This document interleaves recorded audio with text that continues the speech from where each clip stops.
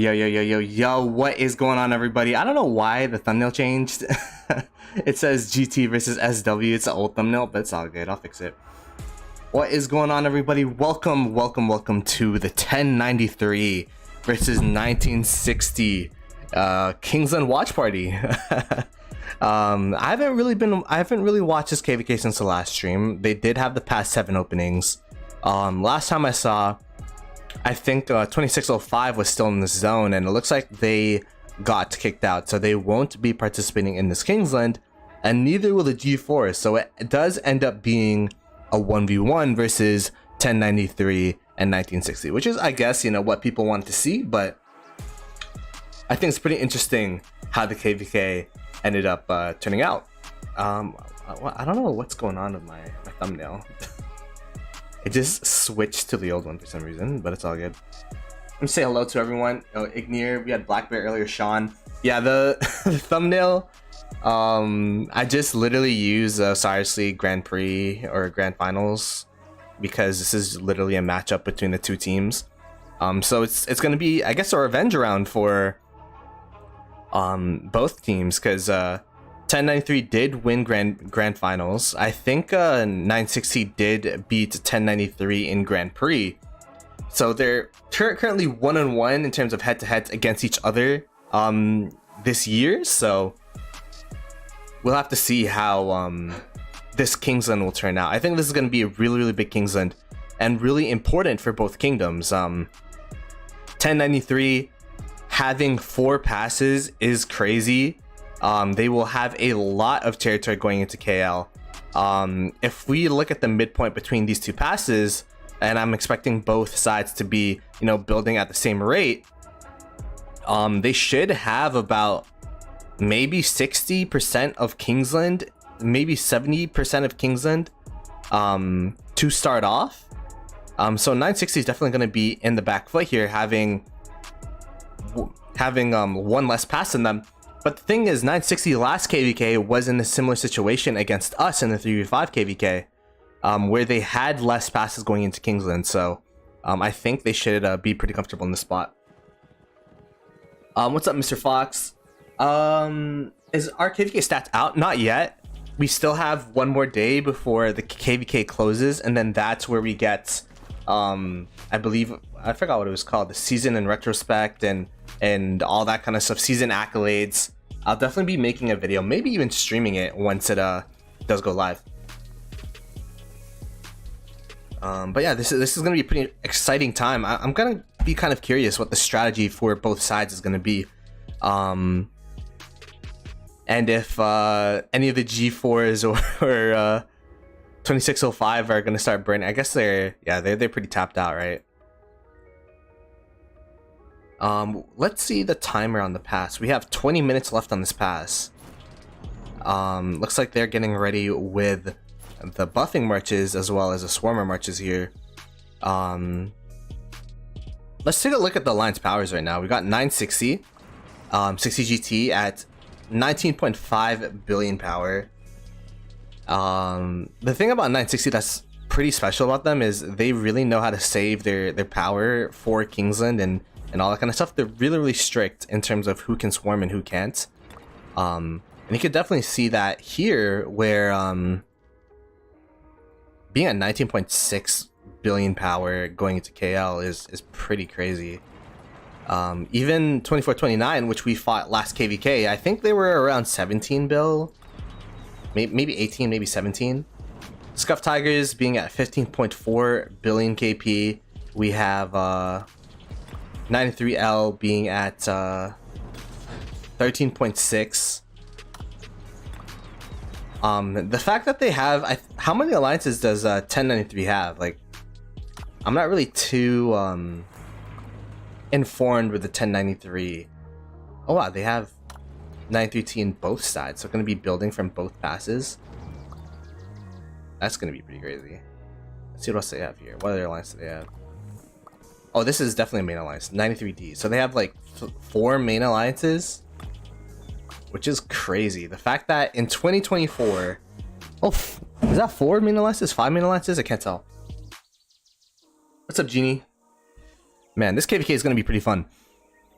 It's gonna be the tale of time, quality versus quantity. I mean, I knew not much would be happening in these past sevens. I know there were a couple big murder ball fights, but nothing really in terms of nothing of importance happened really. Like, how did these past sevens work? Like, who was winning in terms of the murder balls here? I saw like a mix of like, oh, 960 is winning this time, 1093 is winning that time. And then they didn't really fight up here at all. Who do you think will win and why?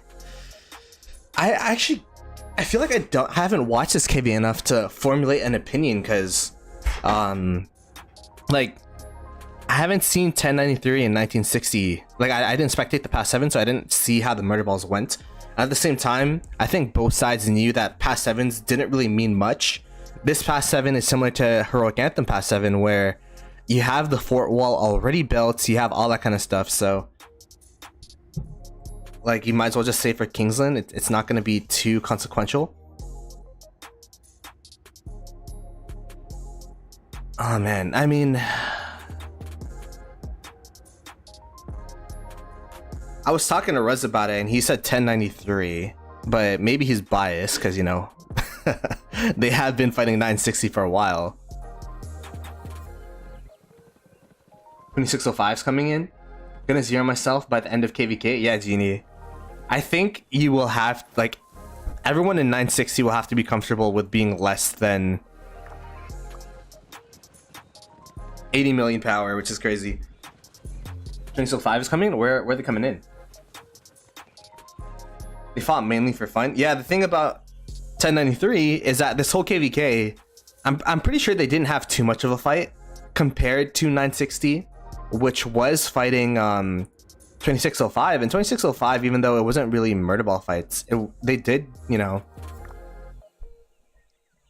like the reports from what I saw, like 960 did get a couple of dead, so. Alright, let's see. Yeah, Rez is my boy, but he's definitely biased.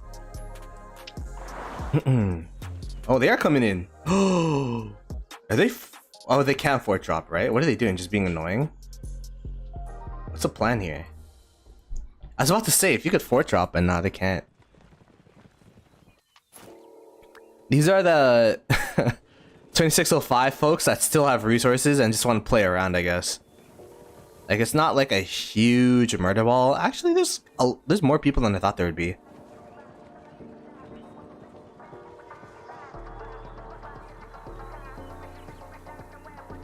Could 960 drop Imperium? I'm not gonna lie, guys. The Imperium line is so low. 960 dropping Imperium would be crazy. Who knows? It might happen. They didn't drop Imperium after their last KvK. I definitely think they want to get a migration in, but I don't know.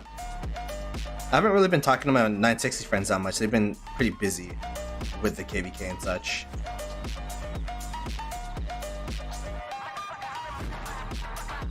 Samtopia, I'm doing alright. I'm doing alright.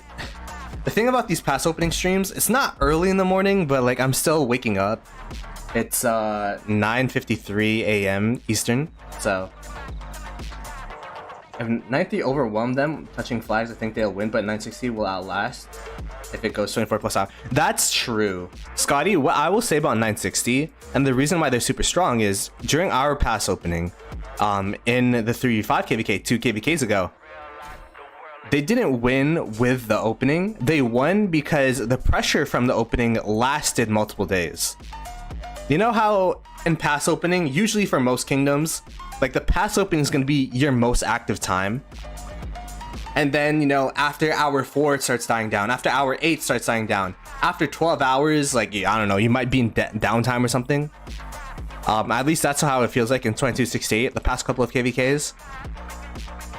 960, it feels like their pressure is relentless. Like, they're always on.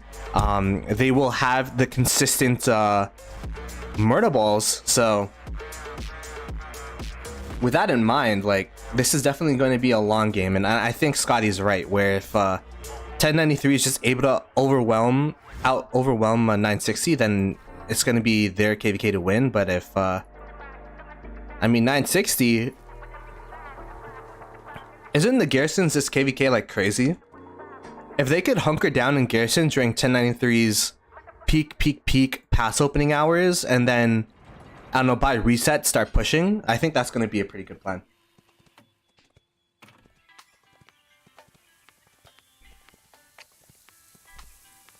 $2605 is annoying. Let us watch a real 1v1 between 93 and GT. I get that, but at the same time, think of it from being a player in 1093 or 2605. You're in a KvK and it's a free for all, so you're free to do whatever you want, I guess, right? Like, I saw this big controversy about how 960 was allowing the G-Force to rally down a 1093 fort, and then, you know, people were saying, oh, it's a free-for-all, you should be attacking everyone, but then at the same time people were saying it's a free-for-all, you're allowed to do whatever you want. So I think same rules apply with 2605, just bring some marches to be annoying. What's up, Cookie? And Only Farmer, what's up? The Only Farmer, if you want to join VC, make it an actual watch party. I don't even know if anyone from 2268 is not working. It's always a good day. Yo, appreciate that, man. I'm definitely gonna stream more often. My goal for March is to post one thing a day. Maybe a video, a shorts, a stream. I've been slacking during February because it's been busy. But March, no excuses. I'm gonna go all out on March. I don't think there's any free spots for SW to drop a fort, because in this KvK mode, Warriors Unbound, you could only build forts around holy sites. So if you look at all of these forts, they're around a pass, for example, around this sanctuary. Is this a sanctuary? The sanctuary. So 60 GT already carpeted all of the holy sites so that 2605 can't fort drop or anything.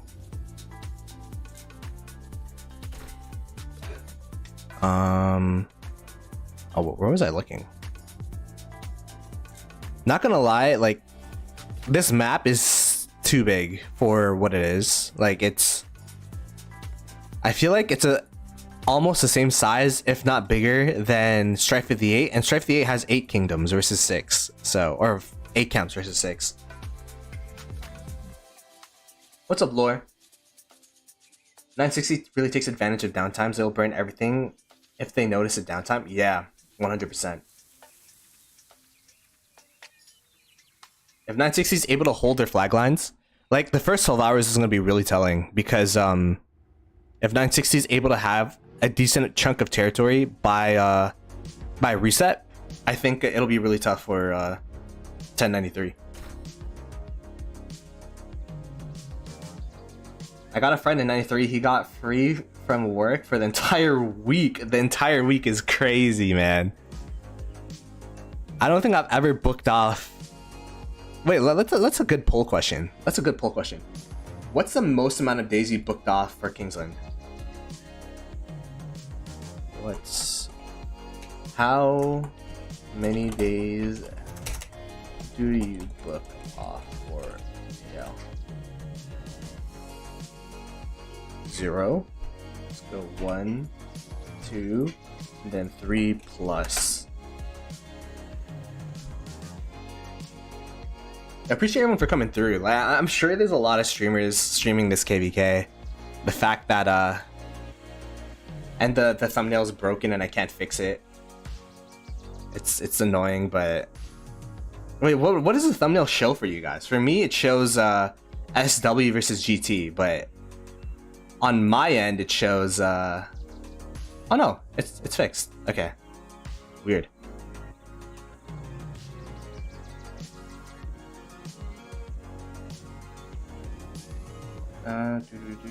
Seriously, why does 2605 want to fight? They have no right to want to play the game. Man, Alloys went from trolling 1365 to 2605, his new KD. So I'm not gonna lie, 2605, even though, you know, they got beat by 960, like, I'm still pleasantly surprised with the effort. And I think just from outside perspective, I think the vibes are solid in that KD. I don't know. I eat breakfast first at Only Farmer? Bet. Yeah, 2605 is locked in zone 5. They have this zone 5 here. Do they? I'm confused. Isn't this G5 people here? Or G4? I don't know. I just noticed a 1254. Man, it's crazy that last year we were playing Fall Guys with 1254 and now it's not a kingdom. Like, it's...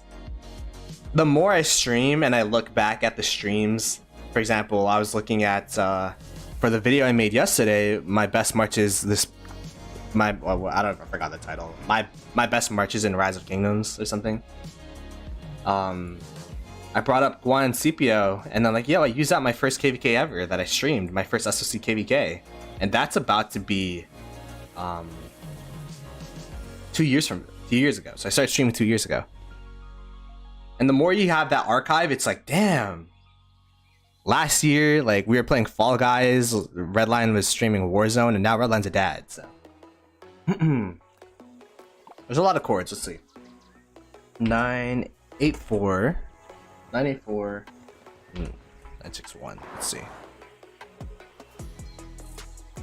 984. 961. I didn't see anything there. 93702. Oh, there you go. What is this? What's the SW ball? Yo, they're all the way over yonder right now. Oh, they got Sean over there. This is a one-way trip for sure if you're SW. Leopard X Fish. And where's this rally going? Oh, this is a transport rally? Oh shoot, this is the actual murder ball here. These are the stragglers in the back. The crazy thing is, this is like pretty scary to look at, but since it's 60 GT, it's probably like 5 players with 7 marches.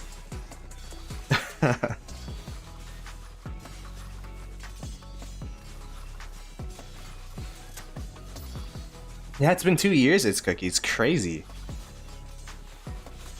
Hey, what's up? What's up, Zero? The male god from 2268. Like, not male the gender, male the writing. Okay, let's see. I do think the resource nodes density in KL will make it easier for 960 to start because they have a high combat power. True. That's true, yeah. And that's one thing about 2429 too. Like any kingdom that has like one big alliance, but all of them have like max tech, maxed out equipment players. I mean, that's not all of 2429, but a lot of their players are. Is they could do more with less, because each teleport spot, you think of a teleport spot as like, I don't know, an increase of power, for example, or like an increase of combat power. Each player in each teleport spot is increasing your overall combat power. This player probably has like 7 marches and open fielding with really good tech, with max tech, really good armaments, really good gear. It'll do more than a 1093 player who might be teleported in the same spot if this was 1093. But they only have like 5 marches, so. Most anticipated KvK. I've never seen so many live streams at once before. There's 20 plus streams. I didn't even know that. Yo, shout out to everyone streaming this KvK. Like we're all just even Lilith. You guys noticed, even Lilith was hyped for this KvK. They did like promos in the beginning of this KvK. They're probably gonna do a recap at the end. So.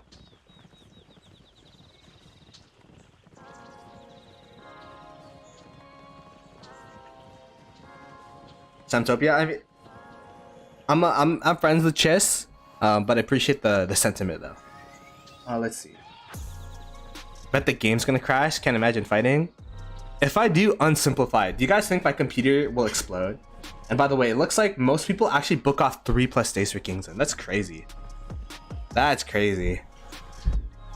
I would personally book off one, and then I'd work from. I mean, the thing is, I was able to work from home, quote unquote. So, I guess that's why. But 3 days is pretty crazy. The Ploto, while we wait till the pass, can we do a story time for me? What stories would you want to know? You have 4 minutes until the pass. Can't believe it's been like 20 minutes of streaming already.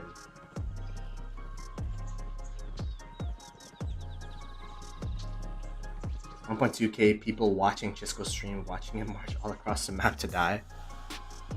I mean, they're just having some fun.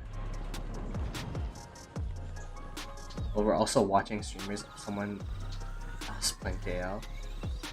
Not sure for the average ROK. That's true. That's true, Lore. Shout out to the hardcore rockers that are still playing in 2024. We got 3 minutes left.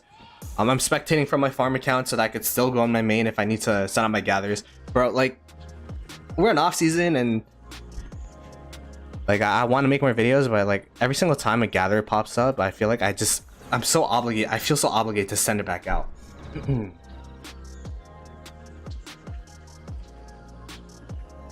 terms of 5 wide bug at 960 here at disadvantage. Yeah, I mean, they're just trying to attack whoever they could attack. I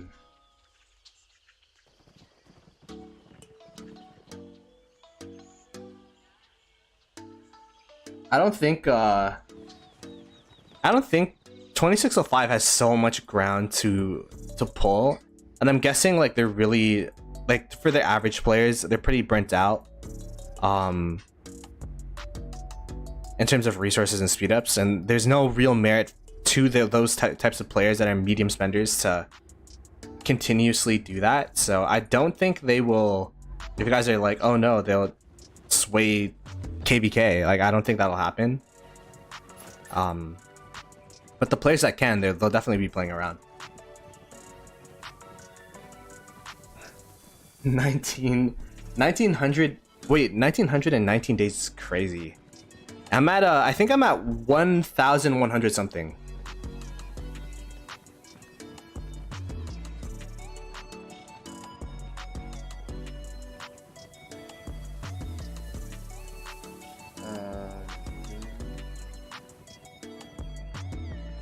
$605, the unwanted kid nobody wants yet comes out to annoy people anyways. Damn.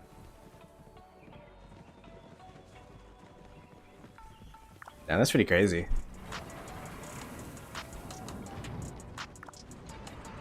Lore is old. Yeah, well, what you're a Rise of Civilizations player for sure then, right? This guy was here during Rise of Civilizations.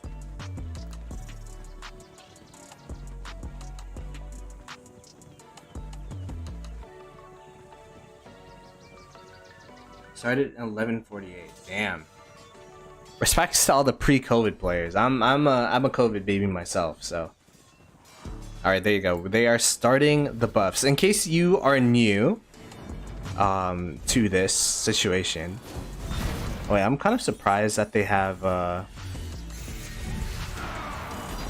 does that work? Anyways, they are buffing their marches. Pre-buffing is kind of like Lohar's arms training, where you could pre-buff and all that kind of stuff so that you could capture the pass and be at full strength with the buffs as soon as pass opens. The thing about Kingsland, it's the most important part of Kingsland in my opinion, instead of downtime, is the opening. And it's not even for the open field fights, it's so that you can get the flags down as fast as possible. You want to get those flags down ASAP, because the more territory you're able to gain in Kingsland, the more territory you'll have to teleport, and the less territory that you'll have to attack your opponents, right? So like if you push up further and further and further and further, that's territory you gained and the territory that your opponents lost. So this opening here is going to be really, really important, and I'm going to be curious to see which side gets it first. I think both sides are buffing. We're already at the 960 side, so we'll keep taking a look here. Yeah, they're pulling off at yellow. The The swap was a bit slow, but like I mean, that's pretty typical for swaps. Like ideally, you would want to be standing on the person that you're trying to replace. That's like a really micro adjustment though. But as we said, these Kingsland passes are so important that you definitely want to be doing everything in your power to capture them as fast as possible. The healing factor on these things is pretty crazy. 25k healing factor. And it looks like there are some people walking from the other side. So this is not the first pass captured. I wonder where those lines came from. That's actually the last pass captured within the two within the what do you call it? The contested passes. 1093 is not going to be focused on these two passes. They are going to be capturing them, but I don't think they will be focusing too much. Just because they're so far back and you already have these passes. I'm going to build up and to the side here. I'm going to guess 93T is going to be flagging to the right, while 93A is going to be flagging north. 93A and 93L is going to be flagging north. Same thing with here. 93D is going to be flagging right, and then 93, I don't know, like they're going to just continuously be flagging all over the place with their different alliances. And that's the thing, I guess, about 1093 with so many active players. Hopefully you have a bunch of people that could fill flags. And for example, this MX flag, I mean, it's getting filled now, but they had like a couple marches here that walked past it, and in this situation their skillful craftsman popped it, but there's still 8 minutes left. Like, you just want to finish these flags as soon as possible. It's a problem that in 2268 I think we had as well during our pass opening, where everyone just wants to open field fight and go to the flag or go to the opponent's field, but nobody wants to build flags. So, and they have the flag hop here as well. So they got a flag jump here. Is there a flag jump here? Oh my goodness, wait. This is a crazy flag jump area, and I think it's going to be a really big point of contention for this KvK. This point is not jumpable. This point is jumpable.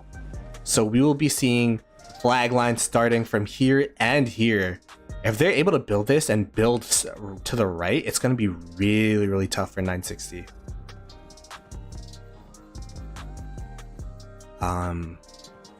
But yeah, let's go ahead and check out if there's going to be any murder ball fights here. I'm going to be guessing that the 960 side is going to be focusing down this flag line here. 960 already having open field presence from random teleporters, I'd assume. Yeah, random teleporters here. There's a 1093 random teleporter, but that guy is like kind of far away, and it's at 72 million power. You definitely want to keep your bubble up. Yeah, there's another 960 player here. There's another 960 player here. So they definitely want to deny this flag for as long as possible. Oh, this random teleport is crazy from 960. So they will they'll be delaying the flag from 1093. 1093 trying to bring the double season here. Look how fast this is. This is actually like an Osiris League strat right here, where they just bring a bunch of double C builder marches, trying to, this guy even has 2-1s by the way, trying to get into the flag as fast as possible, because they just need to get in. All they need to do is get into the flag and start building it, get the timer lower and lower and lower. So this guy's going to be playing distraction while the rest of them are coming in.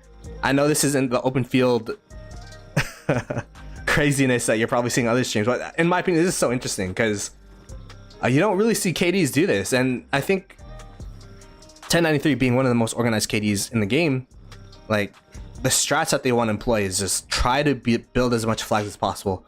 Open field is secondary, at least until your skillful craftsman pops. But look at the amount of 960 marches here. We got 960 building a flag in 4 minutes. They're going to start building to the left here. I think for the goal for 1093 is to build a line of scrimmage around this river line. This river is going to be so hard for 960 to contest if they're able to build a flag line there. So this is going to be the goal for 1093. 960 knows this. If they have territory here, it's gonna be so much easier for them to push left from this position. So it's gonna be really, really imperative that 1093 is able to build these flags. There you go. We got the Cav getting in there. The double C's getting in there. 6 minutes. From 32 minutes to 6 minutes is huge. I'm trying to fill it as much as possible. It's not completely full as of yet. But yeah, we'll have to see. Let me read the comments real quick. 960 got the Ren teleport luck bundle. Yeah, look at this. Another. Oh wow, they're not actually TPing here. I guess because if the flag gets built, then they're gonna be TP'd out regardless. So I checked the murder ball of 1093. 1093 is coming in now. Their actual fighting marches from with a Cav are here, so that's positive. We got prospecting here as well. There you go, getting into the flag. 3 minutes, 2 minutes now into the build. How many flags? They just need like what? 1 flag, 2 flag, 3 flags to deny the jump from 960. I think this is going to be really, really tough for 960 to defend against, because I mean their flag just built, or their flag is building. They got 1 minute left. They got 1 flag, 2 flags. And then these flag lines will be touching, but they'll need 1 more flag from the 1093 side. So, and wow, they actually maxed Cordoba already. I think today's the first day. This is J Tower.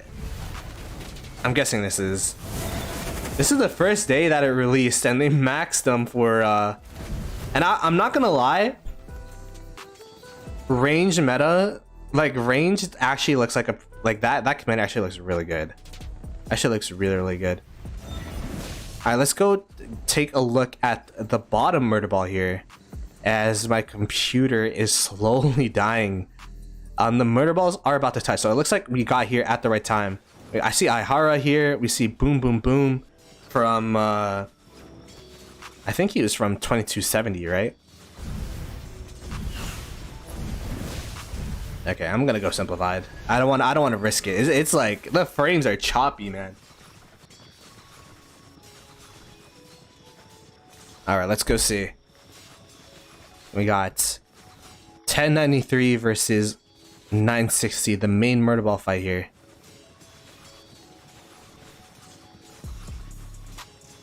$60 GT is gonna lose so hard. I mean, we'll have to see. We'll have to see. Wait, let me see if I could.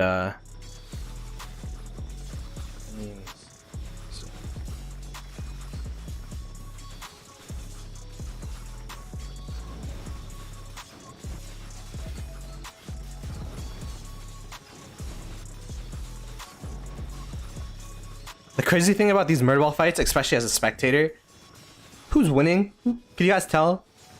Even playing the KvK in this situation, like, it's hard. I bet you it's laggy as hell. Someone in the KvK, let me know.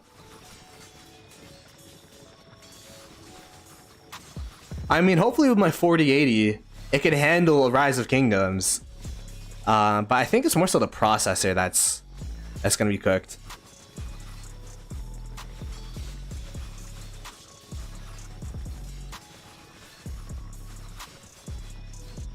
It looks like from the way that the murder ball is moving, at least 1093 has the upper hand here. We could go ahead and look at the sad faces coming out from 960. Look at the sad faces. Wow. So sad faces going north is 960. Sad faces going left or west is 1093. And that sad face train is insane.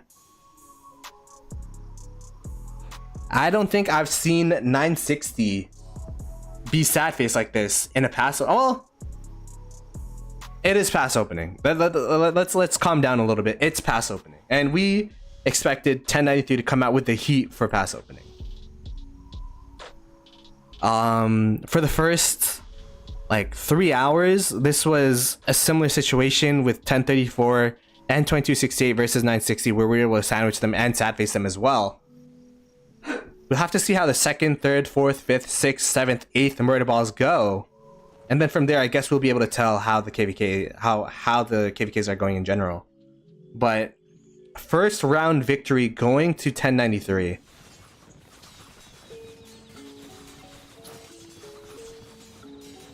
We could see the flags being built from 960. 960 definitely wants to keep pushing to the left here with this flag up, with his with these flags, so that they get some territory. But look at the amount of 1093. I mean, I don't think I've seen these type of numbers since like COVID, since like everyone was playing Rise of Kingdoms.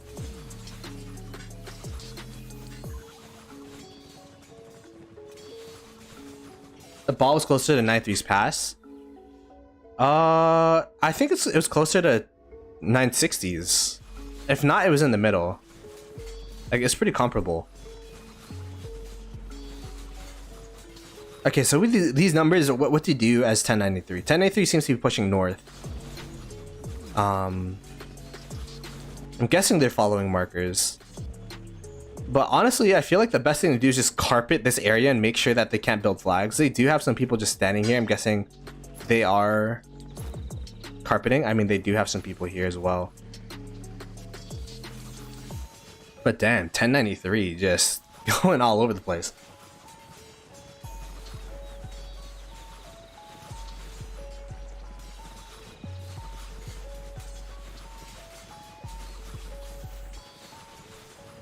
If 93 keeps going north towards 96 pass, you let... Yeah, that's what I'm thinking, Scotty, as well, is that you want to kind of disrupt the building as much as possible. Kind of want to disrupt the building. Skillful craftsman lasts an hour, and this is for anyone at home, especially if you're in leadership. You have to keep your murder ball disciplined for the first hour, because yes, you're winning the open field, but 960, as long as they're able to build their flags, and they do have a lot of players in the back here that are, you know, keeping track of these flags here. But as long as 960 is able to build their flags, like, losing the murder ball doesn't matter as much. When it does matter is if they're not able to build their flag safely, or if they're not able to place the flag at all. We see that the 960 flag is built here. By the way, the territory is broken again, and they placed down a flag right away. This is a very, very aggressive flag. We'll have to see if 1093, these people here from 1093, are able to murder ball up and kind of deny the people from going into this flag. I think, I mean, I'm not 1093, like they know better than me probably.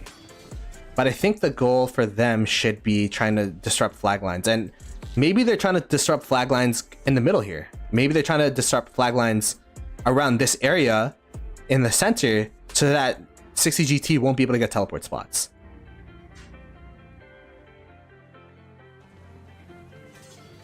So we'll have to see. Because yeah, it is true, like, denying this would be pretty good. But there's not that much teleport spots here. Like, there's a lot of territory. A lot of things blocking it, but if you deny these teleport spots here, deny those teleport spots there, deny them from getting to the river in general, and using that as a defensive point, it's gonna be really, really tough for 960 to keep land in this KvK.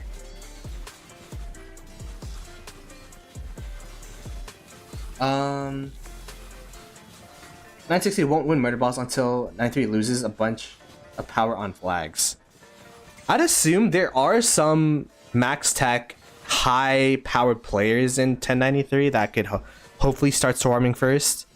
But yeah, I think the flags are going to be super, super important. Like, we could take a look at the average, like 79 million power, 83 million power, 83 million power. Maybe I'm clicking the same person over and over again. 80 million power, 100 million power. So yeah, they're definitely not like 74 million power, 90 million power. So yeah, if they start swarming, especially the 70 millions, if you're running 5 marches at like 78 million power, if you're running full T5, you're pretty much at like the limits. Actually, you might be running mix at that point. Like a 1093 South Pass. Panthers solo fighting.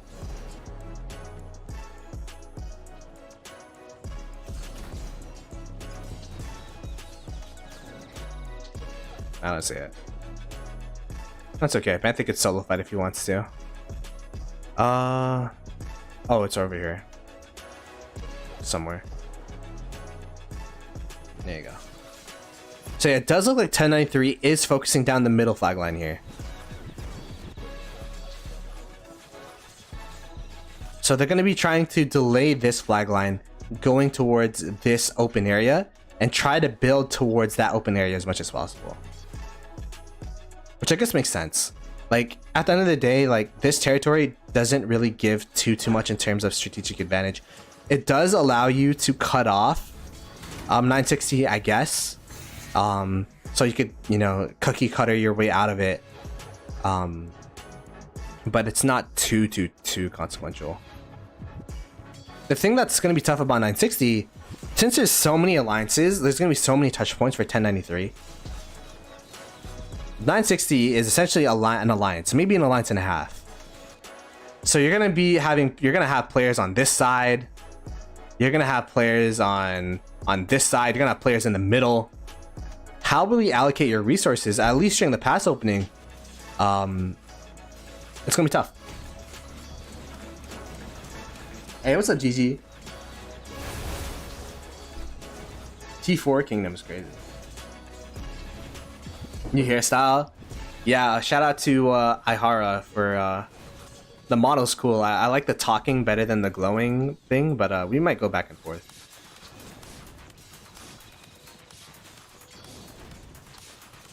Oh, Nightbot's working now. Nice. Exclamation point. And also, I think Farmer was here earlier, so that's much more Farmer. Let's see if those work. Nice. And Nightbot wasn't working last time I was trying to stream, so.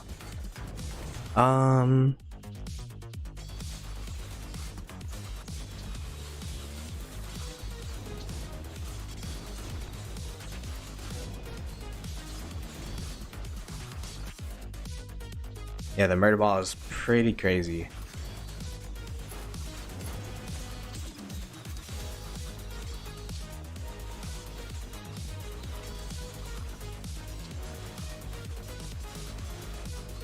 If 1093 wins this KvK, would you guys say that they're the strongest kingdom in Rise of Kingdoms?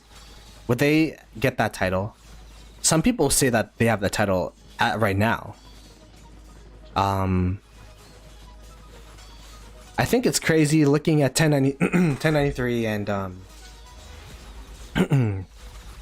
their performance right now versus 1365 and their performance last KvK.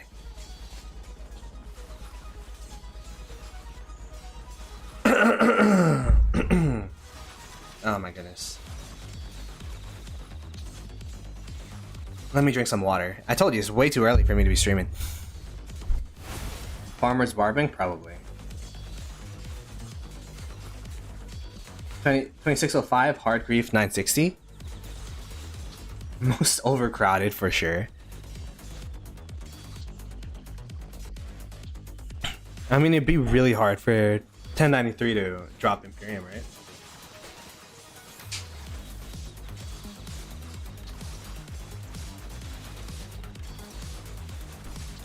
So much better if 605 just stayed in the corner. I mean, that's a thing that was tough about matchmaking, and the reason why free-for-all KvKs are trash is because there's always going to be people that are mad. Oh, wow, what? There's no way you're swarming Ahmad Aziz, bruh.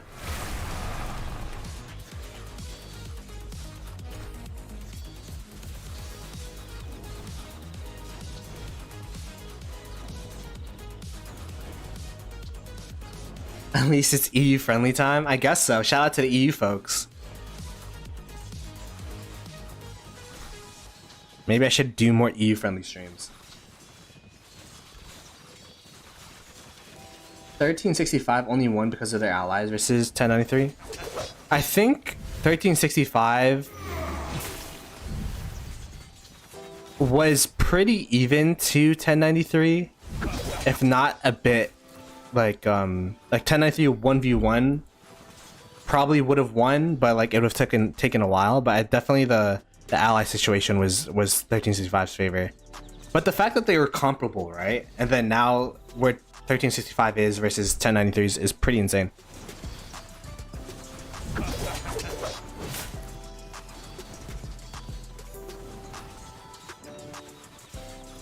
They beat 1960 in those Hearts League finals only because Lilith gave them same troops and gear. Yeah, I mean that's an argument. That's an argument for sure. Again, this is just pass opening, and we predicted 1093 would come with the smoke. How the KvK will go though is dependent on how they respond to their downtime.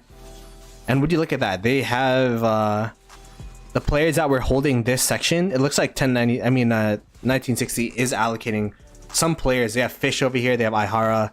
They have they have a lot of players around this area teleporting in, pushing against this side. So they are fighting elsewhere right now.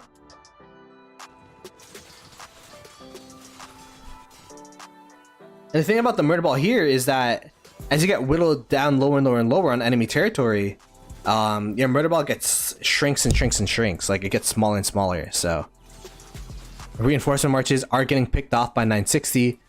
So we'll have to see.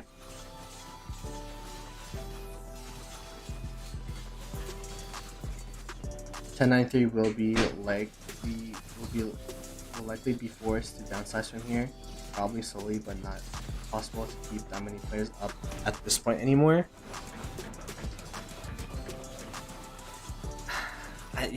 We'll definitely have to see. 4 alliances is crazy.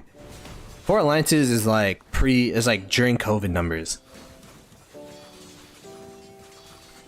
Mad trickling alloys. Show territory.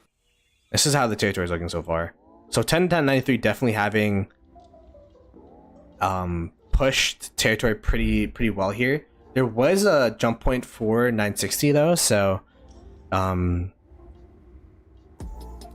this is probably going to be the line, and then 1093 is building territory too, and then this is probably going to midpoint here. For this side, it's funny because both sides here are trying. It's a land grab on this side. 960 is just trying to get anything to the left of this river, because if they get blocked off at this river, it's going to be really tough for them to push past. And it looks like they will get 1 flag, and they're building another flag to the bridge on this side here. They're going to be like maybe 2 flags away, and then once they get territory here, it's going to be they're going to be in a good spot. But 1093 on the other hand are trying to patch up. This is definitely a priority for 1093. Trying to build down and make a defensive line around this river is going to be really tough for 960 to do anything and push to the left of. So that's the priority on that in terms of territory.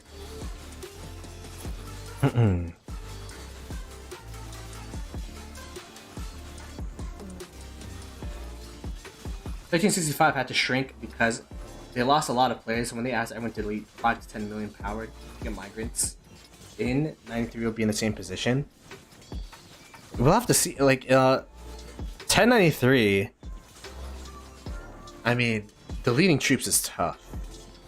I don't think anyone should have to delete troops except for siege for migration. Oh, there's Redline. Found him. Damn, he's at 23 now? Bruh, I thought I was catching up with 13.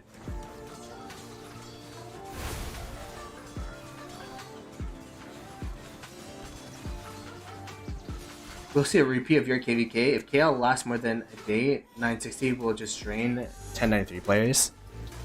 I think if the KL drags out, it's gonna be tough. But I think it's gonna be like 3 days. 1093, they're pretty fresh to this KvK, and 1v1 as a kingdom, they could stand up against 960. The difference between our KvK and the 3v5 versus then is we had no kingdom to the caliber of 1093. Our best kingdom in terms of our highest kingdom in terms of power was 1034, but 1034 had a nasty downtime. A lot of their power was dead weights or retired players.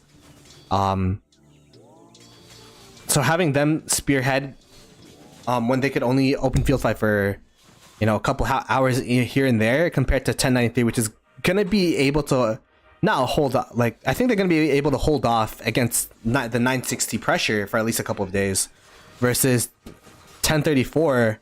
By the time it ended stream, day one of Kingsland, they're free burning, and then 960 was able to get to our flags. So I don't think that will be a situation.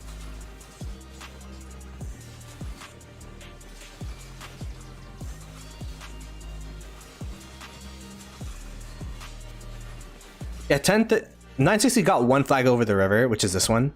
It's going to be a huge flag for them. And they're actually rallying it right now. The flag will drop here. It's going to be in 1093's best interest to burn that flag as soon as possible and back flag it. It looks like, yeah, they are actually going to be able to... Oh, wow, that... Wait. This is actually going to be a really close fight here. They're going to build this flag. They need to build that as soon as possible. And look, they have the Lohars walking in there. They got the speedy marches in there. They got the double C Honda. 1 minute left. They're going to build a flag to the left here. But this flag should build before they're able to build another flag. So they should be able to burn the touch point here, which will secure them this river line outside of that one flag. A lot of sad faces coming from the 1093 side now. Looks like there is a murder ball fight going on 960 territory, and this is the round 2 of the murder ball. A lot of the people from the initial murder ball from 1093 side wasn't able to refresh. Meanwhile, 960 was able to refresh, and they're able to continuously refresh with their cities literally on top of the murder ball here. So I'm going to be expecting the 1093 murder ball to have to reset and regroup.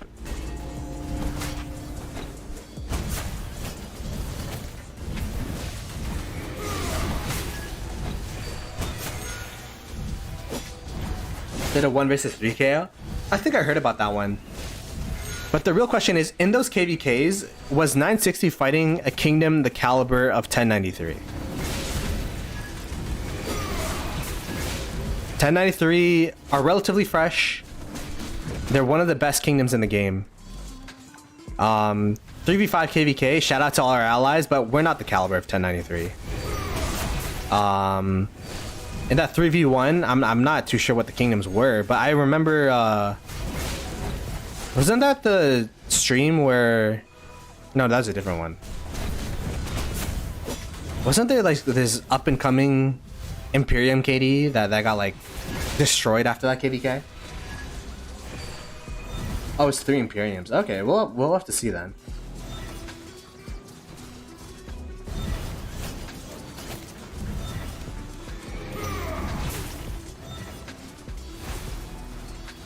Yeah, if 1960 win this KvK, then it's going to be super impressive. I mean, both sides. If either side wins, it's going to be super impressive because they're both a top. They're like, people argue if 1093 or 960 is the strongest kingdom in Rise of Kingdoms. And this KvK, the reason why it's so hyped, the reason why people are so excited to watch it is hopefully this will settle the debate once and for all.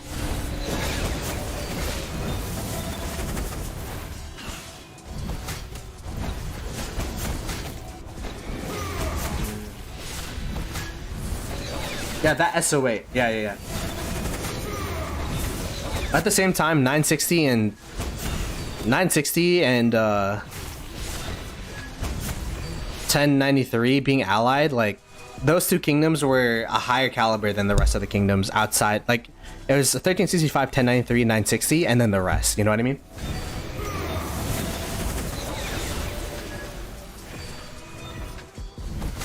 That's true. 1093 after this KvK, and that's the reason why, like, even though we lost to 24-29, even though, you know, people are trashing like these newer KDs, the fact that there are newer Imperiums trying to step up and be a strong KD is overall good for the game.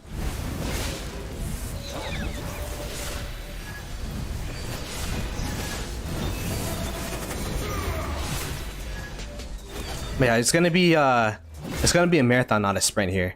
We'll see this flag built here. Did they actually build the flag? Oh, they built it away from the touch, so it is gonna touch.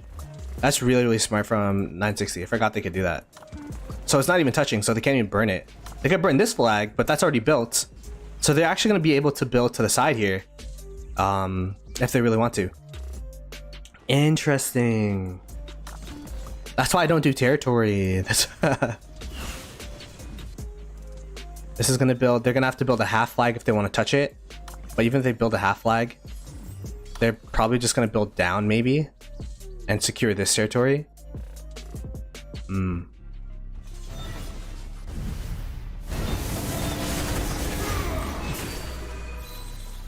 This flag's built. Where are you gonna build your flag after this one? They did build the flag to the back here, so they're trying to deny the territory. So 960 will have some territory for at least a little bit around this area. They're probably gonna build a flag here as well, so that once this flag does burn, it'll connect over the territory. I don't know. We'll have to see. 960 flag lines are being built out though. They were able to clear the 1093 murder ball. So they are marching down, and the flag lines on this side are going to be touching really, really soon. They're actually touching here already. Let's see if there's any burning flags from either side here. Looks like there is not yet. And I've been told this KvK mode, especially with the relics and all that stuff, really, really garrison focused. And what people were saying is, you know, since 1093, I mean, it wasn't a good the first two players, like, they're pretty high powered, so that wasn't a good example. Oh, I guess it got, and I guess that's a good thing about 1093. Look how focused they are with their teleport spots. Like, the people here, at least the people in the front there, like, with their power, they can swarm while still open fielding marches, while the majority of their players here, like 81 million, you don't want to swarm. This is all the 81 million guy. Okay, that's a bad example. 80 million, you don't want to swarm. The swarmers are in the front. So if you're like 100 mil plus, you're in the front here so that you could try to start taking down these flags.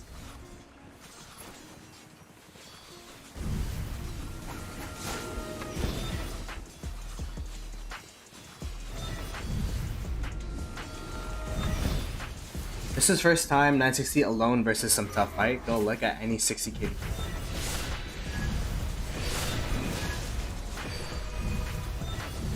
Yeah, they put us to shame with the TPs. Yeah, super organized from their side. In 960, everyone's a swarmer. That's true. That is true.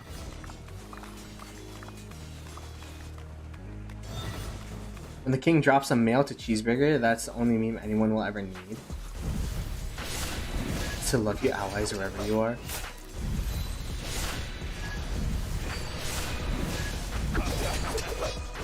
Cad came on Oppo's stream. Nah, I didn't see that. What was that about?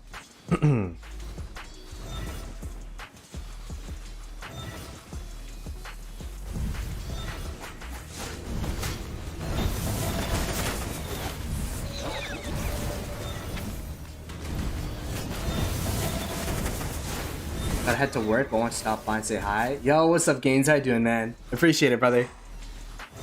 And bus driver. Wow, we got everyone coming in at the same time. That's crazy.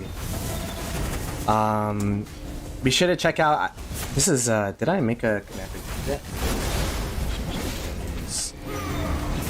Let me go.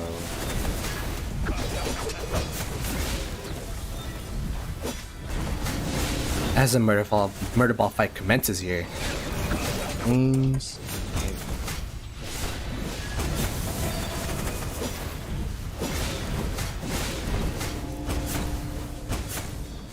Oh, the command already exists.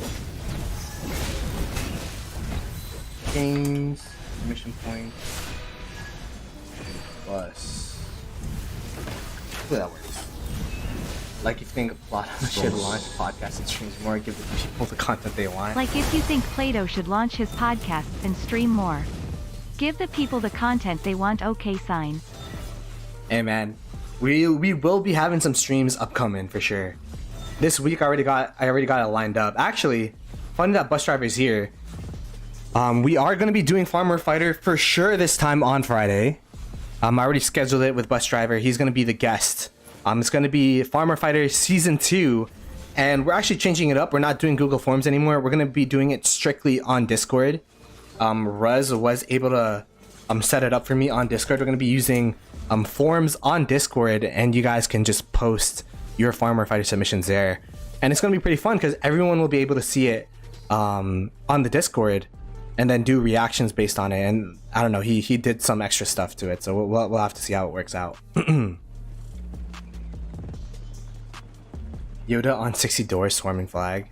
Yeah, man, they're just having fun on the other side. I don't think people are saying, oh no, they're being cut. Blah, blah, blah.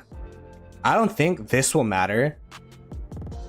Or like this will matter. They have the forts built and all that stuff. So it's going to take a while for them to even...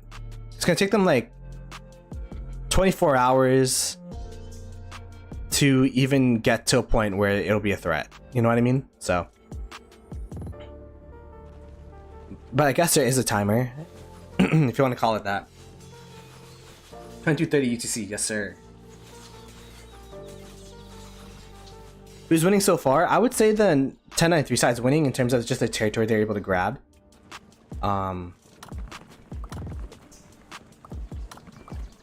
They're also able to halt the flags that 960 is building here. Sorry, let me drink some water.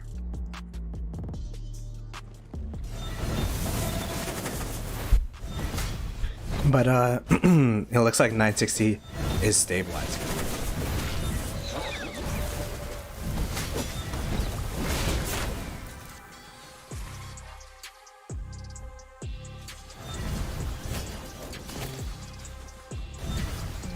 Yo, what's up, Texan? I might have said that already. 9605 want to pop. Yeah. Pass.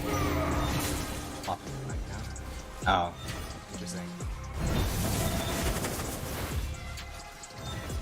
961 worse. That's true. But the thing is, like, the kingdoms that they won worst against, like, they just ran out of gas. 1093 is a different caliber from the KDs of those that you're referring to. But we'll have to see. We'll have to see. This is where it's gonna get tricky for 1093 because there's so many touch points, so many flags. Like, what do you burn? What do you hold? These types of decisions is gonna, you know, mean a lot. And like, you got all this territory, but what do you do now?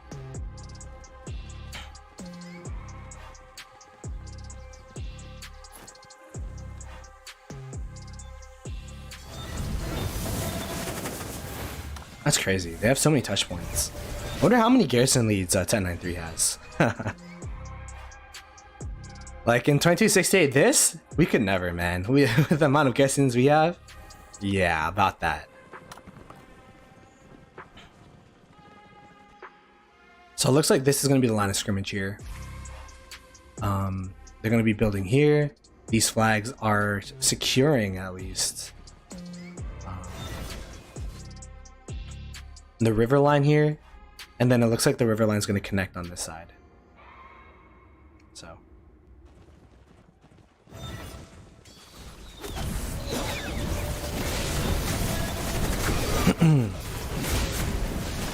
be sure to put in chat.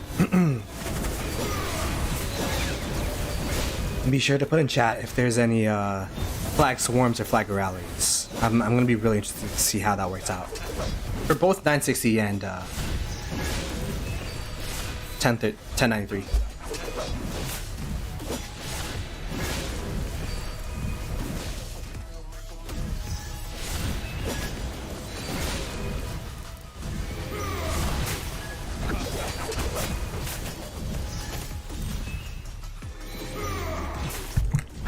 I don't think everyone in 1093 could garrison, but I'm gonna guess it's like a lot more than 10 people.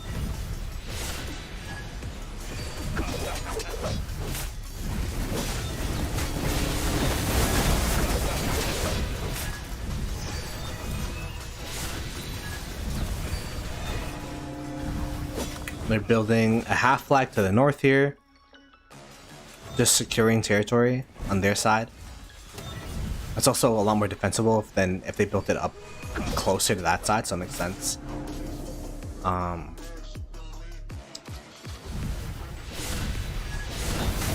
They got a flag here, they got a flag building there. There's always fights everywhere.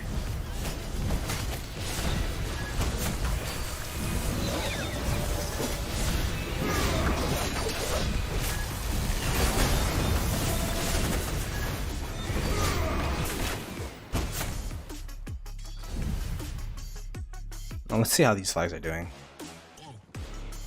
Look at the amount of 1090. They definitely want to secure this. They definitely want to secure this. What do you call it?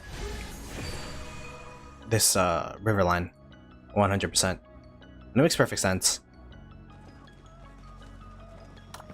Looks like both sides are giving up on this side for now, and it makes sense. Like right now, you just want to build as many flags as possible. Like burning flags takes too much energy right now. You want to build as much as possible and secure your building and interrupt the opponent's building. Looks like the big bird wall fight is around this section though, so we'll keep our eyes here.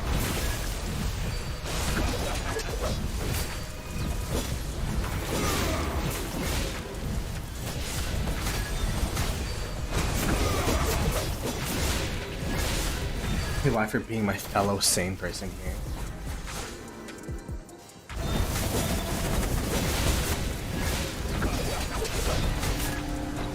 Alright, let's see.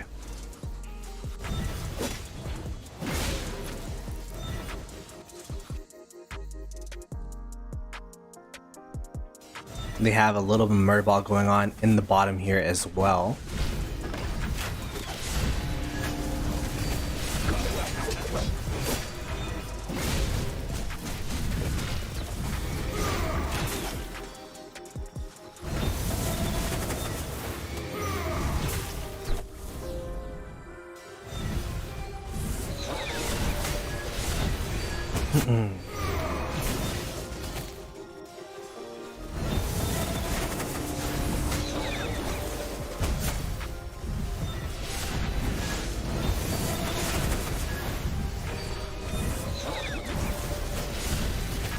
What's the timer on skillful? 960 was able to actually build a couple flags on this side though, so they will have some space to play around here.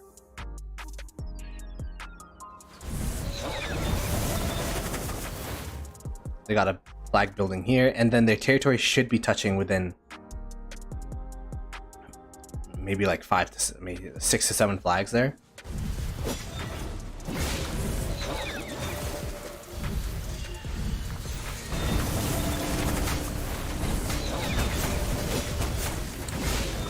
$78.8 million power player TP'd in the front line, so they're definitely not trying to swarm down these flags on this side. Got 960 players teleporting in.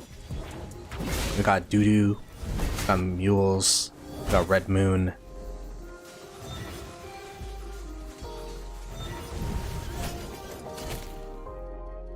This little enclave, I'm gonna be pretty interested if long-term 1093 is gonna be able to push out of this. Because realistically, 960 kind of want to close this up, take all this teleport space for themselves. This was the reason, this area here was the reason why 1093 moved their murder ball from here and pushed up to delay flag lines so that they could get territory space, teleport space to the north of this river. Like, these natural barriers and boundaries are really, really important and key to play around, which is why you can see both sides trying to build flags up and around to get territory, because it's way easier to hold. Way easier to hold this than push past the river.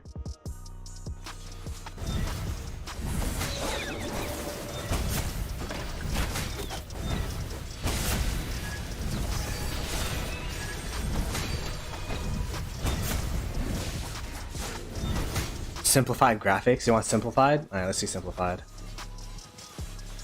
I didn't know it changed from watching a video, so.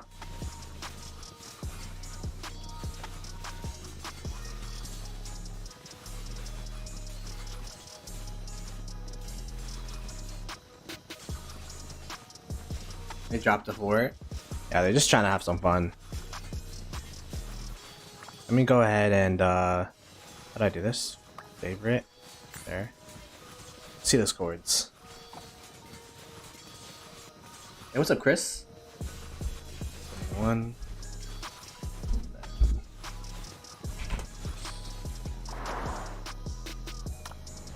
Where's this?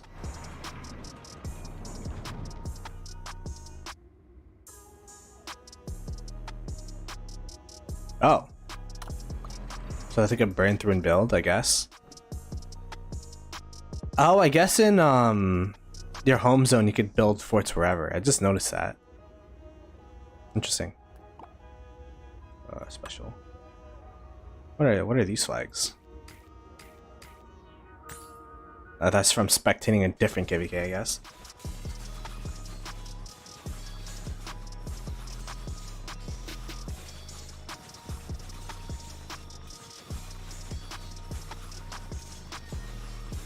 So there's like 3 murder balls going on here. There's this murder ball, actually 2. These 2, this one up here and this one down here, kind of combined. Oh, this is like the highest KP player in Rise of Kingdoms, right? At 64.7 billion KP. Is that highest? 64.7 billion KP is kind of crazy.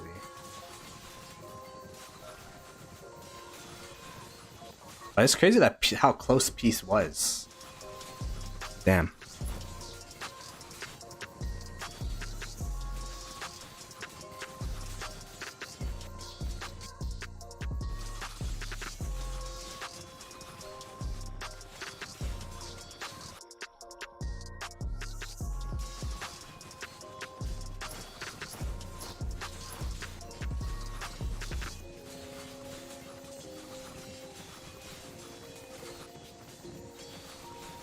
Zoom out. What do you want to see? What's I guess we could take a look at the territory here. Let's see how the territory building is coming on this side. So yeah, this is gonna be the line of scrimmage here. 960 is not building across the river. I guess it's like too far of a walk and they just don't have the open field on that side. So they're conceding this river line here. So it's gonna be this and then flag. I think it makes sense.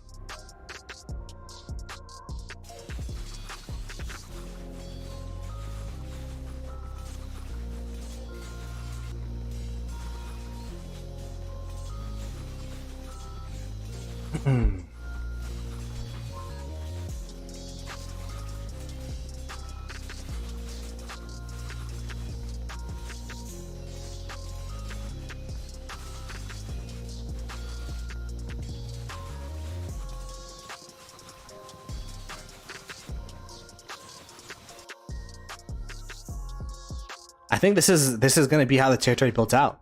This is going to be it. So if we look at the territory, like this is super free.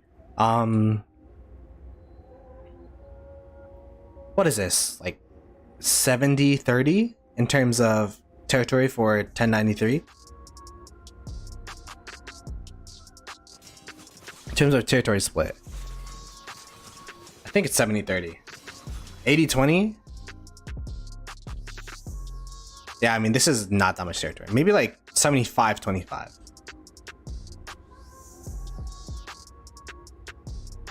So we'll have to see how 960... One, we'll have to see how much 1093 decide to push in this day one. And then 2, we'll have to see how 960 pushes back during their uptime, during 1093's downtime. If they do have a downtime. Which I think I remember from that KvK against... Oh, there you go. I think I remember from that KvK against 1365 that they do have a downtime.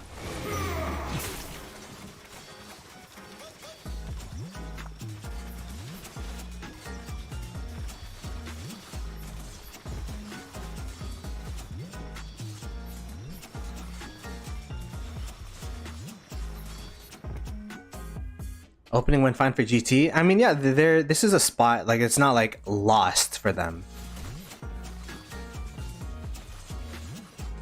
But I am pretty impressed with the 10-9-3 opening.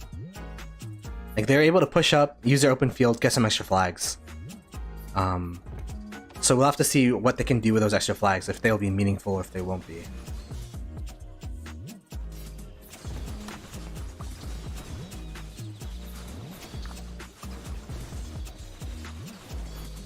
Yeah, they're just trying to close up the line here. Trying to build around the river.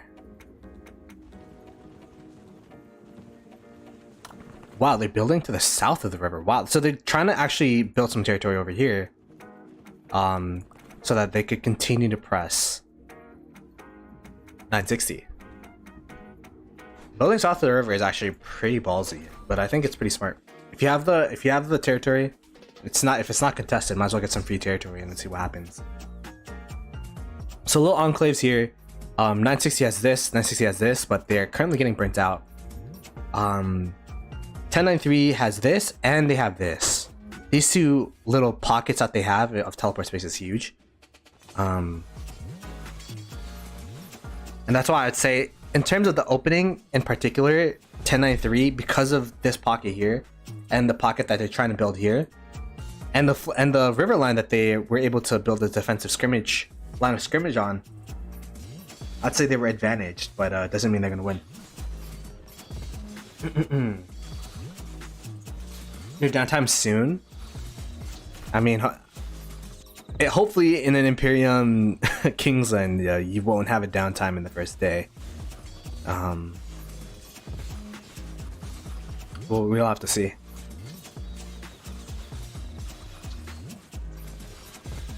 You'll have to see. Let's look at the marches out here, actually. A lot of Liang, which is, you know, Zhuge Liang's crazy good. I'm actually seeing some Attilas, which is interesting. Some Ashurbanipal. Some Boudica. Tariq. There you go, I see some Guan.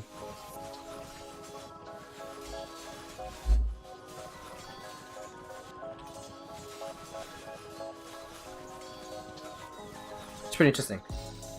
I don't see that much Gorgo. I remember yesterday for the video I made with the marches, and I ranked my marches. People were saying Gorgo Liu Che is really, really strong, or Liu Che Gorgo. Forgot which one is primary. Is that actually like a really, really good march, or what? I heard it's super slow. That's the biggest downfall. Let's look at Leopard's marches. I don't see.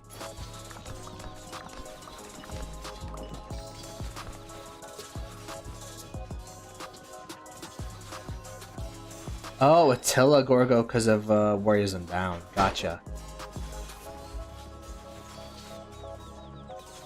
Swap Attila. Okay. So, wait. Attila Gorgo is both a garrison and an open field march? Damn. I was wondering, like, Attila? Is that the flex? Not gonna lie, I don't even know what Attila does. I know he, like, boosts normal attack damage or something.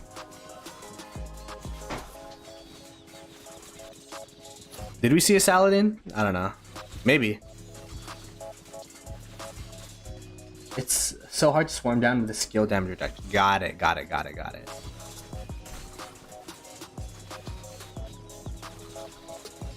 I guess that makes sense. And look, 960 is pushing out. We see our boy Redline out here doing his thing. I could imagine him face stuck to the iPad on a stream.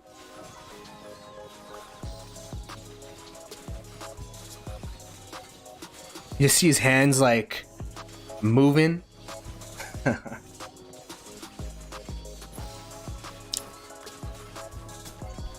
And there is someone with the Saladin.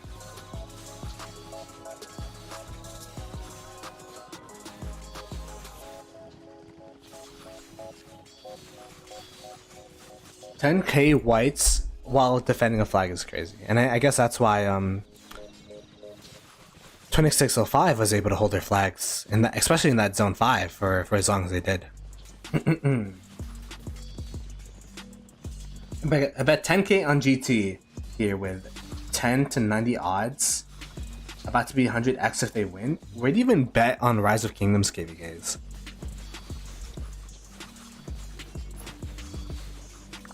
Hundreds and 90s crazy odds. Like I don't think GT's that disadvantaged. I would say they are disadvantaged, but it's not like crazy or anything. And we're expecting them to be disadvantaged during the opening. The thing about CCGT, and I'll keep repeating this, it's not about how they start, it's about how they finish, and about how they keep the pressure on over and over and over and over and over again.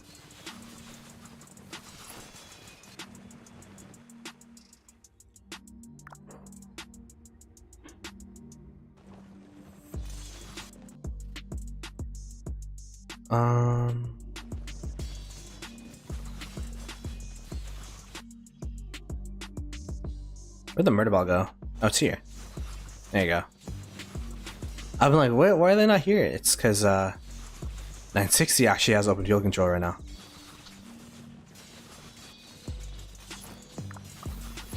And I guess that's the thing that we were talking about. Each teleport spot for 960 has much more power compared to the 1093 people. I mean, these people are pretty strong, but like on average, you could see, like, we could see the reinforcement line of 1093 here. Look how far they have to walk. 2 minutes. Okay, that's together. 3 minutes. 3 minutes. Some people are walking from their pass still. 4-minute walk. One way. So that's going to be a pretty big advantage.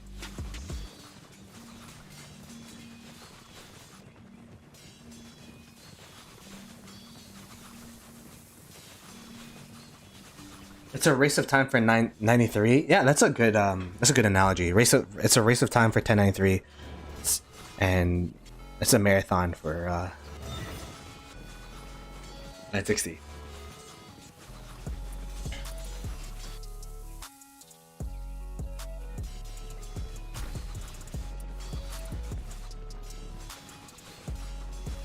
They definitely have an anchored rally on this. There's no way they're walking around. And the first KvK that I think I spectated of 1093 was that KvK against 1846. And they just go systematically from flag to flag to flag to flag. Whenever they have open field control on opponent territory, they're doing it with a purpose. And we're witnessing, at least from my end, the first flag swarms of 1093, and it looks like this 960 flag will burn.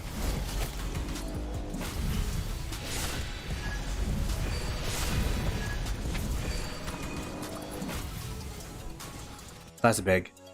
And we'll have to see where they start walking next. Is this 960 on the bottom here? It is. Hey, what's up, Panther, with the 20 buccarinos? Appreciate it, brother. Hopefully you've been doing well. I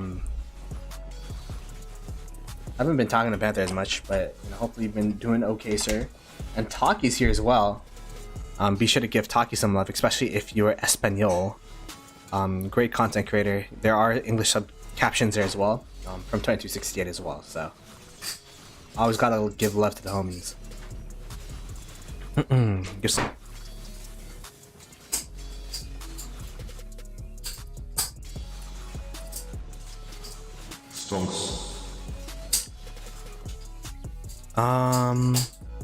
What other touch point could they burn here? They only have one for now. If they burn this, does it mean anything? No, because they're connected both ways. So they're just burning for territory.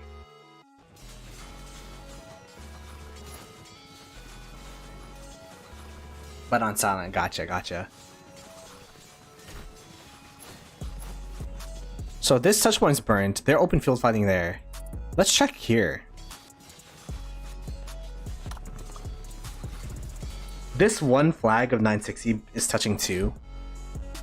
They also have this flag over here from Trash Pandas.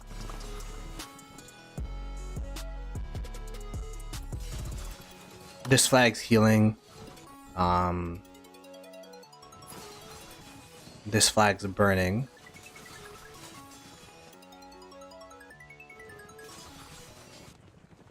So just trying to keep an eye out with this top side. There's not many people there, but I think it's equally as important. This is going to be a stalemate, but 960 has these little enclaves that 1093 is trying to burn out, and then 1093. Wow, Belisarius Garrison in here. That's not what you want to see from 960. It's definitely a farm account, but that's a Ripperino. They are burning these 2 flags, so like, what's a strategy from 1093 here? Is it like, would you say it's like to spread out 960 as much as possible, because you have so many people, you have so much territory?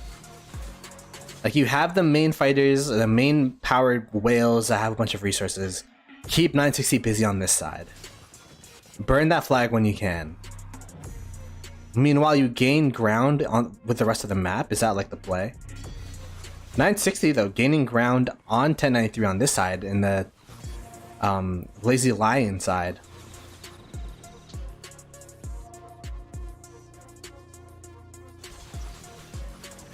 While the Murder Ball here from 1093 is trying to push to... Wait, is it this flag? Wow. That flag I feel like is so far back, but it still touches. Like, notice how far that is. That's like 3 cities deep. It must be right on the border of like that tile.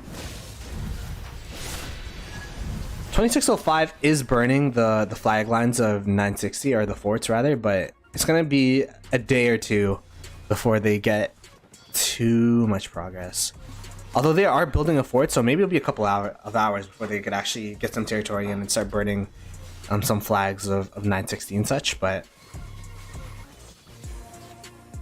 it's an unfortunate situation of 960 being sandwiched between the 2 Imperiums, when 1093 didn't really have that same situation, but it's just how the map was laid out.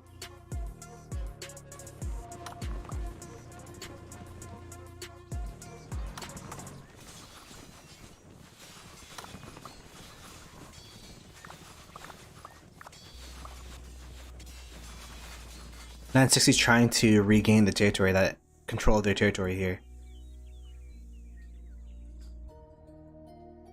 But I believe they're burning all these flags here. They got a double C in there. Are they gonna rally this? Is there like a garrison in there? That's why they're like waiting around. I'm guessing the fact that they're not rallying means that there's a garrison there.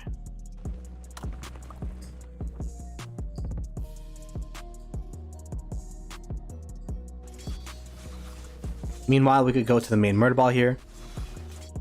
It is still on 960's territory. And again, I'm guessing this is just to keep them honest, because they don't really have too much to gain from open field fighting on that area. 1093 having some open field on this side. Let's check the power of these players, if they could swarm. Oh, the rally was canceled from 960. What was that?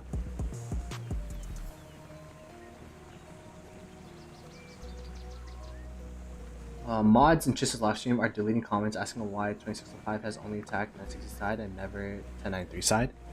Is there a 1093?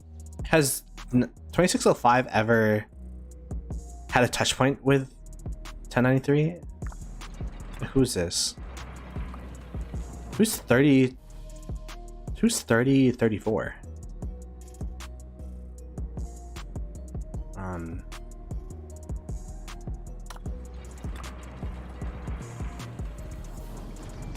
There's actually a fort being built on top of 1093. Which is crazy. I don't know how they found that spot, but they are building a fort.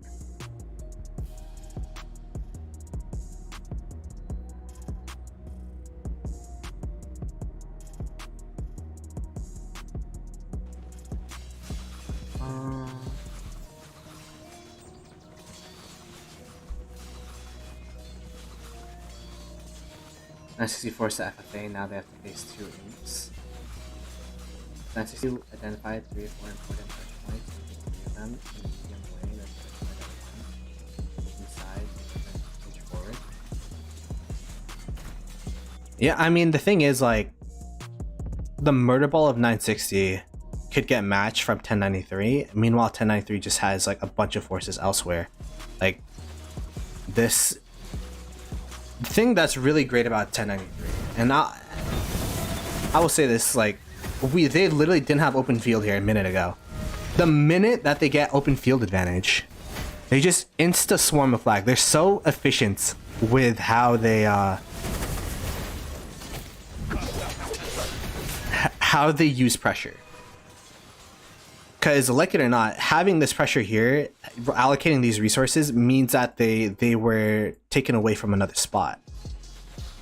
For example, 960 here, they're pushing on this side, but now, since they already got this objective done, they could just rotate south. Actually, maybe this rally wasn't properly anchored. This rally should be anchored.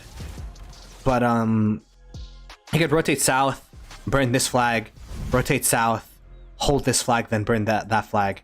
And something that we saw against 1846 KvK that they had a while back. There's a 4-drop on the pass 8. Let's see. 557.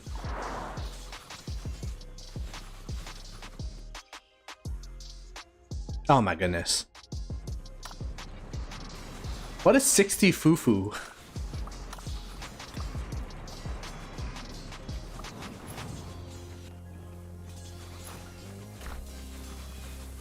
Let's keep an eye on this.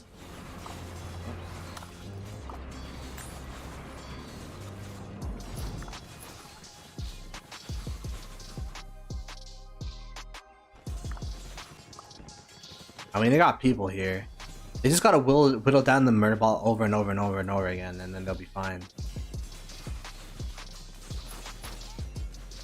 After this fort burns, they're just gonna build a flag there, so. But we could watch it for a bit, I guess. SW fort renamed. This is actually SW? No, it's not. It's a Farm Alliance, but yeah.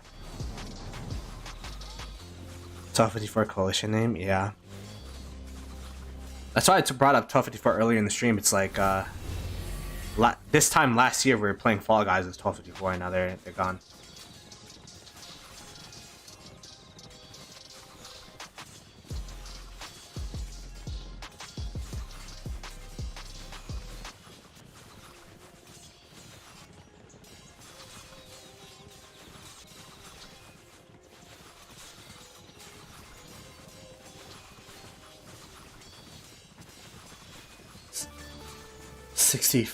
Drop 4 drops. Yeah. I mean, there aren't that many people from SW. They have a decent amount of people, I guess. But holding this for 2.5 hours or 2 hours 45 minutes is gonna be crazy. But what it does do, all these players from 960 are now distracted from the front, meaning that 1093 should be able to have a pretty decent advantage here. 1093 having open field on this side or having open field on that side. I mean,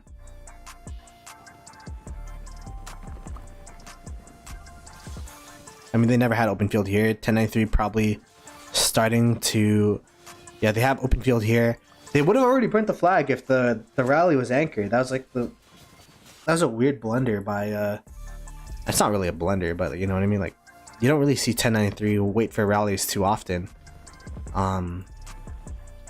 They're burning these flags for free. They're trying to burn this flag for free. I wonder how they organize people. I wonder how, like, big Imperiums like this, I wonder how they organize their people. Like, there's so many fronts for each player. Like, what do you have different voice calls, or like do you have like team leads and then assign people? Like, how does it work?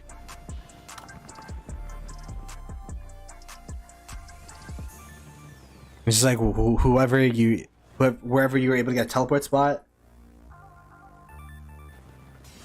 I'm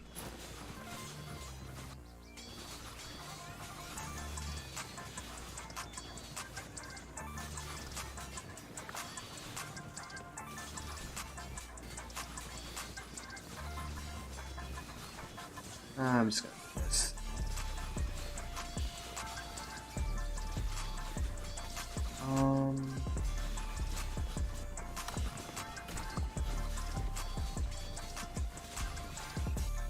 Yeah, we were looking at the fort earlier.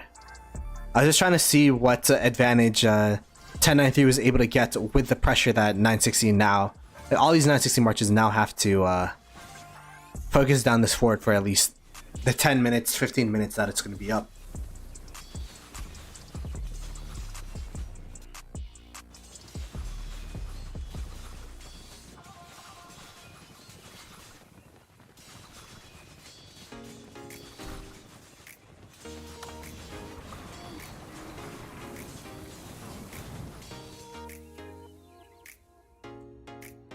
I mean, we could keep our eyes on this fort.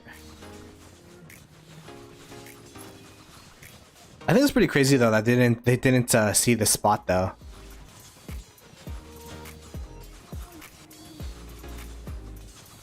Like, I get fort drop spots and normal KvKs, but the ones where you could only drop a fort around holy sites, you know what I mean? Like, I guess it's like a bunch of red territory and there's just like there's one spot that they could have dropped.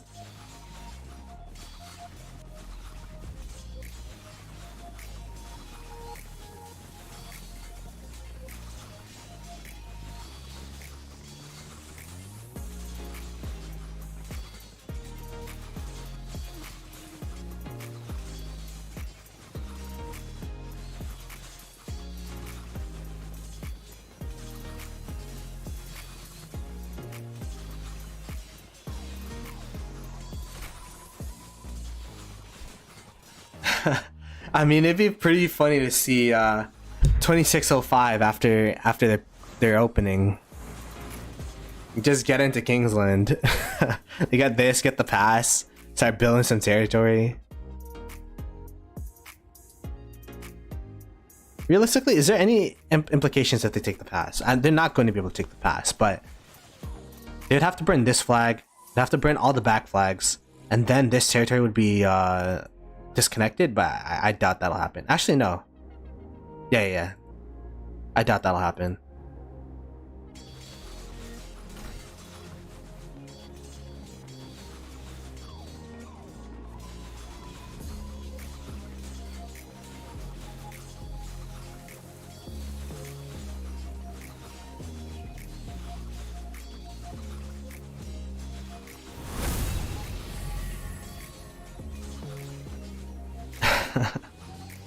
Oh my goodness.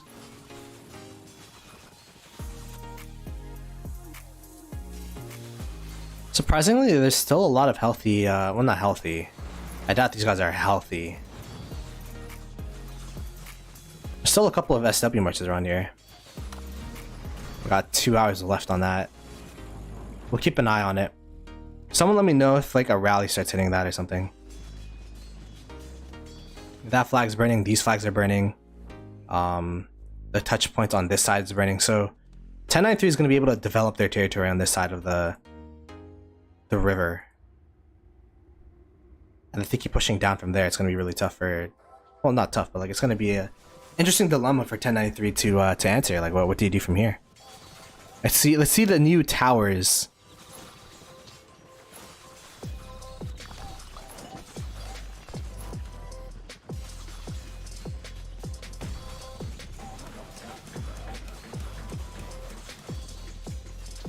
What's that alliance name? I don't know, man. Ask Ruz, I guess.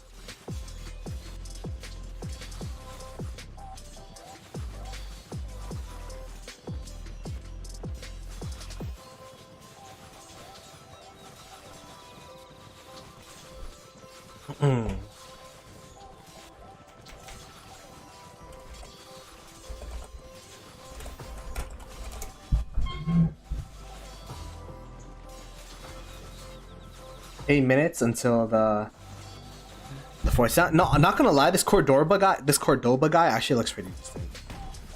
I don't want to be that guy that's like, oh, he's gonna be new siege tower meta, but like he's actually like isn't it 2.4k AoE with a range? Like that sounds pretty crazy.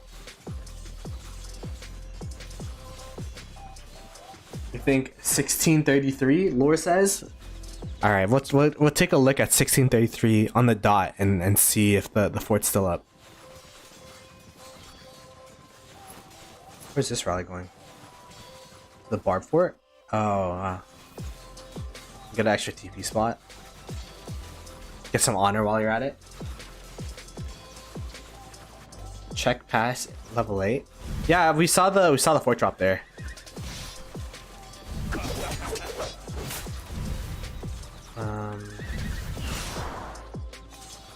Right here.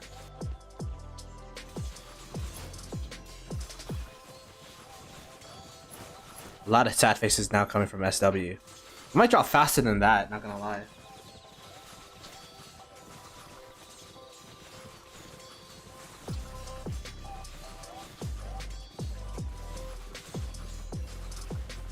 $26.05 just salty that GT fought them. If $26.05 was smart, they would set up for Kingsland open, push 9-3 zone, and get a KL pass faster instead of waiting for the force to burn.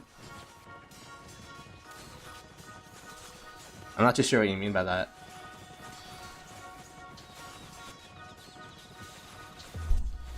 I mean, 2605, it does seem like they're focusing 960, but at the same time, like, I don't think they're allied to 1093, right?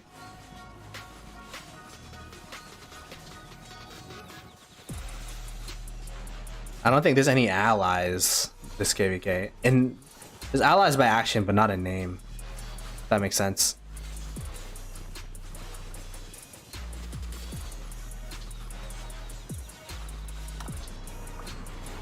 $230 left on the fort. Okay. I mean, the open field is literally getting wiped right now. What?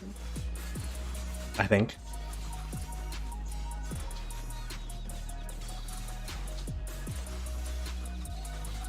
The 9-3 side would be easier to invade.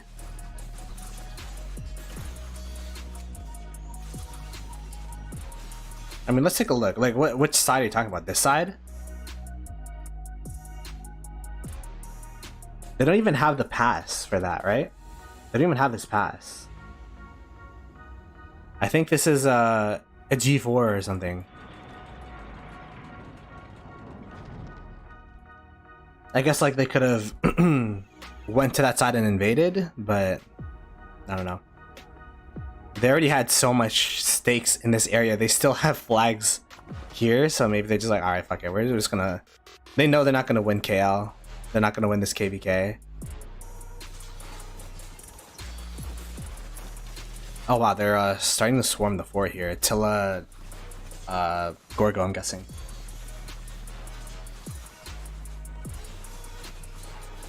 Nobody knows what's going on in the KvK. Yeah, I have no idea. We're just here for the vibes though. Yo, kind of sort of juice for the 10 buccarinos. Yo, appreciate it. Appreciate it, Bay. Hopefully everyone's been doing well. Shout out to all the supporters this stream. We got Bus Driver, Panther, and kind of sort of Jewish. Map review. Okay, so right now we're watching a 2605 fort drop on the level 8 pass of 960. Pretty funny, but essentially 960 was able to kick out 2605. 2605 is trying to poke at 960.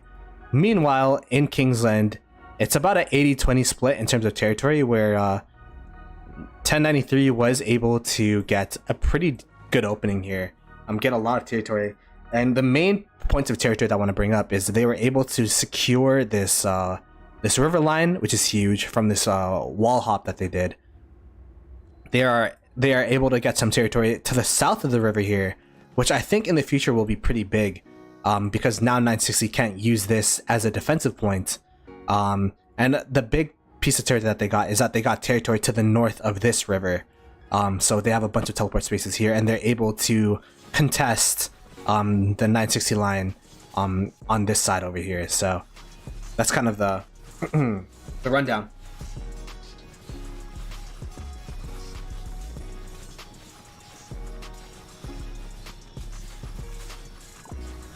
That SW field was cleared, was it? Yeah, there you go. There's a rally.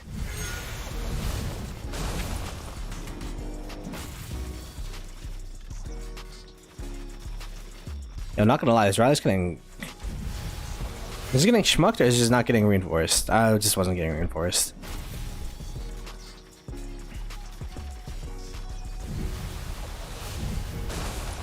The G4s are burning 960 or 1093 flags right now. They also built a fort on their side.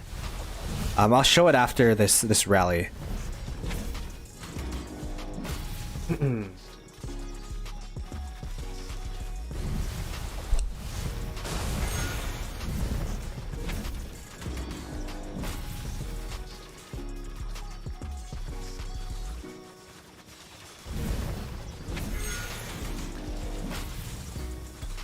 I'm like, let's see how much power this guy has to be swarming down. What are the white numbers on the swarmers? I guess it's pretty low because yeah, the fort's going down.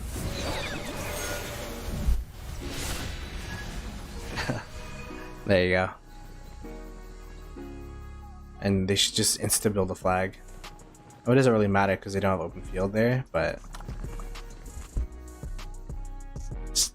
the fort that the G4s are building are this one right here. G4's got a fort building, 1 minute 16 seconds, and 1093 seem to be fully focused on the KL. Like they have like what, 3 players fighting the G4s right now, or at least this particular G4. I'm gonna guess it's similar around here where they are burning the forts on this side as well.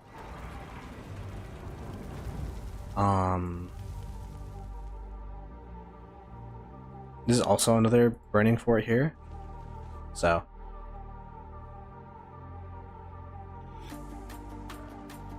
yeah, all the 1093 forts are burning right now.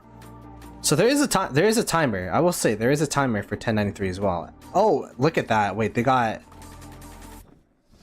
Ooh, this flag is really tough for 1093. This wall jump. It's gonna be tough for them to do something about that. So, but we could go into the Kingsland and see what's going on here.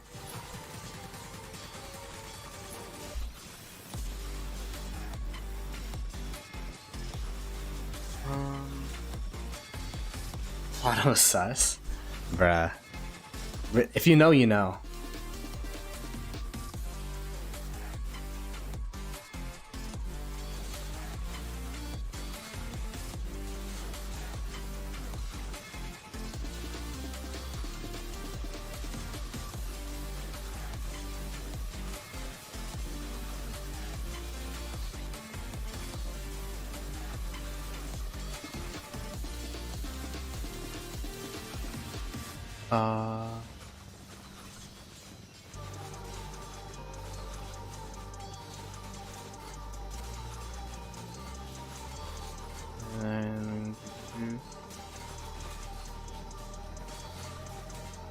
I will say though, every time it stagnates, it's actually a benefit for 960.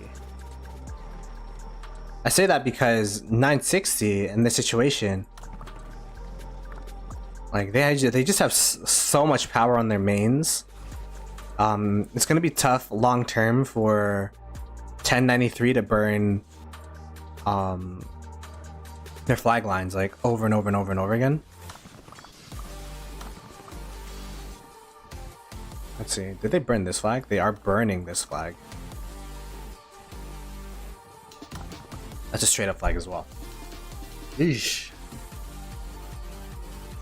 Let's keep our eyes here. The flag is healing here from 1093. I mean 960 rather.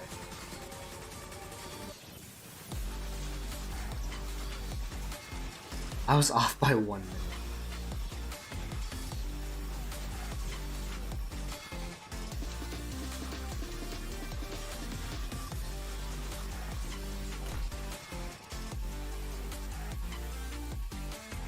Are the G4s hitting 960? That's a good question.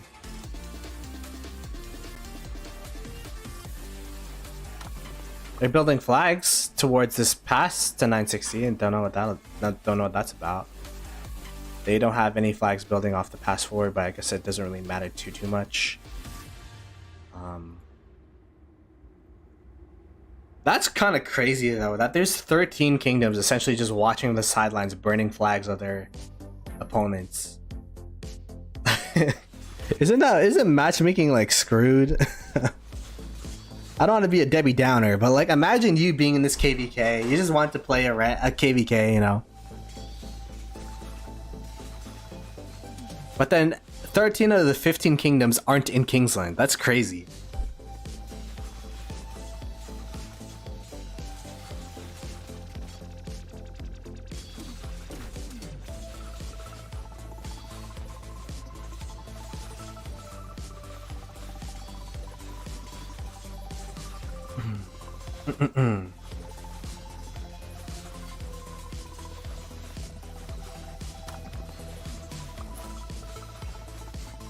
Now we got the 1093 rally coming in here.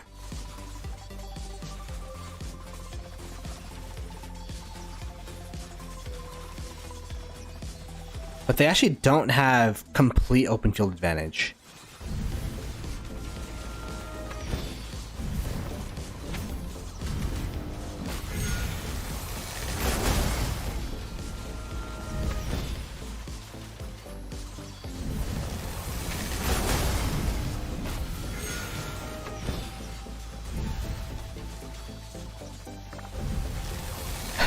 Got the low heart emote coming out.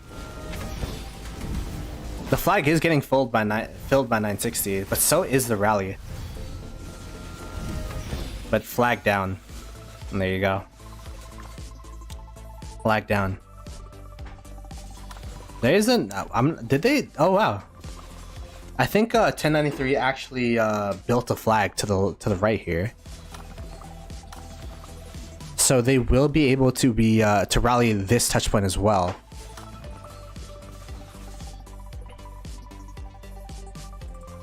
And I think that's a play. If you have open field advantage, you might as well push it as much as possible.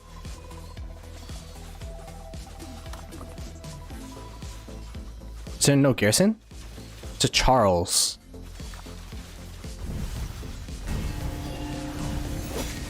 Oh, there's no garrison. It's Charles Theodora. Legend FF trying to solo swarm this flag. Will they be able to? So close. Look how low it is.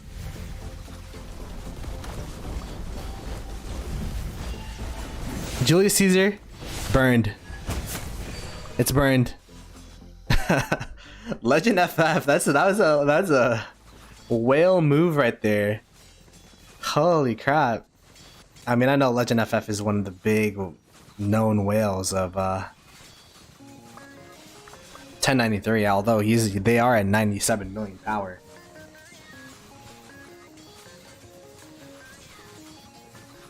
What's the plans for 2068? We're gonna be staying A seed.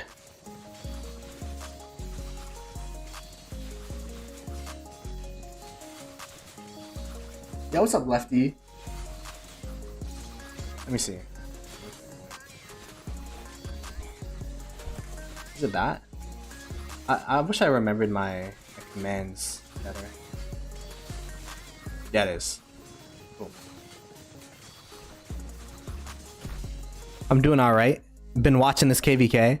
It's super interesting because, you know, I feel like 1093 is going all out. 960 has been kind of relaxing and chilling. Like, I feel like they know that 1093's uptime is super strong. But they are losing a lot of territory. If 1093 is able to keep up this pressure for 2 days, then it's going to be really tough for 960. So I'm going to be so curious during resets, during 1093's downtime, are they going to stay up? Are they going to be able to keep this open field advantage? Because we know 960 is going to be able to.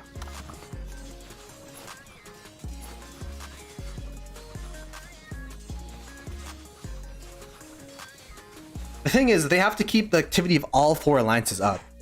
Like, to the activity of 960 is going to be consistent. We've seen that through and through every single KvK. That's how they win. They need pass level activity from 1093 as well. So it's not like, oh, only 2 out of the 4 alliances, only 3 out of the 4. They need 4 out of the 4 alliances to be up, fighting, defending, all that kind of stuff.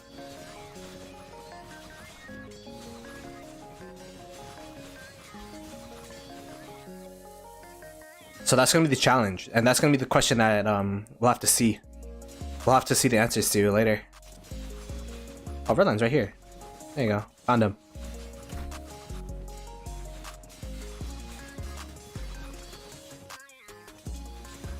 I wonder if the flag down here is burning. It's currently healing.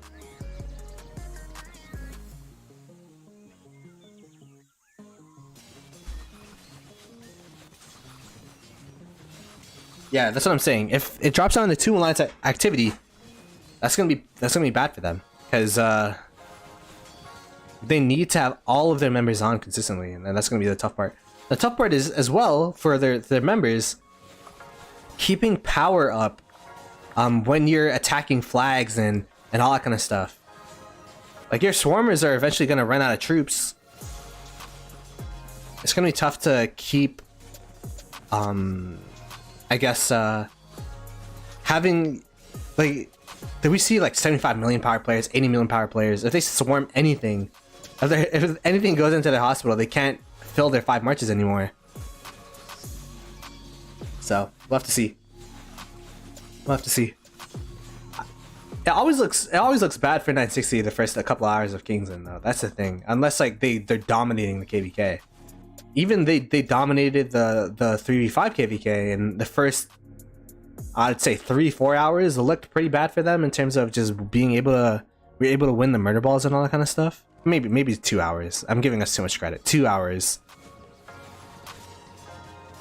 But then they kept pushing, and then, you know, we couldn't hold. Yeah, the fort's gone. The 2605 fort's gone. The 60 Fufu forts.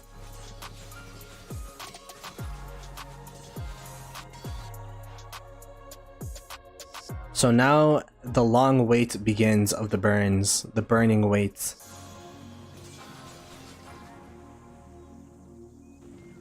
They got a master, they got a, what do you call it, skillful craftsman. Maybe there should be like a skillful arsonist. Where they just burn flags faster, I guess, maybe. But we'll keep the camera here for now. There isn't tides? Oh shoot, really? And it's awesome?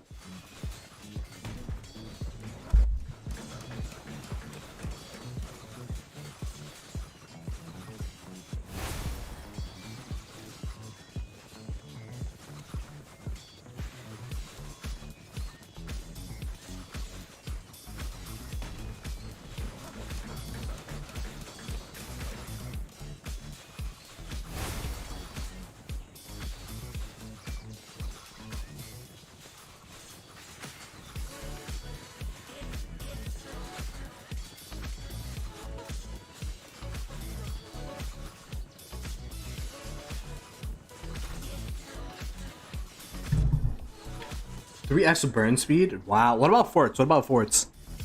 How does it work with forts?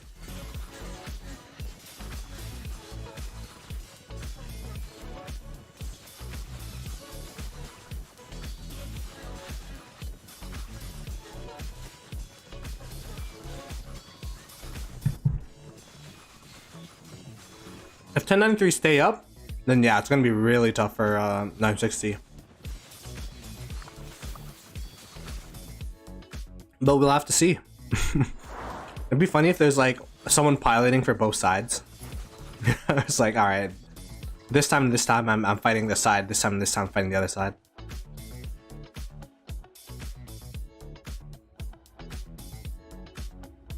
Like, we haven't seen a 960 flag burn yet.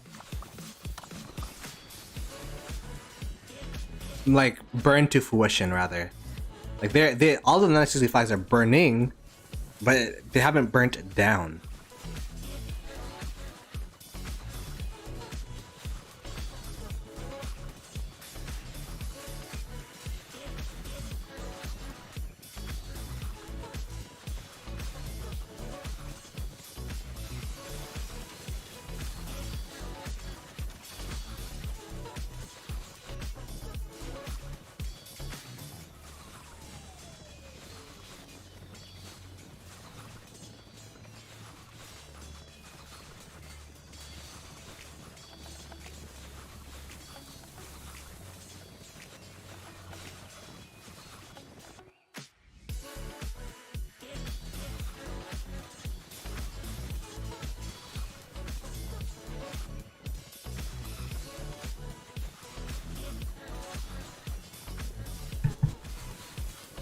Well, if you're wondering why I'm muted, it's because I'm eating my lunch. We have some toast with eggs today on the menu.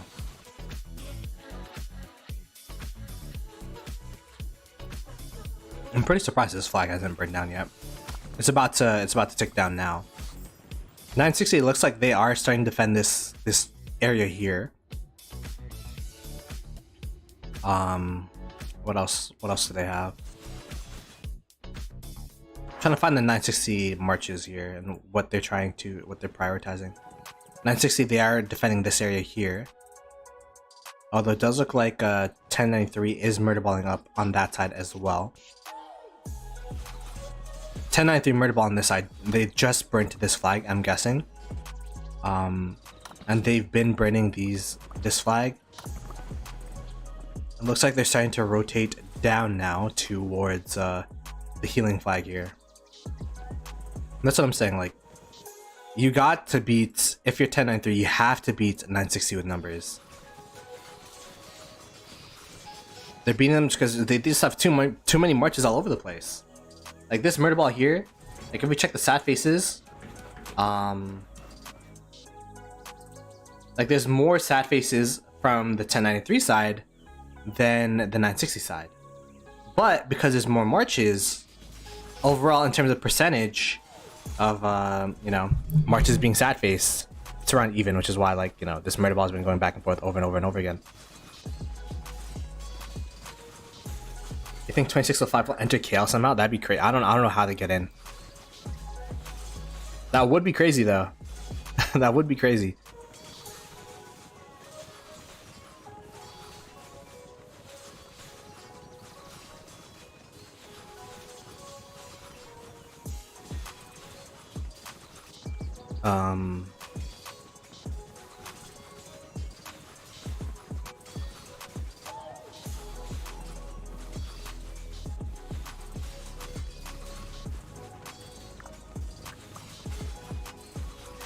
They got like literally accounts Piltong X Gavel.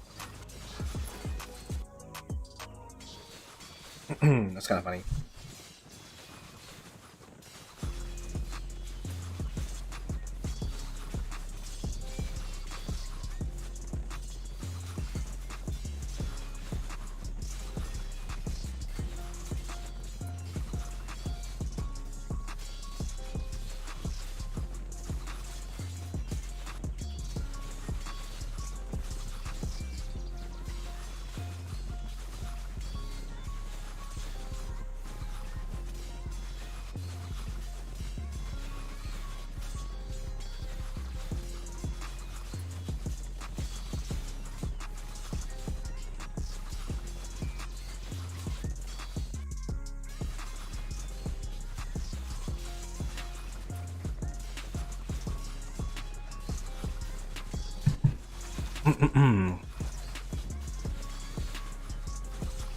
Next KvK, we're still in KvK technically, so it'll be a little while.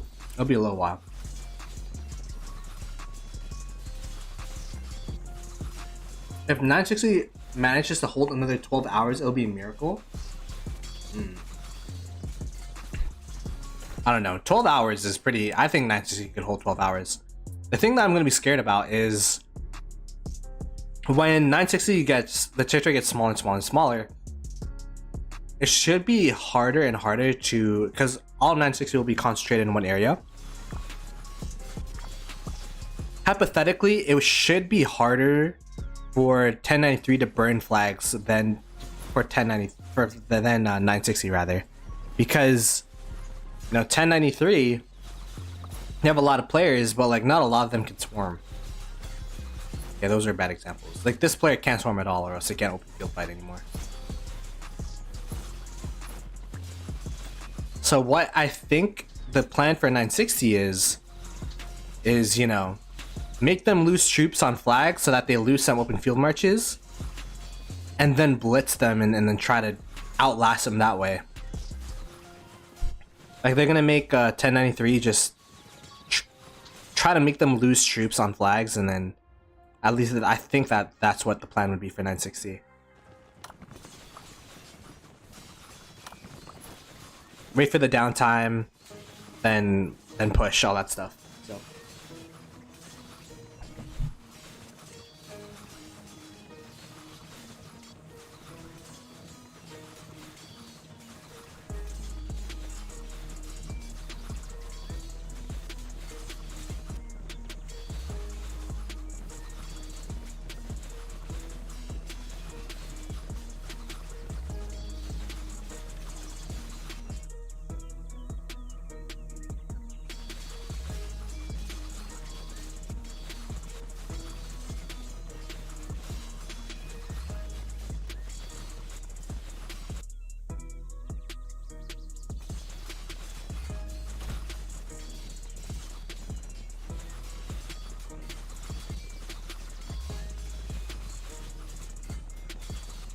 Stonks.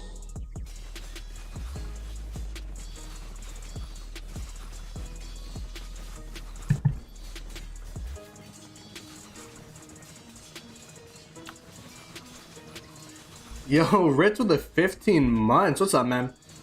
GG's in the chat from my boy Ritz. 15 months is a lot of time, so I appreciate the support. And hopefully you guys have been doing well in 1606. I didn't see the end of that KvK. Are you guys getting star? Like what's 1606 and 2377's arrangement there? The Zerg from 93 is disgusting. I'm glad most kingdoms are trimming down these days. I kind of like these big KvKs though. Like they're super hype, you know what I mean? I think a big kingdom like 1093 is super organized, but like not everyone has to be a mega whale. You just have to be a dedicated player. Because now, like, oh, they're swarming a city. You don't want to be doing that. But, like, 4 players, for example. Not a good example. Not a good example. Not a good example. Okay, wait. These guys are all 100 mil plus. Well, like, I saw, like, some 70 million power players, 75 million power players. You know, they don't have the mega whales. They just have dedicated players that listen to instructions. Like, I feel like for players like that to be competitive, they have to band together in like a 2, 3, 4 alliance KD, which is what 1093 does. And then they top it off, they sprinkle it off with like whales that are willing to stay low in power, and then just train troops whenever they need to.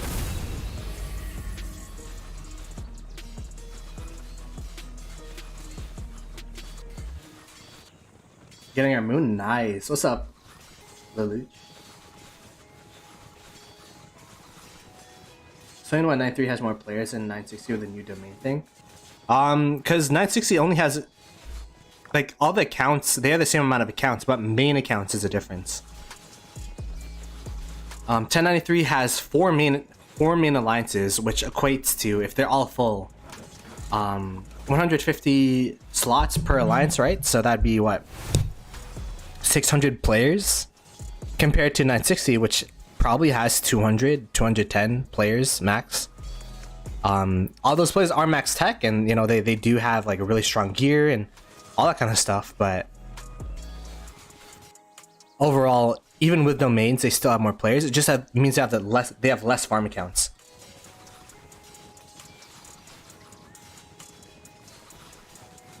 to regain some ground in KL. I mean, 9-6 at this start, bring those flags. There's no downside on 9-3 side. They have a lot of fighters to fight in different time zones.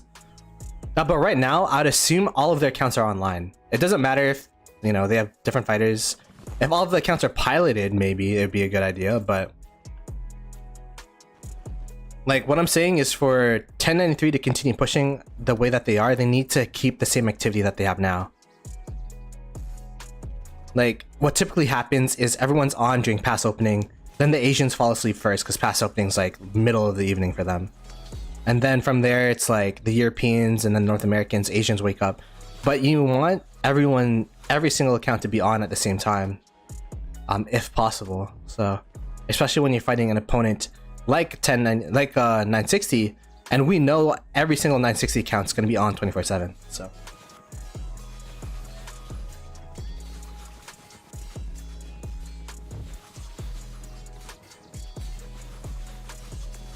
At 1093, it's going to be tough for them to stay as 4 alliances for sure.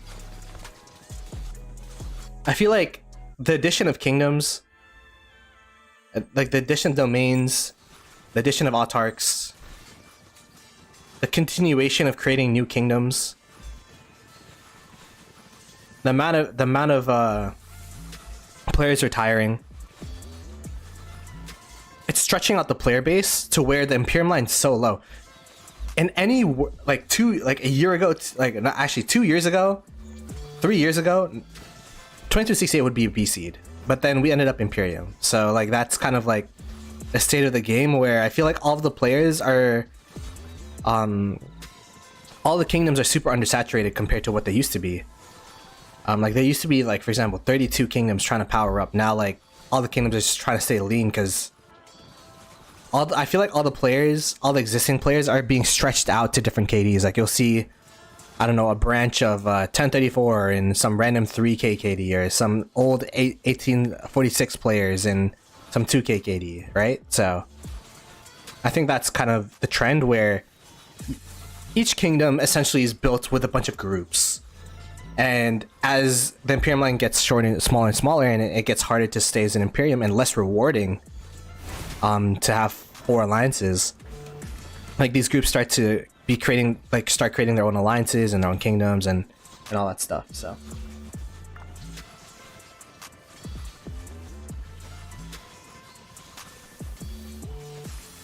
I've never seen 960 be pushed out of Kingsland. That's the thing. Like that would be a first. So yeah, we'll have to see. I mean, this is going to be the biggest fight both kingdoms are going to have for a while.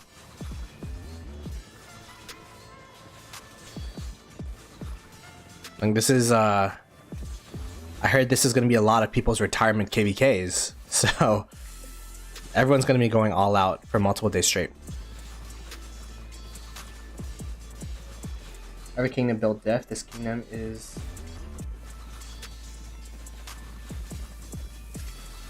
about money and quantity. Yeah, I mean quality and quantity, but you get quality from money, so makes sense.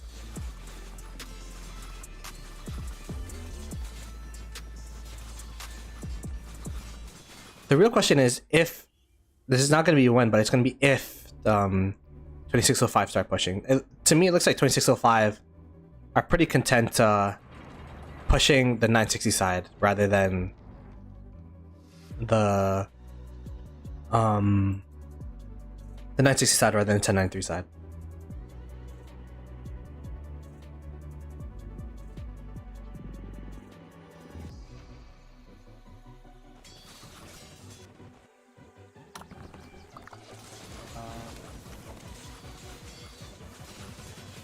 Oh, they did? They built an AF?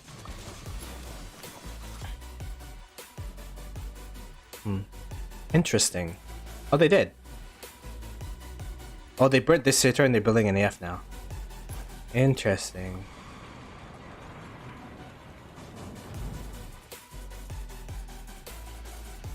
So that puts a timer on 1093 as well. I mean, 1093 is already on a timer with the G-Force pushing.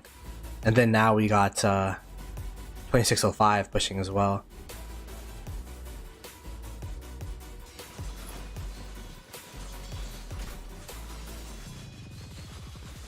I will say it's pretty suspect that they didn't build forts on that pass. Which is why people think, I'm guessing that's why people are saying that they allied or whatnot.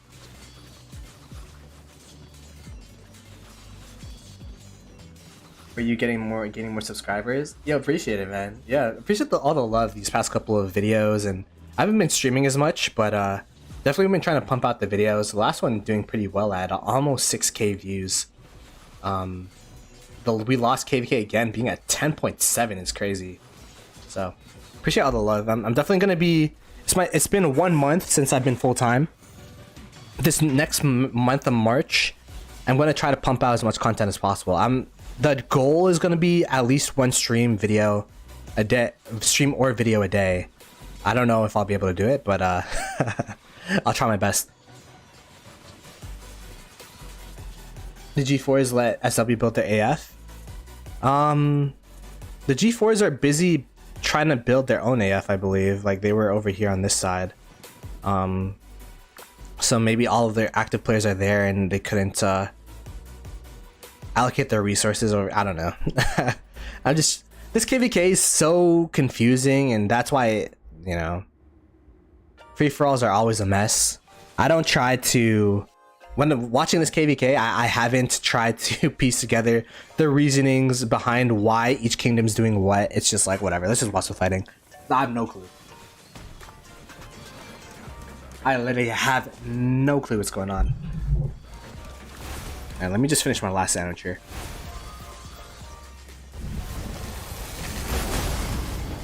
I keep muting Discord like that. That'll mute my mic for stream. Oh wait, they are swarming this this flag. So before I mute up, let's see what happens here. The rally's actually getting pretty low. Let's see the whites on. We got 3K whites. Pretty punishing. Now it's down to 2K.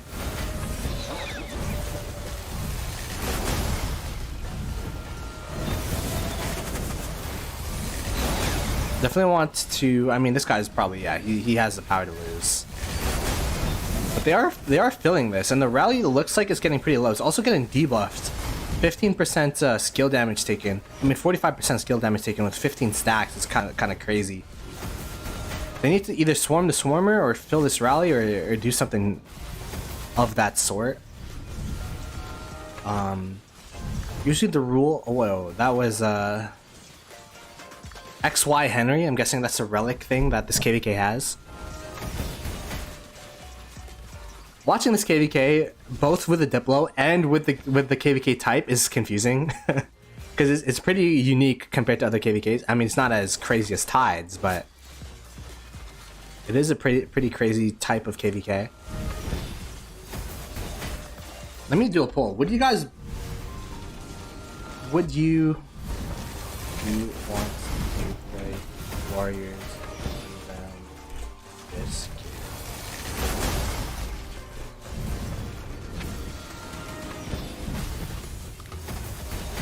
It's pretty interesting as a KvK type, but like, it's confusing.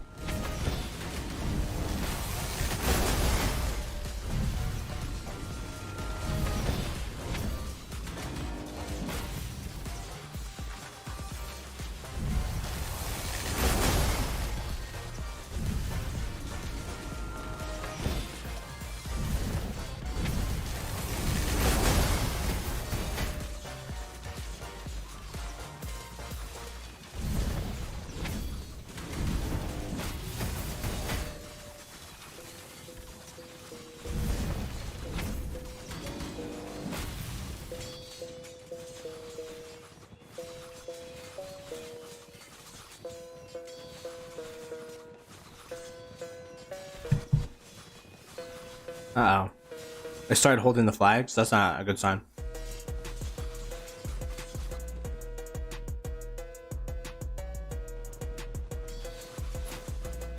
I'm guessing the swarmers ran out of, they had to refresh.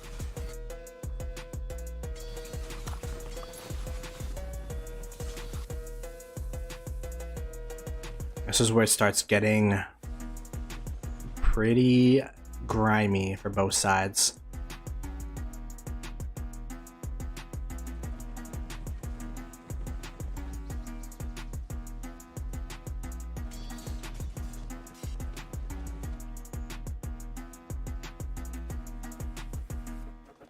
Wow.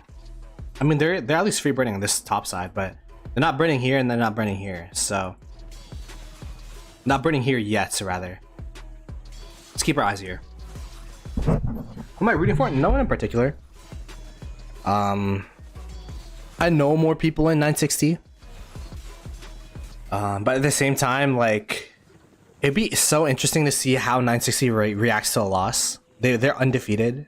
Like, I feel like seeing history would be interesting as well. So like, I don't really have a side that I'm really rooting for. You know, I'm rooting for the G4s actually. The G4s are the way to go. Someone said Tides of War is better than this. I feel like this KvK map's too big for what it is. Like, it's just so much building from what I saw at the other zones.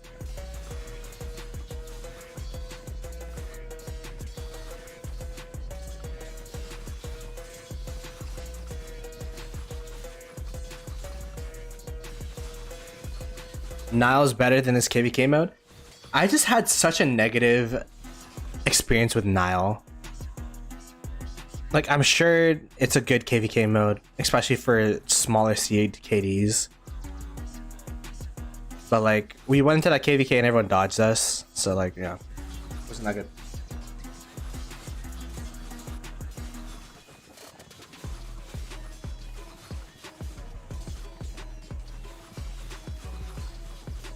Now, what I'm saying, it's actually bad that the flag burning stalling for 1093 side.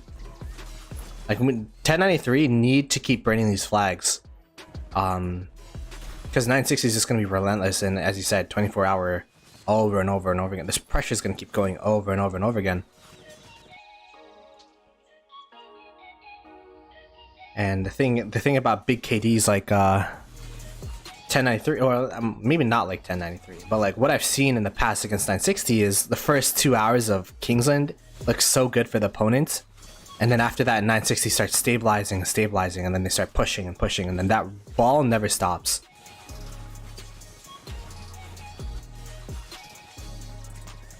Alright, who do you, oops, I spelled do wrong, you think will win this KL? Oh, this KvK. It's what KvK.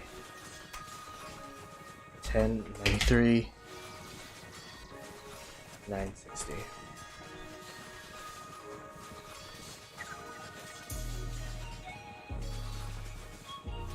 That's what I'm saying. But like, the thing is, they're stalling now. Like 1093 was able to free burn every flag, and then now they're stalling. So it's one, like, we were not even the main people fighting 1093. I mean, 960 in that KvK is supposedly 1034. Because we're the weakest we're the weakest Imperium in that KvK.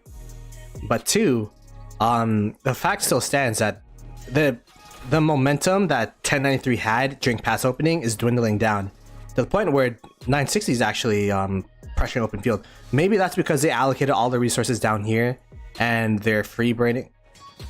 They're not even free burning on this side.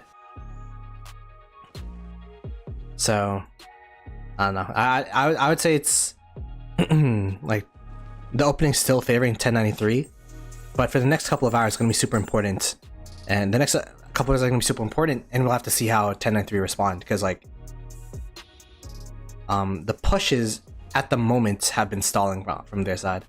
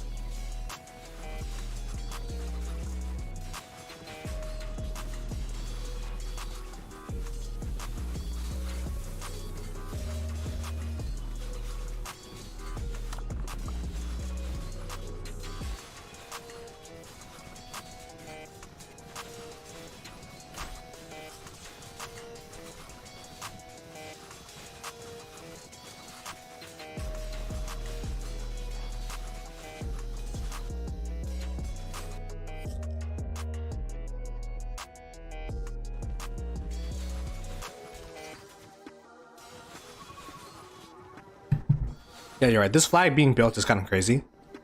And it is going to cause problems for them. 100%. Like, it's one flag touching 3 flags. Like, you can't spare 3 garrisons for this area. And they have just one gen sitting in that flag, so it's like a really good flag for them to build.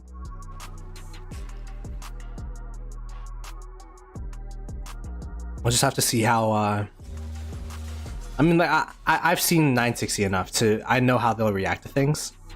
We'll just have to see how 1093 responds to that pressure that 960 has. I mean, I'm sure they're gonna be better than 1034, where 1034 once they went into downtime they just never woke up. But we'll have to see if they free burn or if, like, what happens.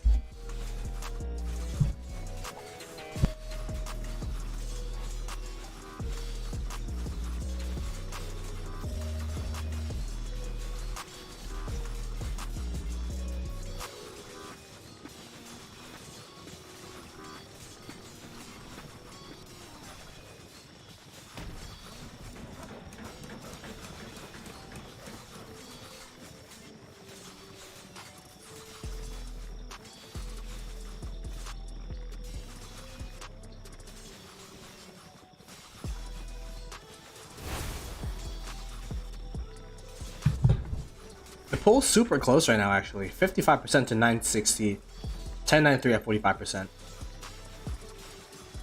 I'd agree, like, it is a 50-50 KvK. And that's why it's kind of fun to watch. Like, I actually have no idea who will win this. Yo, what's up, Leo?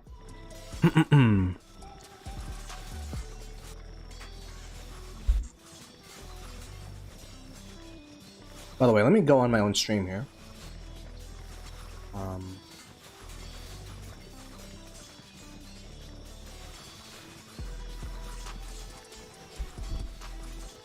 You literally only have a chat that favors GT.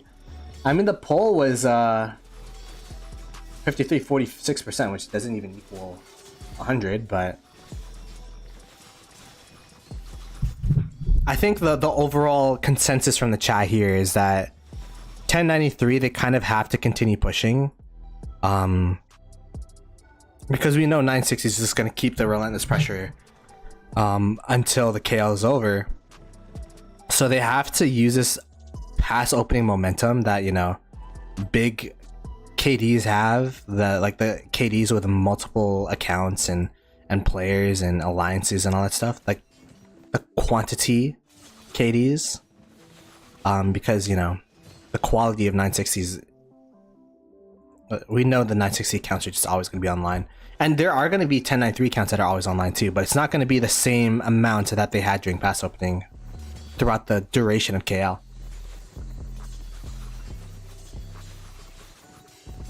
They do have Heart's Desire, but I think it's during when Pass 4 is open of a KvK.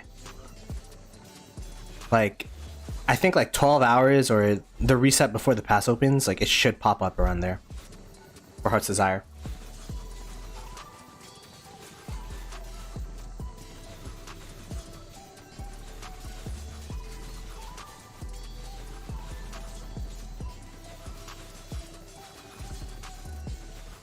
If 1093 wanted to win, 2605 have to do something. If 2605 is able to do something significant, then it's just 1093's game. I mean, what 2605 is building this fort here, so in an hour they should be able to start burning some of these flags of 960. I saw that they are building a fort here as well. I'm not too sure what their plan here is with this fort. It does look like 1093 are starting to build forts in response, actually. So that's going on over there. So the thing is, like, it's a free-for-all, so I have no idea what's going on with the different kingdoms and the interactions that they have with one another. So I'm just looking at this as a one-for-one as of now. In a day or two, the other G4s and 2605 are definitely going to be playing a factor for this KvK.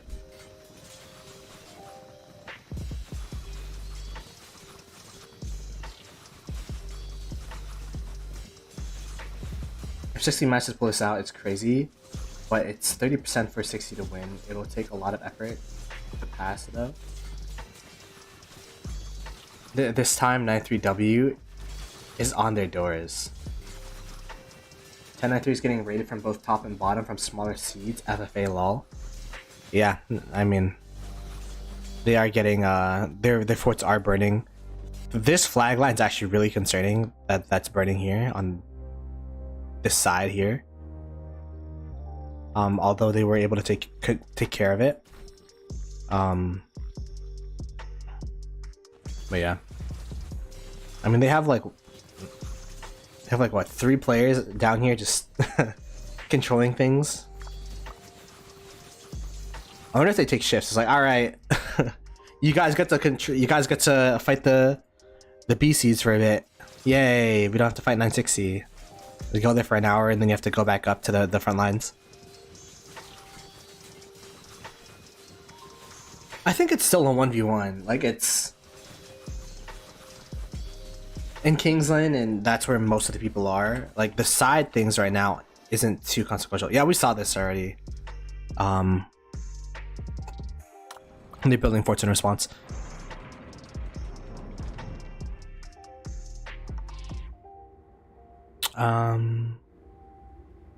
Yeah. Let's go back to the fighting on this side.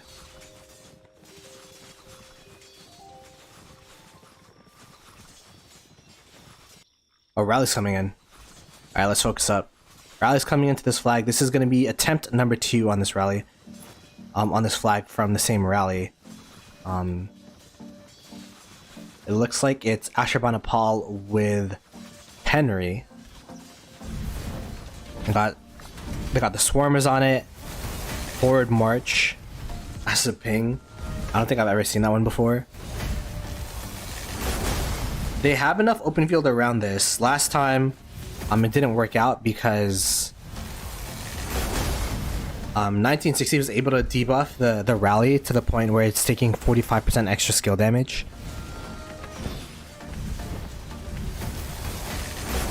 But it looks like 960 is filling this this garrison up pretty well.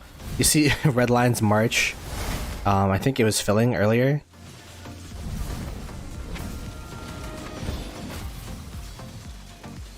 A 1v1 map would be kind of crazy, but the thing is, every KvK has the same timeline, like 50 days. I don't know how you'd make a 50-day or 40-day. Oh, there you go. It's getting swarmed down now. This rally's getting swarmed down. It's super low. It's not getting filled. And it is, they got the... Oh, it's Piltong's, Charles, I would assume. I guess Piltong in general is garrison for this rally. If you don't know, Piltong was the rock of 1034 and their garrisons. Rally is down, and they are still swarming this flag. It's gonna be really, really tough to break through Piltong's garrison.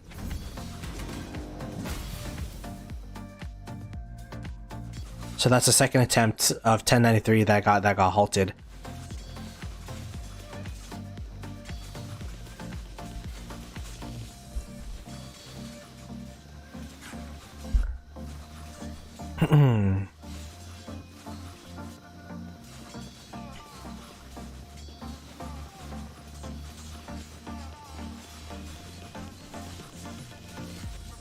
Versus 960 is like 960 versus 2605 few hours. Such big days will hold before they get kicked out.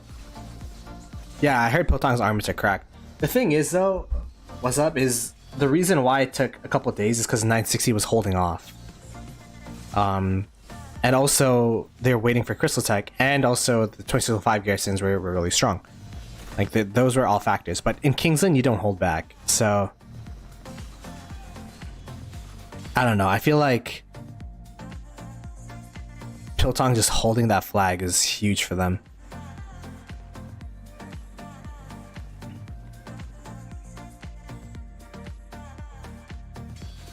They got another murder ball fight going on this side as well.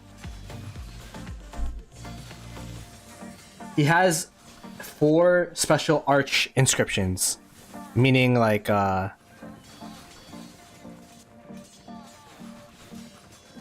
you know, like the ones you get Autarch rewards for, just for that one. He has 4 of them in 4 different slots, on all 4 slots, so.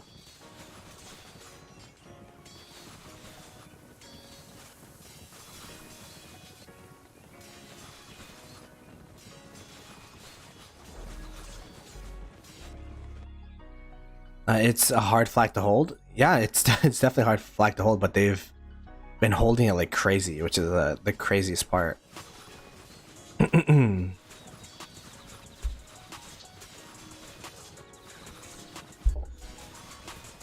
The crazy thing is 960 was able to get him from the, like, here you can see here, immigration.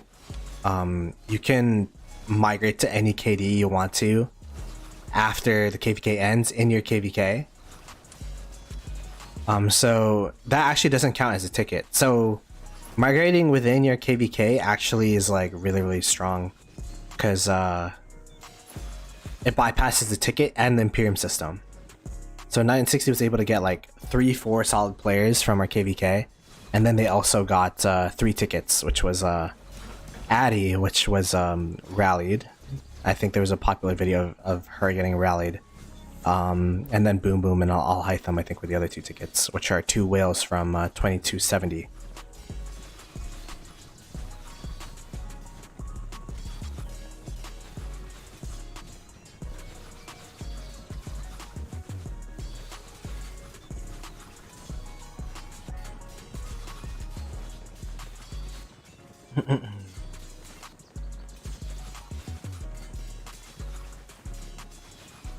Got suspended? What do you mean by suspended?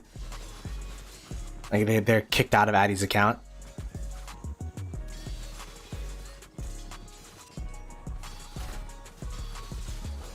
No piloting for you. 960, they didn't abandon. They're holding the bridge here, from what I remember. So they're holding this bridge. So it's not abandoned. They actually started burning a little bit of this flag. They have all their farm accounts up here. It looks like it's, I mean, this side kind of looks pretty desolate on their end, but it looks like the open field of I mean, 1093 still has some people here. I think they're just trying to back flag and delay the burns rather than stop the burns, if that makes sense. Yeah, I think like this little enclave that they have is gonna start burning out really soon.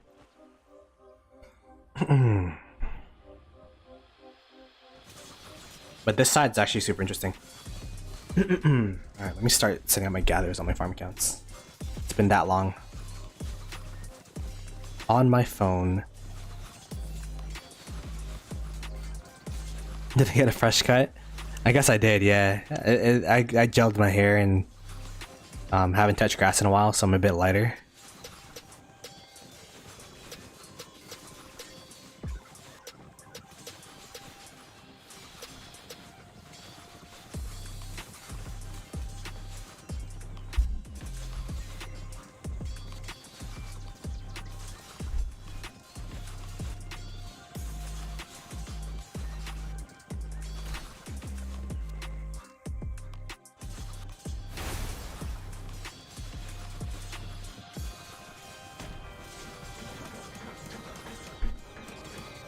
I actually don't know what led to 1090. I know 1093 had a free zone. Meanwhile, 960 had to fight 2605 throughout the zone for the Kingsland passes. And then I think 1093 was able to beat the G4s in this zone. And I think 960, that's where the controversy happened, where 960 cleared the open field for the G4s and they're able to burn a 1093 for it. But 1093 decided not to push through this area on this side, so I think it's so interesting how everyone's burning and building on each other on the back here. I don't think I ever want to spectate a free-for-all KvK ever again.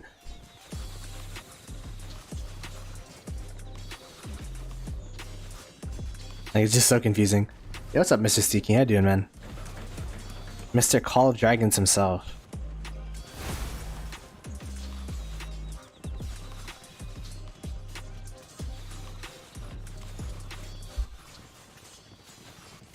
So the push that 1093 was doing on this flag, it got completely halted. They are starting to you know, take away these nodes here, if they actually get some more cities around this flag, it's gonna be super hard for them to hold. I mean, super hard for them to take. I mean, it's already hard for them to take with just Piltong teleported onto that flag. So it looks like the push from 1093 is being halted from 960 at the moment. All of the touch points are healing. 960 is able to hold off the open field here. It's just like these points here. This whole area here is free burning.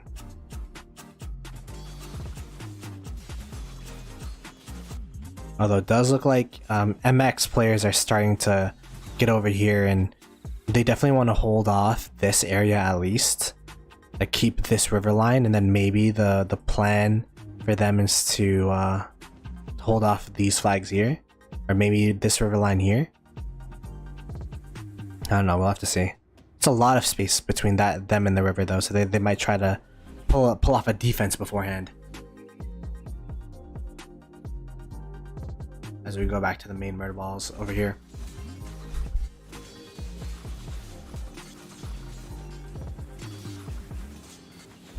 One to two per year. I think it's reward scale based off of the amount of camps in a KvK, right? The real question is like, why wouldn't kingdoms just play the 1v1 map over and over and over again? You'd be able to get more rewards, be able to get more autarchs. It'd be pretty interesting. Similar to HA, where there's only 4 kingdoms, so you technically have a 1 in 4 chance. 1 in 2. You technically have a 1 in 4 chance to get autarch rewards as a camp. it's if you take a look at it in that perspective. I think it'd be a 1v1 map would be pretty interesting though, but at the same time, like, if you beat a kingdom in Zone 5, why wouldn't you be able to beat them in Kingsland? Like, you'd have to be such an evenly matched KD that a 1v1 map would be compelling from beginning to end. But usually, like, you could kind of see the difference in power level between 2 camps and 2 KDs within the first fight.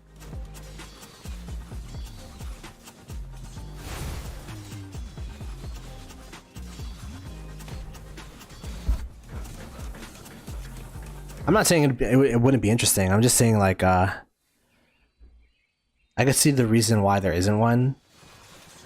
Maybe, like, maybe there should be, like, custom lobbies or something where you could literally, in a KvK, choose who your allies and choose who the opponents are out of a pool. Like, make it into the players' hands, because people are just done with matchmaking. Instead of just it being random or it being chosen by Lilith. You know how, like, in League of Legends, there's, like, you could queue into ranked, you could queue into norms, or you could queue into customs. Maybe, like, for these big Imperium KvKs, let the Imperiums sort out themselves.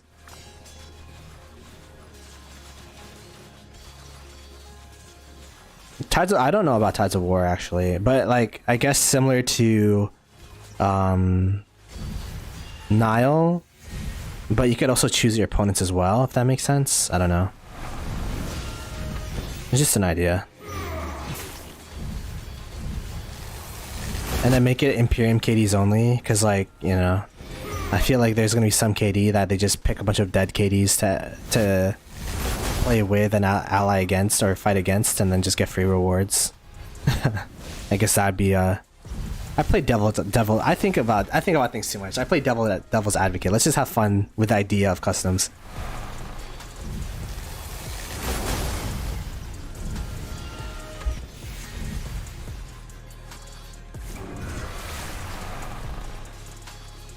There you go. 1093, and maybe that's what happened. The murder ball got pushed back because the refresh times are so long. They're able to get the murder ball, get a critical mass, push together, and that's the thing about 1093 that I will say is, and I'll continue to say, whenever they have open field advantage, something burns. Like, they are super strategic and super precise with their open field advantage. where as like for example they have open field around this flag now. I expect a rally to be coming out right now, right there, and that's the timing. You have someone on anchors, you have someone with the rallies, you have someone filling the rallies over and over and over again, so that these marches here that are standing here, they're just getting whittled down over and over and over again. You were as efficient as possible so that as soon as this flag burns, you could just get out of the territory and stop getting cheeseburgered.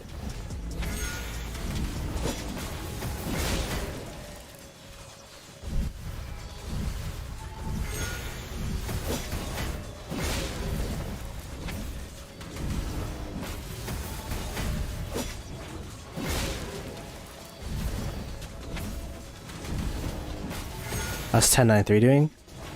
I think they're doing pretty well. All things considered, they're doing pretty well. But at the same time, like they're in the upper hand of this with this pass opening right now, which is kind of a trend for 960 KvKs. But we'll have to see how this pressure will continue throughout the days. Throughout this day, throughout the 24 hours, and throughout the rest of the week.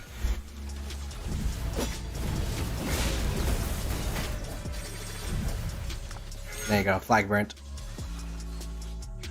Huge pull. So they're able to reburn these flags, which is really, really good. Did they burn the one in the bottom as well? Maybe that's where the murder ball was earlier. Did they burn this one too? They burned that one as well. So then what would the next flag be? It'd be this one, but they already have a team there. I don't think they want to move their whole murder ball from down here. I think this murder ball is going to be consistently burning these 3 flags. This is the main front for all sides, for both sides here. I'm super curious about this though. Got a 1093 player just beelining for this rally. This flag is actually super advantageous to 1093. It's burning 3 flags, and this is really, really deep into their line too.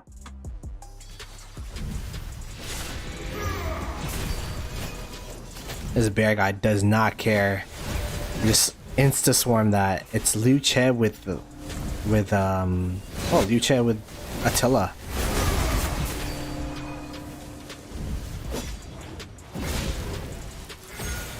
Nah, it looks like they do care. They're starting to walk back. Well, I guess the white damage was so crazy. I'm kind of curious, what's the power of this player? 102. Oh, they got a teleport in there at least. A 76 million power player filling a flag is admirable. But this is what I'm saying is going to be, if there is a downfall of 1093, it's going to be players running out of troops.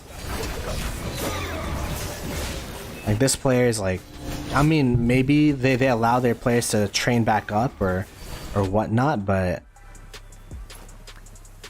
like these are main accounts that they're filling with. And I don't know if this Kingsland lasts multiple days. Will they be able to continue to push these flags and protect their flags with main accounts? We'll have to see.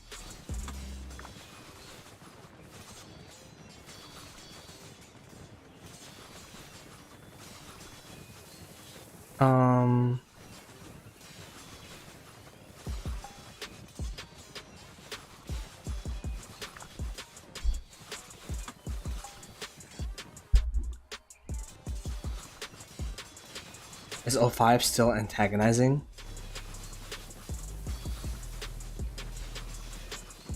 I think we got main accounts as farms.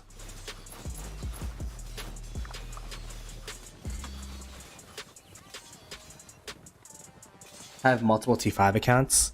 Okay, if that's the case, but the thing is, like, you have to keep the numbers advantage, but as more and more people start dropping power, the less and less marches they'll be able to field it, right?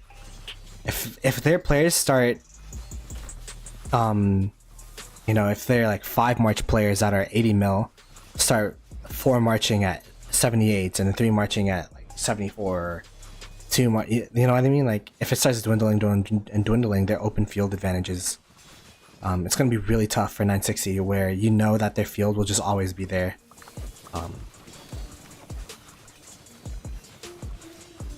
KL's been pretty good for 1093. Like all things considered, if you didn't know which side with who was who, there's no name plaques on, 1093 is winning 100%. The only question for me personally, and then what I've been seeing in chat is like, are they going to be able to continue this pressure, and what will they do against 960 in day 2 and day 3 or day 4?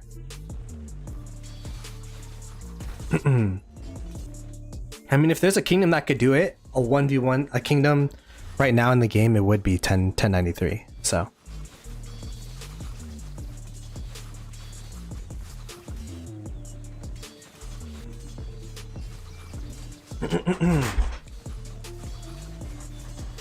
SW dropped another farm. They did? Where would they have dropped it? I thought they dropped it there for a second. I know they dropped this one.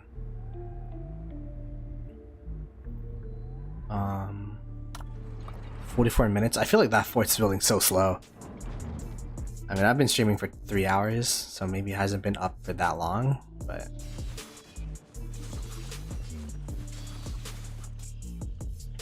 so like 960's balling up on this side here, playing a different approach, trying to oh, there you go. This is a 1093 murder ball. We got Henry with Ashurbanipal. That seems to be the rally of choice for 1093. Ashurbanipal or Henry Ashurbanipal. Either or. Has this been the trend in your KvKs, or what you've been seeing this KvK? The Archer Ashurbanipal Henry meta is in full swing. I mean, I do still see some Tariq Pakal. I still see some Tariq Liu Che. This KvK, we saw Liu Che with Attila.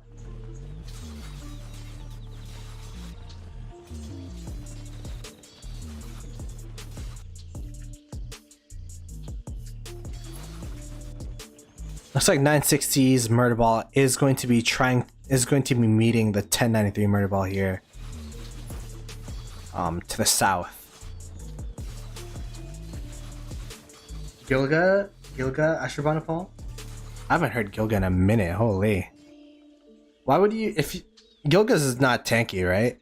If you're choosing Gilga, why wouldn't you choose, is Liang a bad rally? Like, I thought Liang was really, really strong. It's just super squishy.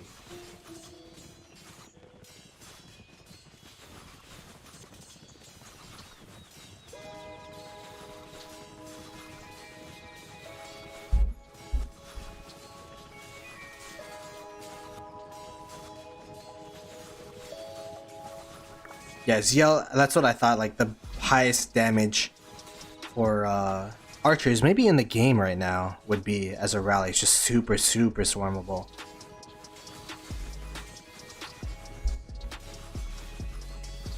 Super swarmable meaning like it doesn't have that much counterattack, but super swarmable meaning you need to swarm it, or else your structure or pass or whatever you're defending is gonna fall.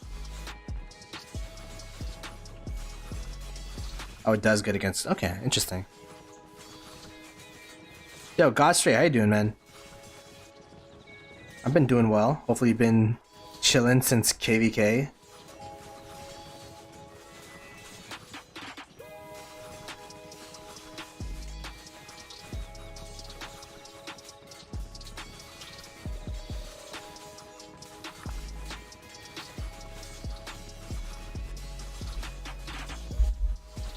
Herman and Sargon as a pair, super Garrison destruction. Interesting. Ziel is better for both Garrisons, but against Godzilla. That's why he's the best. Interesting. You've been playing it in your other KvK. People who have 2 accounts, you're crazy, bro. Like one KvK is enough. But shout out to you guys for being dedicated to Rock, I guess. Like, double the spending's tough though, no? As I missed this rally here. Oh, it's Justinian Nev. Okay. Justinian Nevsky, I think, is the damage rally for cavalry right now.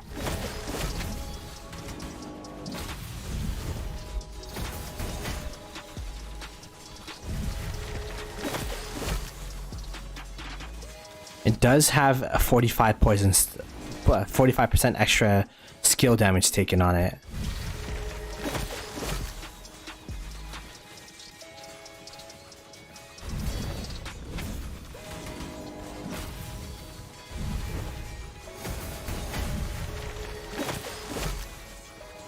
I feel like the Gorgo's health bar is not even moving. I wish I could see the white numbers on the swarmers. I only see it on the rally. I saw 17k.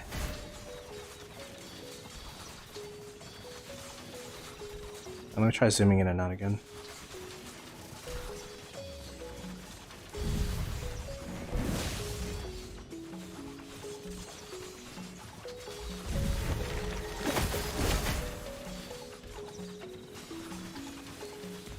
What's there, Leo? 2 accounts is struggle, and you're a king? That's crazy. Even when I played Rise of Kingdoms, Call of Dragons, they're 2 different games. I just got so confused with what was going on in each different game. But don't you guys get what's going on? Like, don't you guys get your KvKs and Kingdoms confused?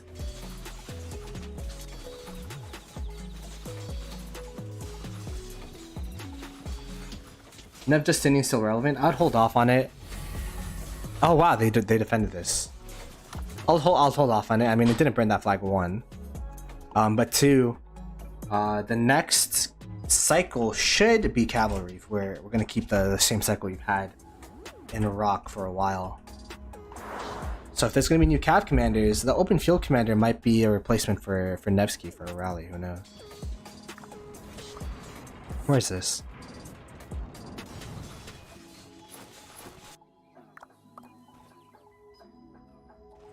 They're breaking out.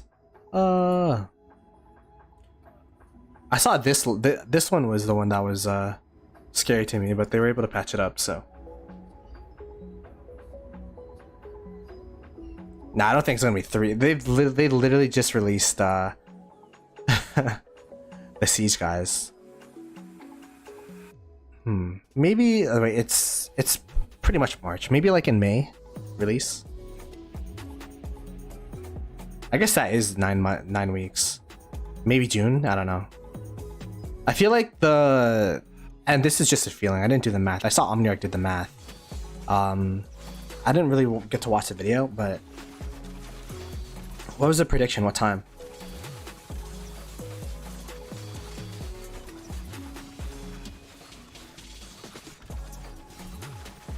Yeah, exactly. It's having stacked accounts and low power. Like, you could just train troops whenever you need to, heal troops whenever you need to.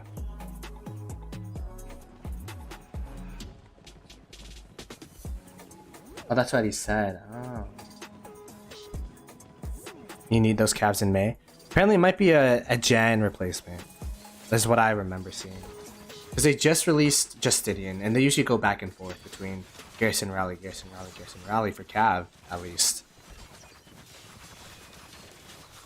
So I'd expect it to be a Garrison, but who knows. Bulba quit Rise of Kingdoms, and I think he still streams. He used to stream not Call of Dragons, Call of Duty, and Fortnite and such. I think he's been doing stuff IRL.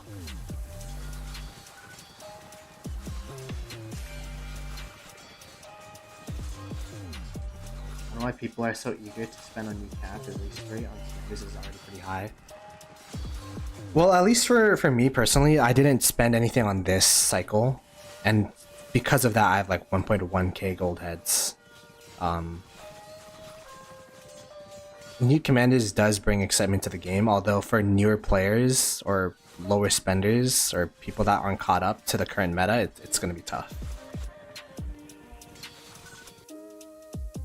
They're flag dropping? Where? What? SW? What? Where?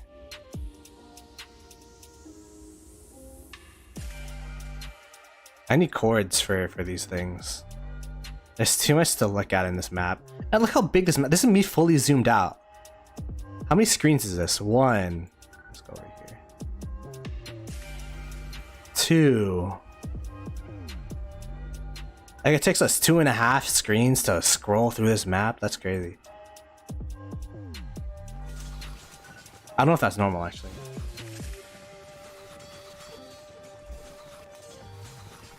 Gorgo Liu would work as a backup garrison, sure. I think Gorgo Charles, if you have a Charles Martel maxed.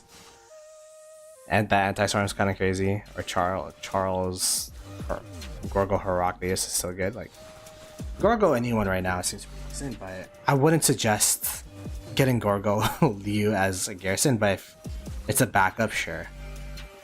Depends on your seed too.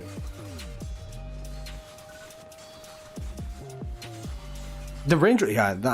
I don't think I think Cordoba is really good. I think Cordoba is really good. So we'll have to see what happens for the future of range, because if they're gonna be good, then I think we might start to see more and more people invest into it, especially newer accounts. I think the older players are just like so anti-siege that it's like implanted in their DNA or our DNA. I guess I'm an older player now. But like if you're a new whale getting into Rise of Kingdoms, it's like, hey, like let me be the siege guy. I wouldn't be surprised if there's like there's some dedicated siege accounts. Gorgo Martel, it needs to be full inf. I mean, so does Gorgo Lucha, I guess. I think I'd rather have Gorgo Martel than Gorgo Lucha, because especially if they're swarming. Gorgo City Keeper. I mean, Gorgo's so strong. Maybe it holds for a couple minutes. Like maybe 30 seconds.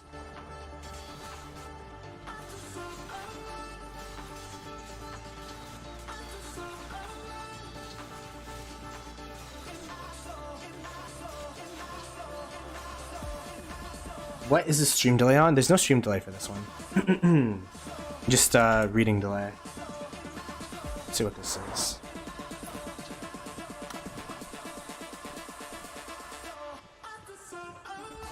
Oh, this is the flag you guys are talking about? Where's the flag?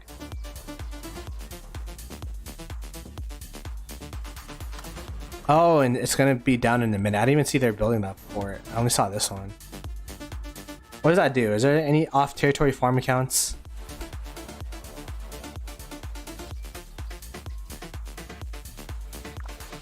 Doesn't look like it.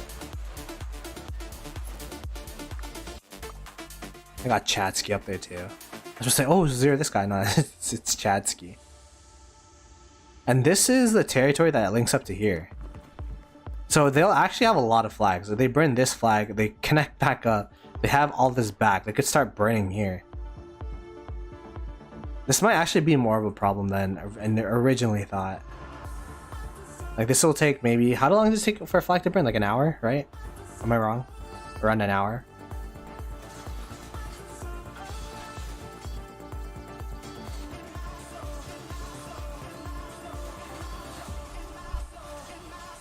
A 1 day delay, imagine.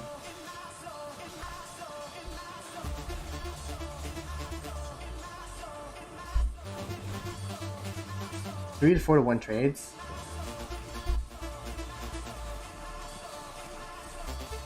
Who's winning so far? 1093 is currently, I'd say they have the advantage. This Kingsland so far.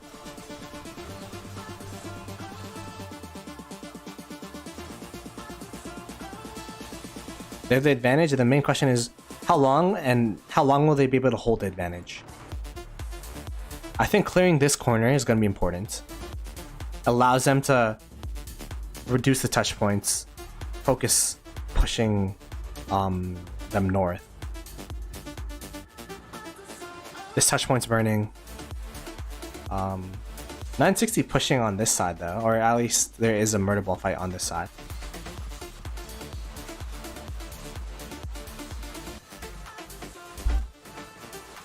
Alfred Seawell, and the guy from holding SW. Not the best commentator. I don't know. I feel like I have no energy right now. I'm not gonna lie. Hopefully, it's entertaining to watch though. Ooh, this flag burning is not the best. This flag might continue burning though.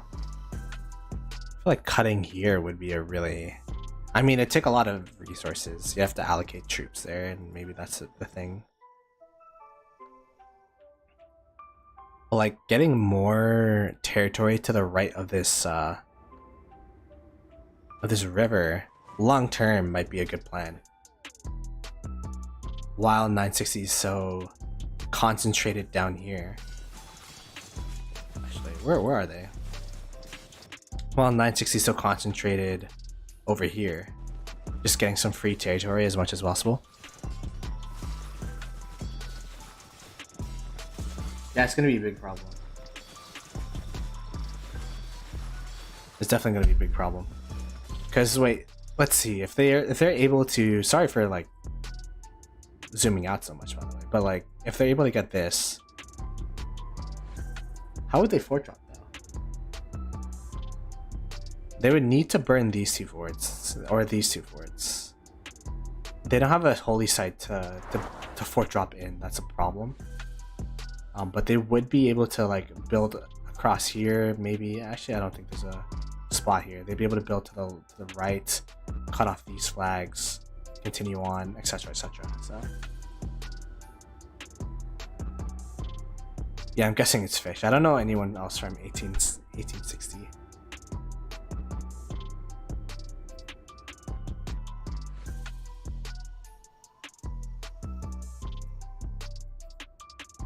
The fact that Sea Will's there means that they're probably not thinking of rallying anytime soon.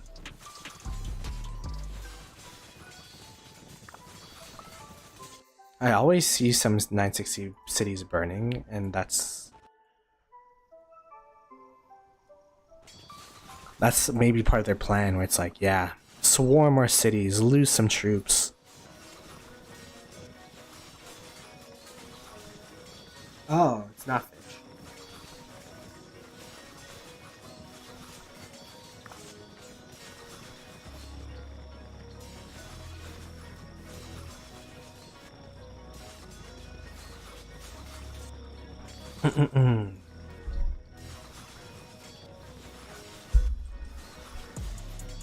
All right. Let's see. I think they should start pushing this touch point here. It actually looks like to me that 960 has a open field advantage in this area.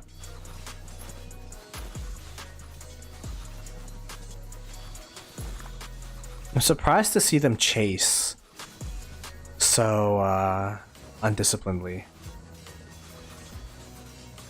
When maybe they don't have numbers, I don't know. Like, there's a lot of people to chase like 2 marches.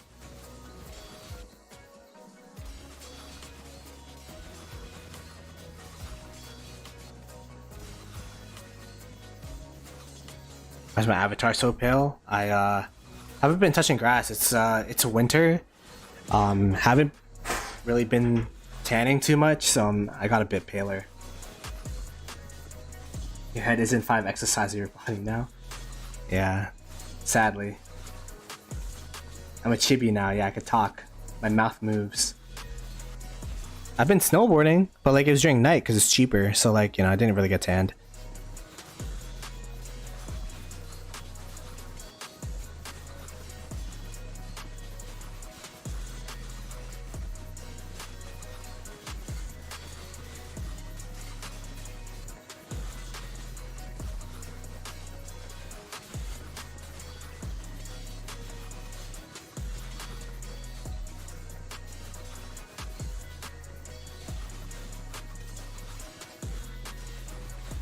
Oh wait, let's see.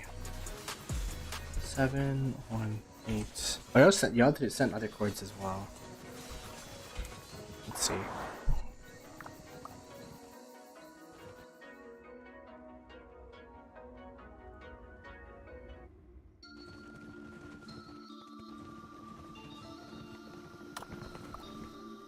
That is a lot of accounts, actually.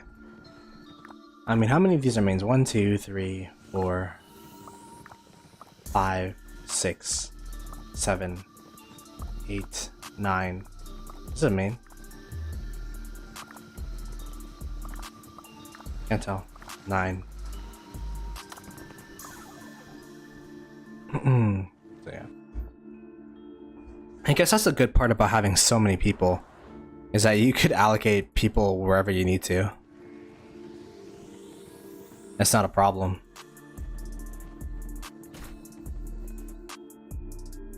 It's like, meh, that's like 5 marches.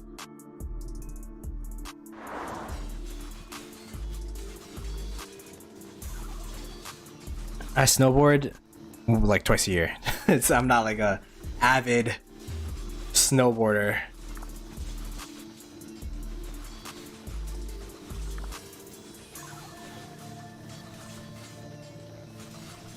So they got more. They got like a solid 10 to 12 people there, maybe 15. It's half an ARC team.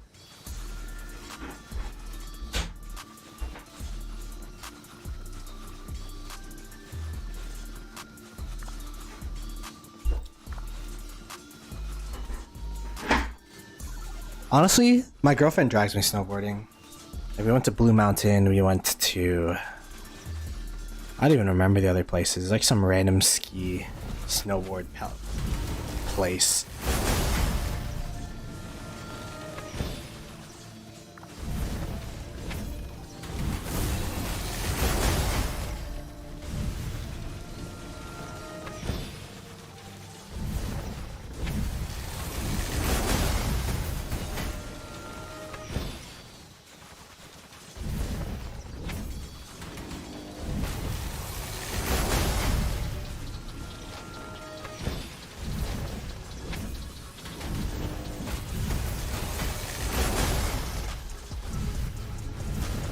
Can you switch when snowboarding? You know what I can't do? I can't like I'm pretty beginner. Like I can't carve.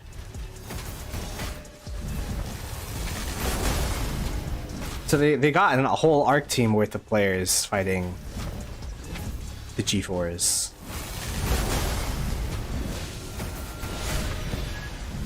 Maybe one day I'll do snowboarding vlog, snowboarding stream, have chat lit, teach me how to snowboard.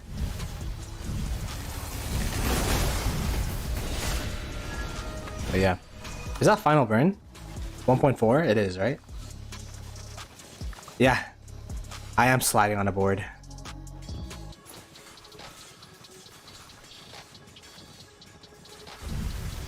It's just tough because I only do it once a year or twice a year, once every 2 years, or twice a year. So every single time I have to like learn again.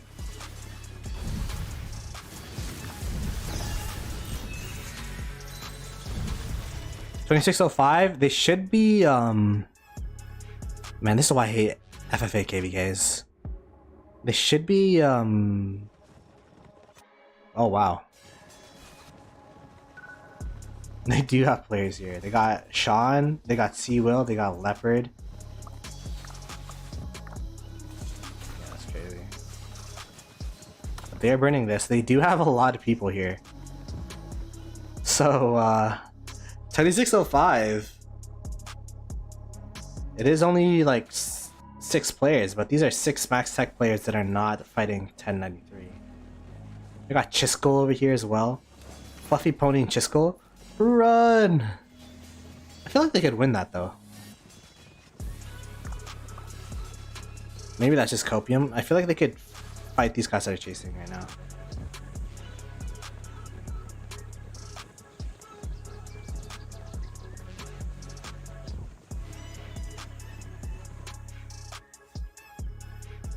I think 1093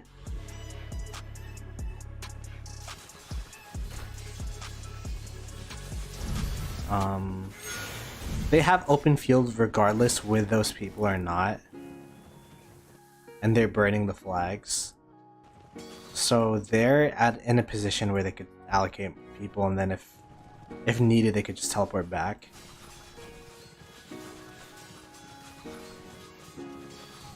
Like, I'm guessing they made that call because most of the touch points are burning. So it's like, all right, let's you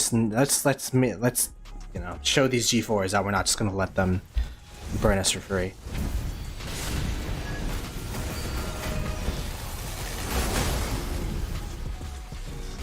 Yeah, he's down to 370 mil. I don't know what he started off as, but I'm guessing he was like pretty high power.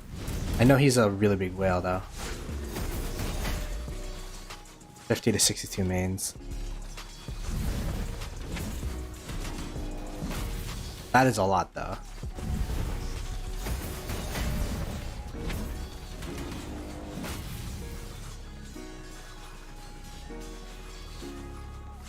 Up into the rally. There was a rally, no? Interesting. 960 is actually holding these two pretty well. And they're not really holding these ones, but they're preventing it from free burning. I guess like where you'd want those 60 players, if they were able to push through here, I feel like this is an underrated spot for a 1093 attack vector. But it is very out in the open, or out in the middle of nowhere. 600 mil power play. 600 mil power is crazy.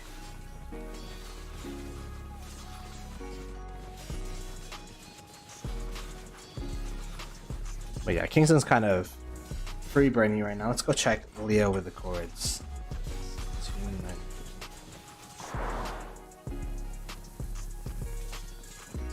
Daybreak.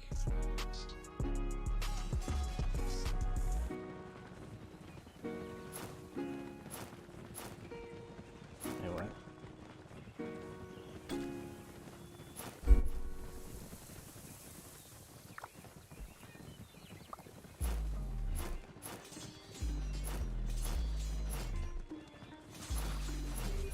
I just feel bad for these kingdoms for even being in this KvK in the first place.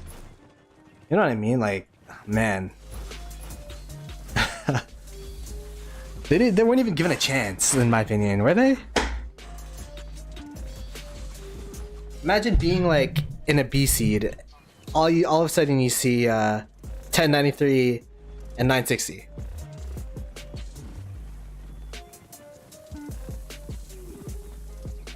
Like, wasn't there supposed to be a deal where they could all like group up in the same zone or something, but that never happened? I don't know, this KvK has been messy.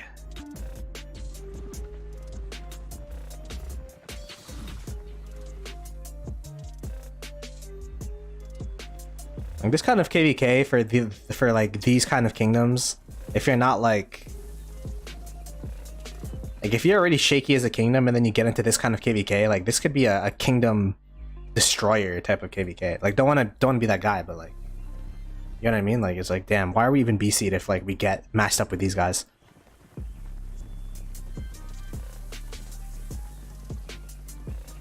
They lost their Kale pass because of stupidity? What happened? Deleted flags out the circle. When you're a BC, all you want to do is fight an imp? That's interesting. Why wouldn't you want to join an imp to fight an imp? Is my question. Is it because like you had friends in the B seed and you just like wanted a hard fight with them? Oh, they let 1093 drop before. Why'd they do that?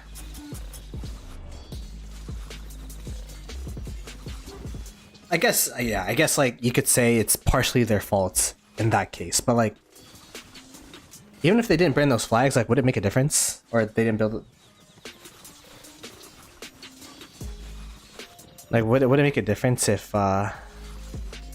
they got into Kingsland with like one of their camps? Because they can't pass swap. They can't like, pass sharing so hard between camps.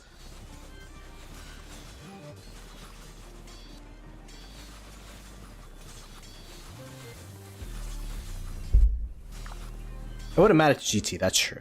That's true. But I'm just talking about from the perspective of the G4. Like, damn, you guys just got fucked this KvK. They're like nibbling. They're like nibbling at. They're like nibbling on the sides while watching the main fight in the corner. I mean, in the middle, right?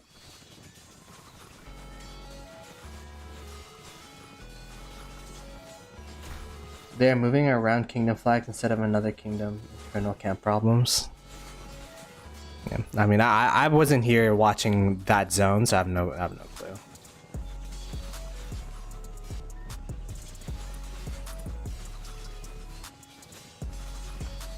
That's what I'm saying. Like, they shouldn't even be in this KvK. It's bad to worst B seeds? Damn. Really? I mean, I actually don't know any of the kingdoms in the G4s, so.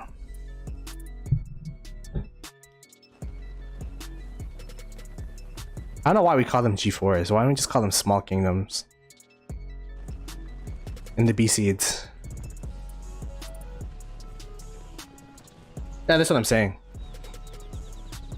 Like, they made some mistakes, but at the same time, like, I don't know, maybe these B seeds are just not used to this type of KvK, or they're not used to something, or I don't know, I'm trying to make excuses for them.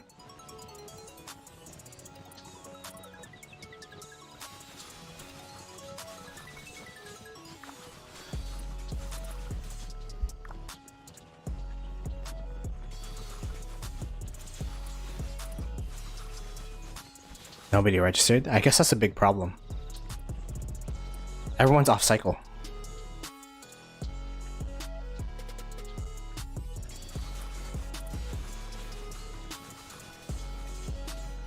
And 1093 needs to get into KvK. I feel like their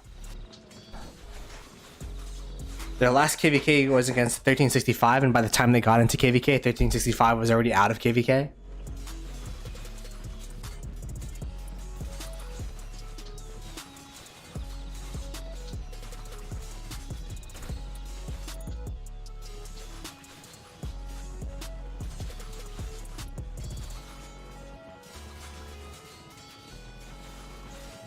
I'm not trying to diss them. I'm just saying, like, I don't get why they call it G4s. They're just B seeds, right? We don't have to complicate it. No match found since the domain system came out? That's a good question.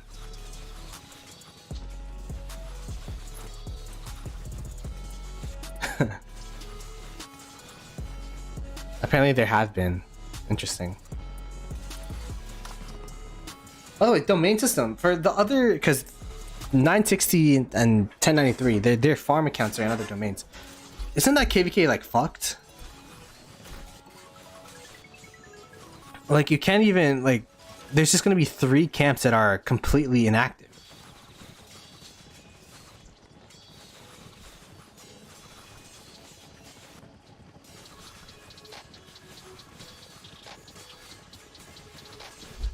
Yeah, you got an account in one of those? Like, what is that? What is that like? And being part of the tier 2 and tier 3 KvKs, literally.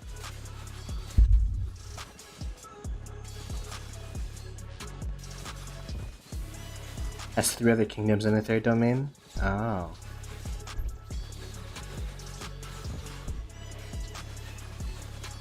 So how's that KvK been? Like, I doubt they're focusing anything on those KvKs because they're just farm accounts.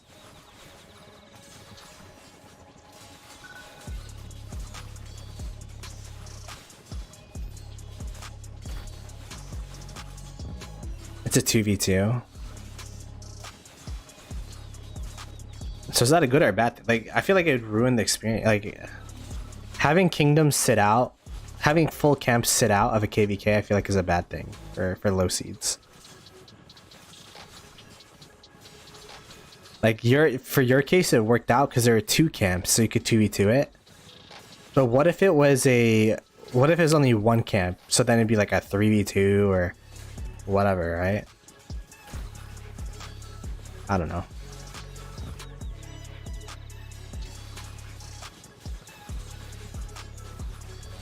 Bill farming KP. Damn. Maybe that's a play.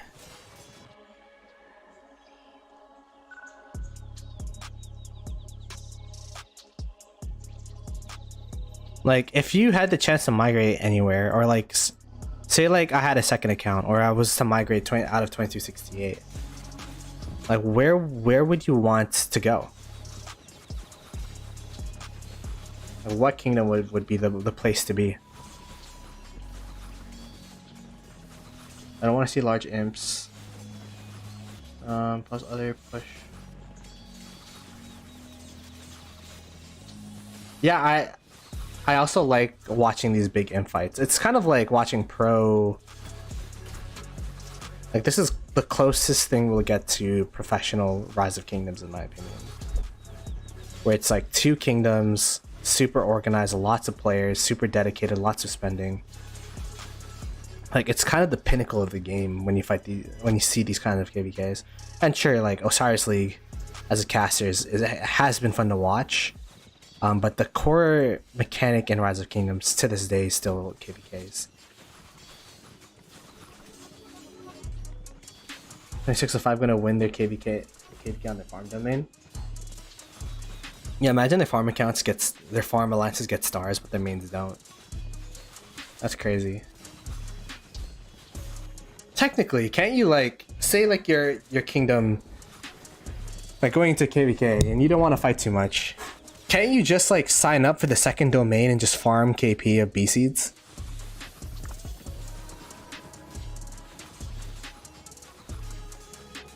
Yeah, there's a lot of pilot. I mean, that's the thing about Imperiums is that it's a pinnacle of Rise of Kingdoms, but at the same time, the pinnacle isn't always pretty.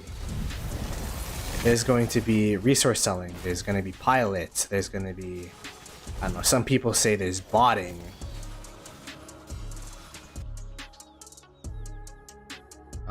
But as a spectator, it's always a fun thing to watch. As it looks like 1090. I mean, not 1093.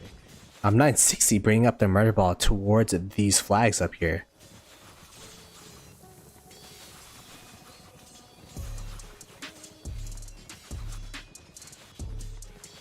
Other domains are new recovery KvK. Interesting.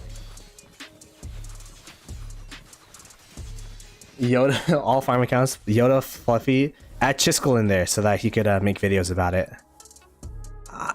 I went to vacation for half of a KvK. Here's how it went.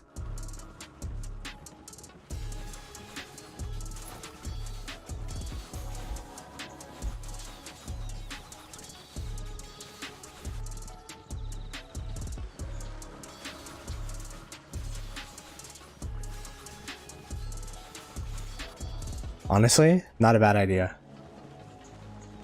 Yeah, we did a poll. It was 54% going towards 960 and 46% going towards 1093 in terms of the poll and what people thought.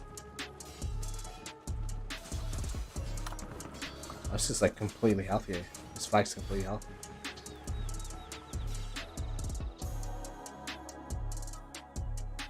This UA killer's just been babysitting that flag.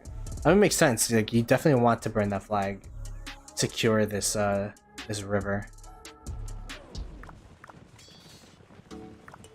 1093 able to burn this flag on this side. Looks like they're starting to close in on the sides here, at least from what I've been seeing. Looks like they're not going to continue building on this side though, as of now at least. Oh, this flag, the what do you call it? The Piltong flag did burn.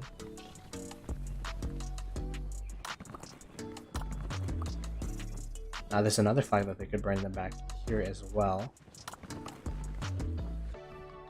That's the thing, they're back flagging everything. So like, you burn one flag, it's been an hour, congratulations, you gained one space of territory. It's going to be both ways too. When or if 960 start burning 1093, it's going to be a similar situation.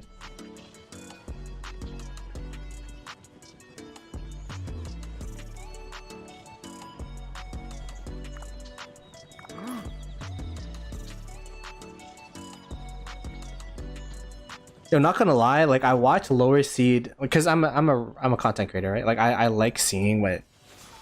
Like, I've been watching like other streamers and just having it on while I script write or do something in the background.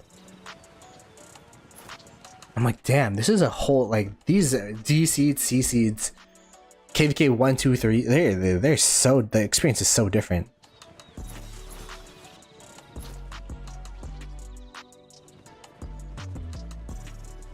Ooh, wow, look at this. Listen to the murder, listen to the markers. Red line, wake up! Red line! There you go. I woke him up. I woke him. I telepathically talked to him as his cousin. Wake up, Tash. Yo, I could literally talk to these guys. I'm in VC with them right now. Listen, I don't know this person. Oh, like I clicked them and it instantly went in. Oh.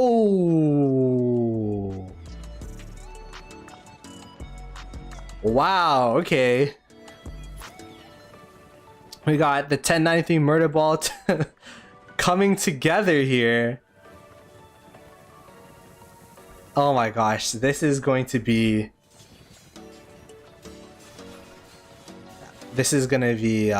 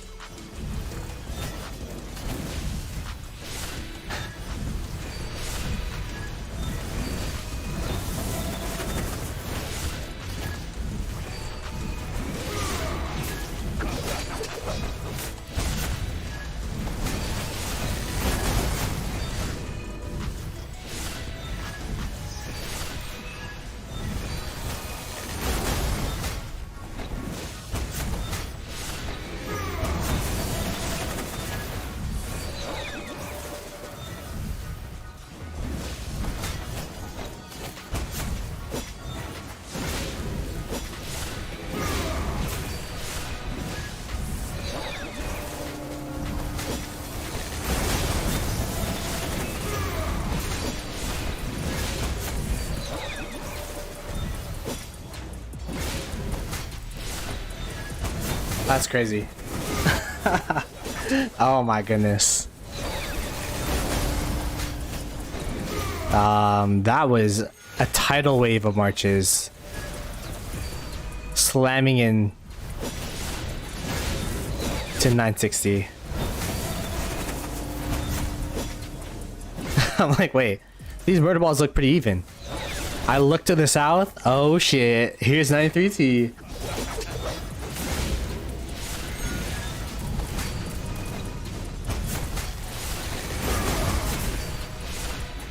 Finally 960 getting what they deserve. Probably they'll be crying they had no chance because everyone fighting them.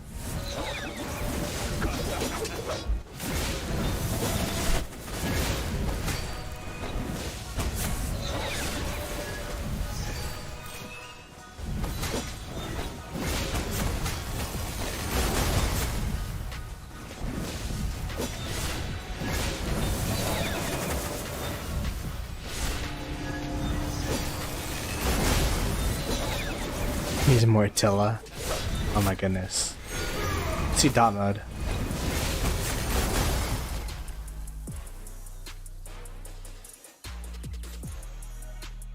This is 960. These sad faces. That's just pure destruction.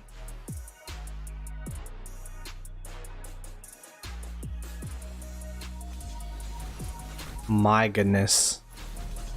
That was... almost, I don't know. I don't think I've seen a murder ball like that in a while. I just had to stay quiet, watch what was going on.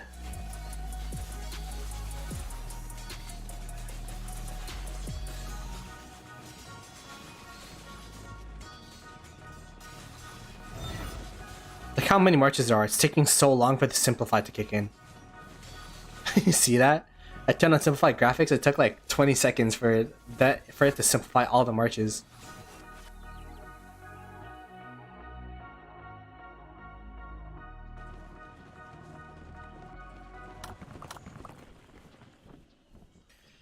Damn. Well, that was an interesting murder ball to watch. Let's see how the rest of the map is progressing here. Apparently, I saw a comment talk about or a chat about Um,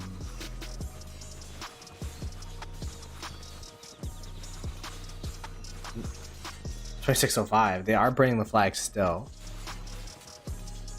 Looks like more people from 960 came over to fight this, which is kind of interesting, seeing as their Kingsland territory is being heavily contested at the moment.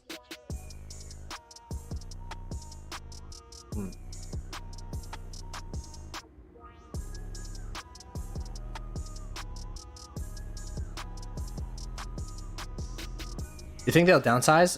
It's up to them, really. The question is, like, if they win this KvK, like, who's the next opponent for 1093? It took them so long to find a match already. Like, what's the next step for 1093? Gonna burn this flag. There's a back flag for that, so it should be okay.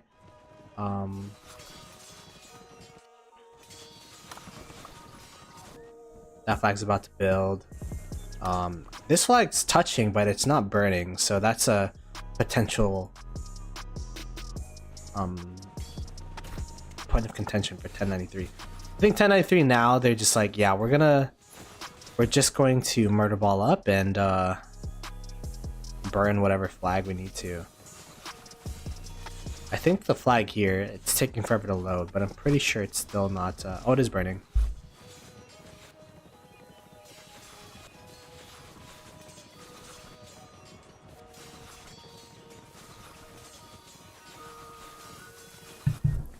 Is 1365 dead?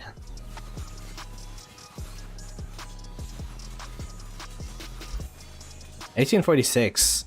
I mean, 1846 I feel like was a decent size.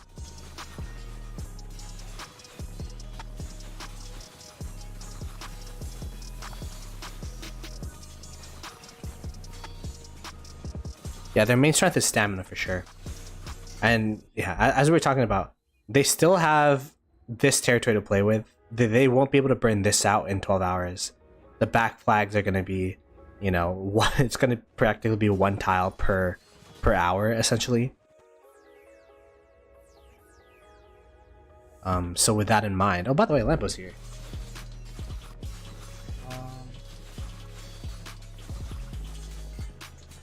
Oh no, not Lampo.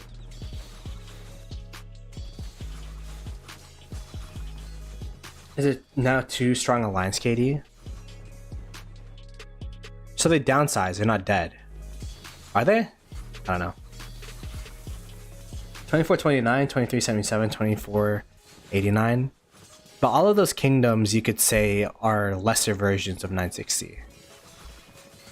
Right? Like, 960 is stronger than those KDs.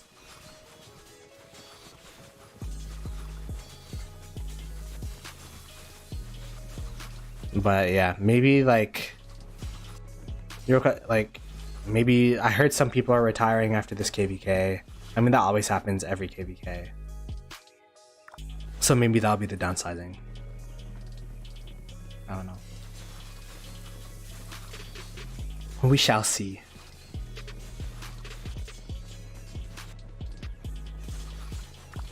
What is the next touch point for them to burn? Is it this one?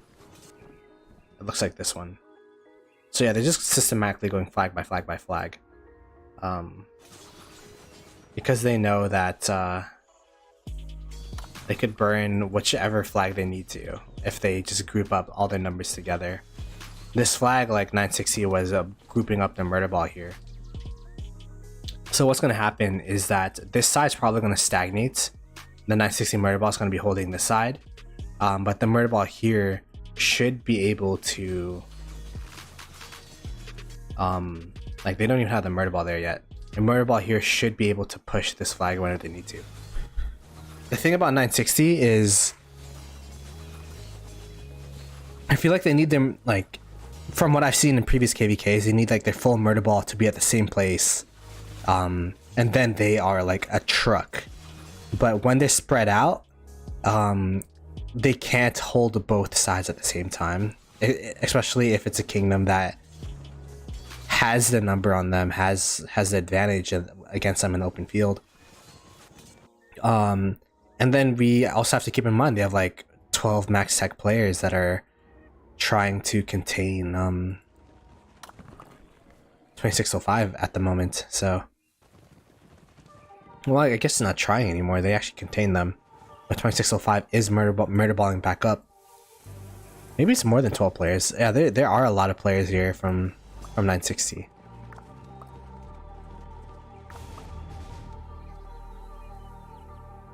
It's like a solid like 30 players probably from the 960 side over at 2605.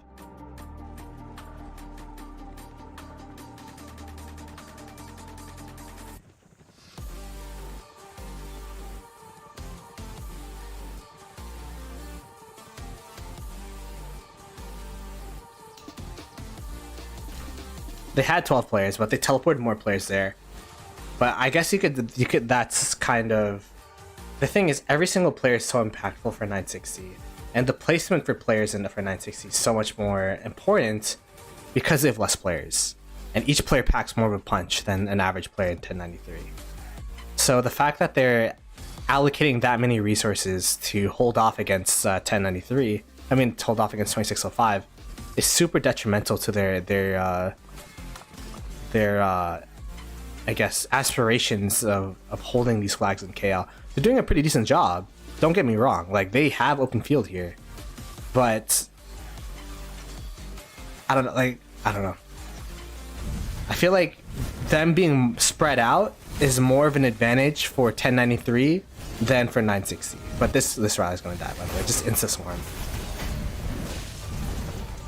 The rally lead has to come from the left. It can't come from their flag line, or else it's gonna get swarmed down every single time.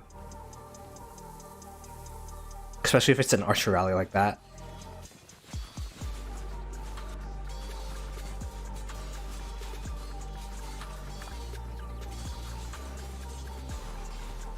Yeah, 2 to 6 UTC. I thought it was gonna be around reset, but I guess like it's Kingsland, so it's gonna stay up a bit longer.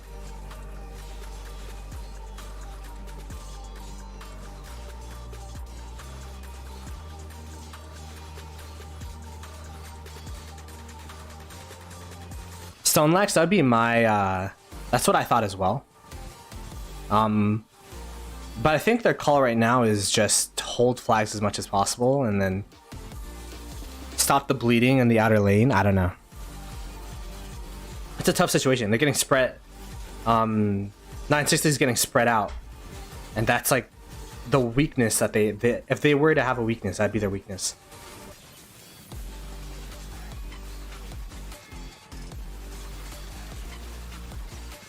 There you go. We got an Attila. Attila Liu Che. Oh wow, normal type damage. Smite damage.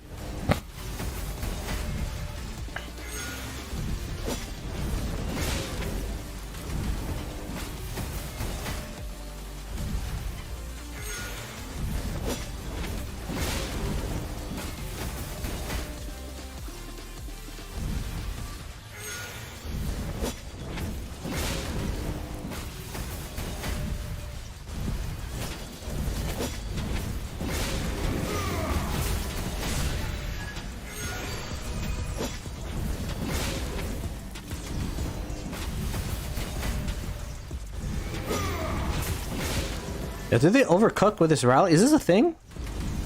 I mean, I know that Attila Liu Che is a combo.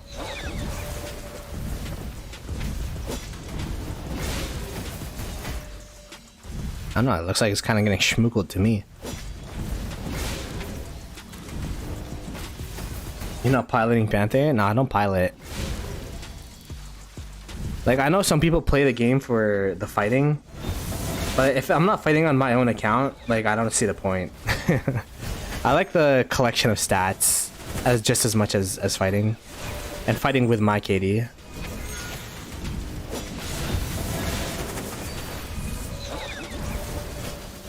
More high. I think this is a pretty. I mean, the thing is, 960 could just swarm every single rally, but that was the first time I saw a Attila with Liu Che. the most of the rallies I've been seeing from 1093 has been Henry with Ashurbanipal, Henry, and all that.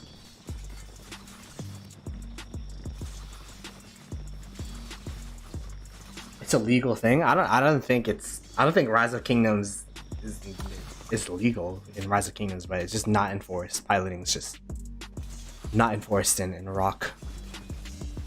But I do know people that get hired. You know what I mean? Like, I've heard rumors of like people that get paid to play Rise of Kingdoms on someone else's behalf, which is crazy. Can you imagine?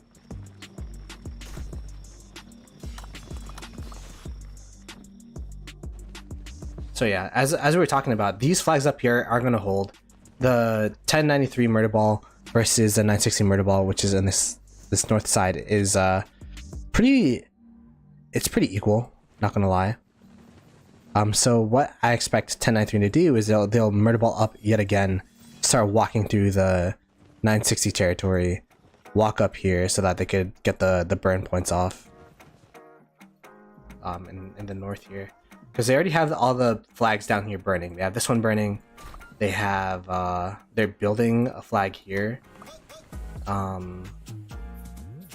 They just burnt this one, and this is going to be on its last burn. They gotta wait a little bit more, and then they could build another flag. So yeah. All right, give me a sec. I'm getting a phone call.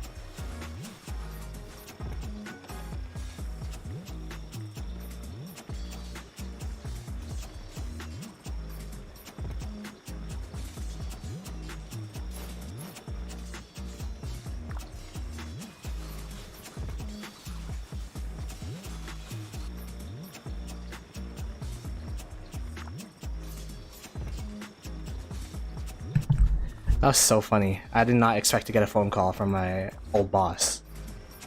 Unless trading account info profit, I'm paying for this. Like Clash of Clans back in the day, people used to hire servants to play on their behalf for charades. Yeah, I saw that SW was balling up. They are succeeding in their goal right now to try to be as annoying as possible. Is, I think, a quote that I saw from someone, what Chisco allegedly said. I don't know if that's true or not, but he cut off this territory. Hey man, who knows? SW might get into Kingsland and then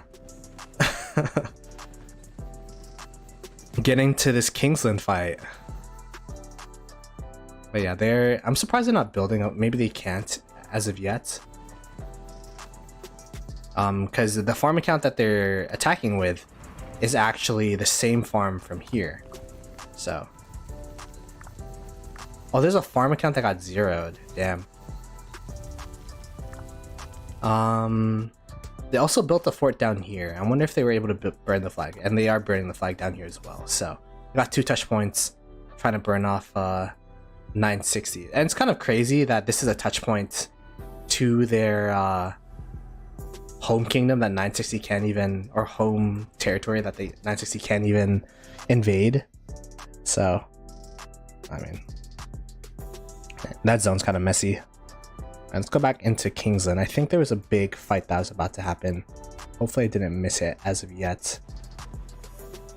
Got the 960 murder ball. Nope. We'll see the 1093 murder ball start walking through. Are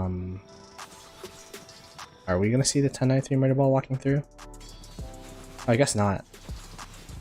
I guess not, because they're trying to build a flag here. Does this flag touch the next flag over? It does. Okay, so they don't even need to build a flag. So they're gonna wait for this flag to burn, get this flag burned, which is makes sense as well. Like, just get them out of this area, kick them out, and then you could focus your attention elsewhere later.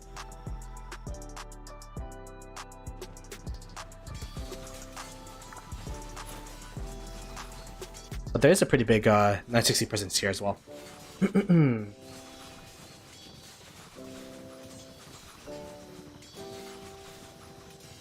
If more than ever they can spend hundreds of thousands of the game, they can definitely hire decent lawyers. So companies will always have low companies.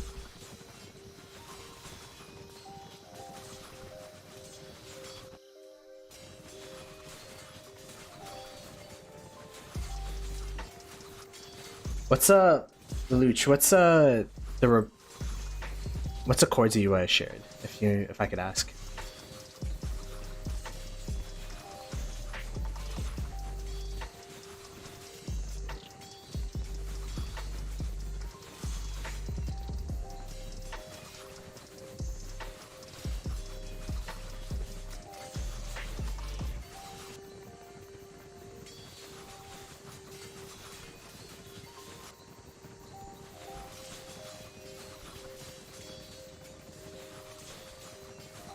Oh, that murder ball fight. Yeah, let's go check it out.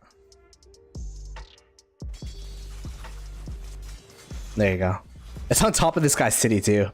Imagine just getting 20x surrounded by accident because they're murder balling on top of your city.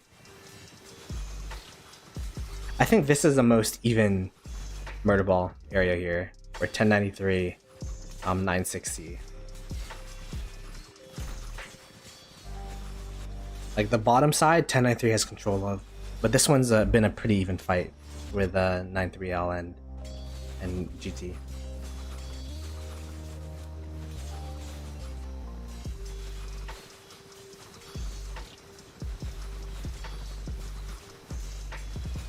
See, Will was about to get swarmed by Yoda and Fluffy.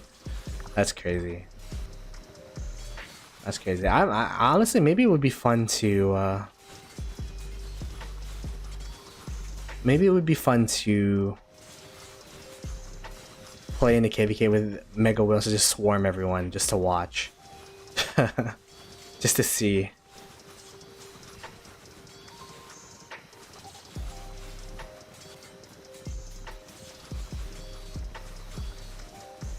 But it does look like 960 is pushing back against 93L here. Like the murder ball, if you could see the trajectory. Holy shit, I can't talk. Like where the marches are going.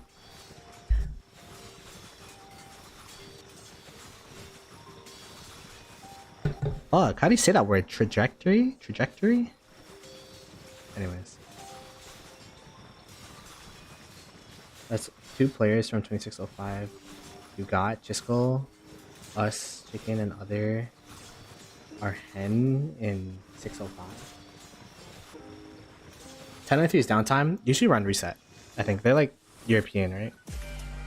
I think that USA European. They're pretty international. But I think their leadership team, a lot of them are European. I'm not sure though. Trajectory. There you go.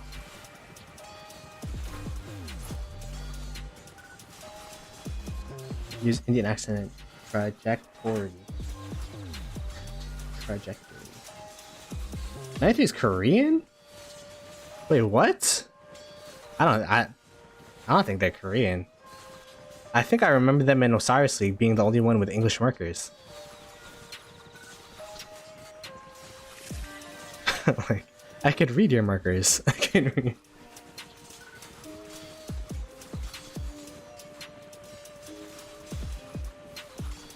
I didn't know that.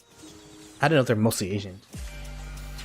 I thought they were like the last bastion of Western high quality KDs. Check the flag rally. Oh, shout out for all the chords, by the way. This KL is just too big for me to scroll through and see what's going on. It's a Jad. Jad YSS. No, Jad Heracles, rather. Yeah, it's getting sad-faced.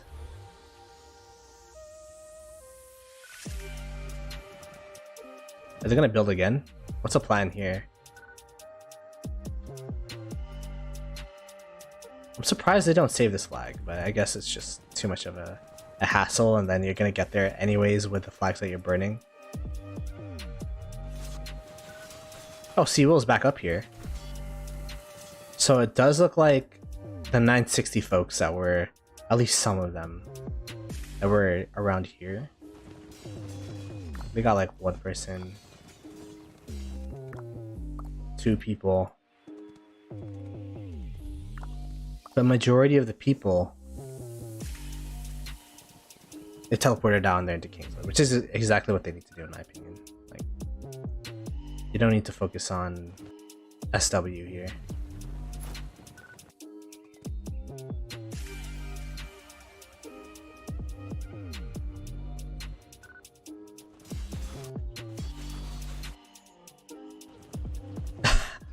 I will say though, there's gonna be a lot of bad blood between these KDs after this KvK. Not gonna lie.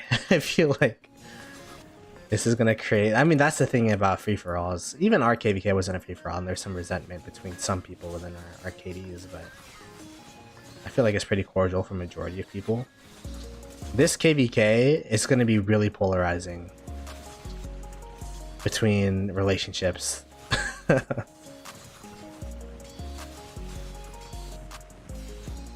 Oh yeah, a lot of 9-3 mains were out fighting, but 9-3 had the open field, so it wasn't that bad for them to be elsewhere.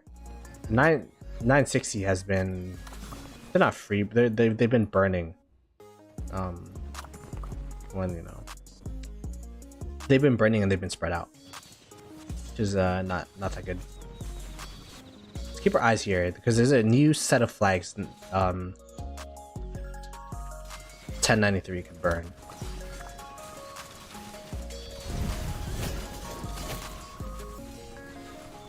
Yeah. 1960 is definitely like they're definitely gaining in some spots compared to others.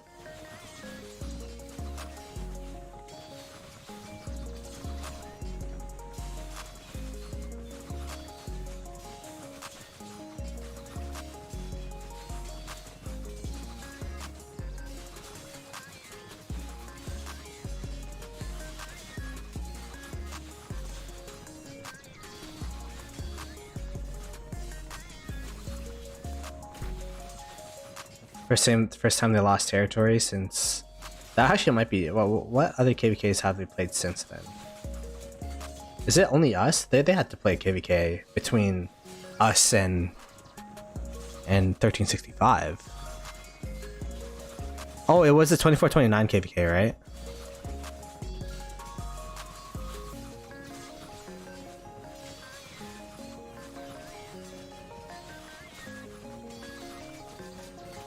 Yeah. Every Kingsland, like, we thought we were winning. Like, people were saying, we're congrats on the win, like 4 hours into our Kingsland. I'm like, nah, it's not over. And we ended up losing. So I feel like realistically, you have to give a full 24 hours. Imperium KvKs, you have to give like a full, like, especially Imperium KvKs, you have to give a full 24 hours before you can see which side is winning, which side's losing.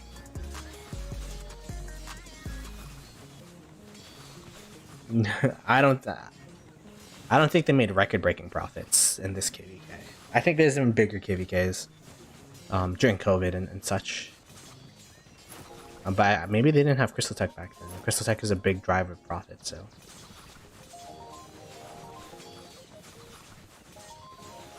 I'm surprised they're backing off. I wonder what the plan is, where they're going.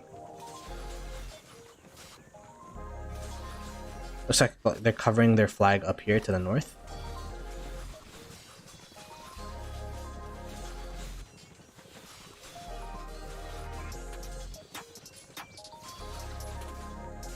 Realistically, I think 24 hours is good because you get to see uptime, downtime, all that stuff.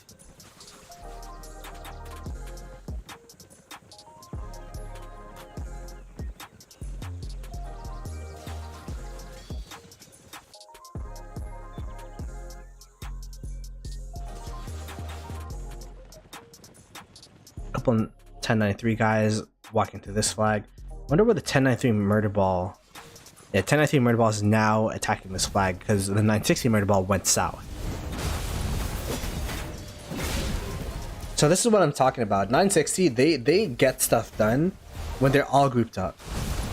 So what 1093 have to do is that they have to hold where 960 is trying to push, and take the free burns where for 960 isn't. For example, they're taking this burn here. I think it's gonna burn. I think they are filling pretty heavy though. This farm count with the Lohar coming in, yeah, that's down. They gotta take the free burns where they can. So they gotta burn this. They gotta finally get rid of these flags. I mean, this isn't free. They've been fighting back and forth here. Like this is a we haven't been watching that spot at all, but that's where Seawill is.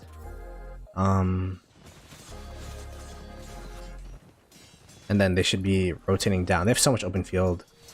Everyone's pretty healthy. Start walking down, start burning the next flag. Because there is going to be a huge fight. If not, there is already a huge fight. Around this spot here in this mountain. Where the 1093 murder ball versus the 960 murder ball. It's not looking too hot.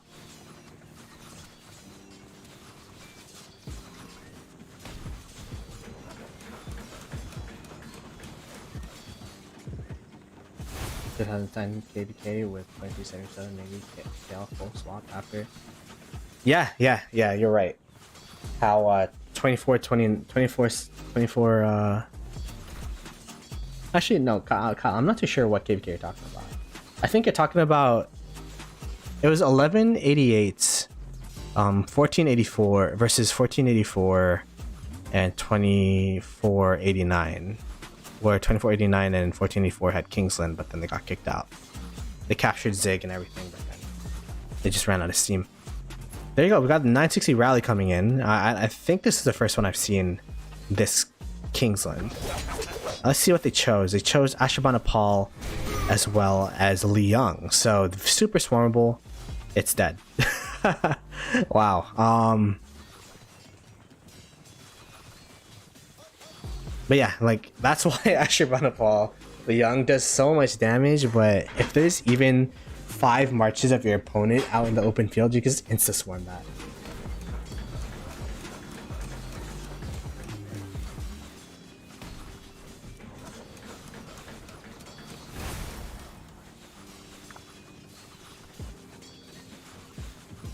I heard, yeah. They got the Indonesian group, and they're pretty good. So I heard 1188 will be a pretty strong Imperium. I don't know if they'll be. They used to be an AC. Now that they're gonna be probably top 10.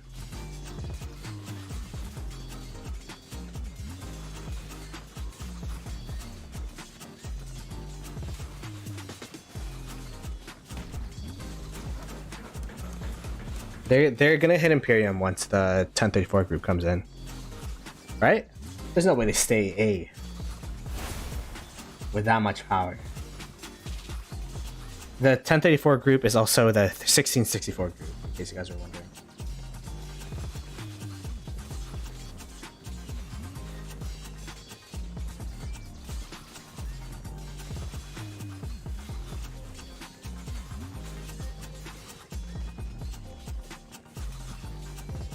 Oh, they're already in? Oh, and they're not Imperium? Damn, what are we doing wrong? I guess we did kick out a lot of players, so we shouldn't be Imperium anymore, hopefully. Yeah, 1034, they're Leo would know more than me.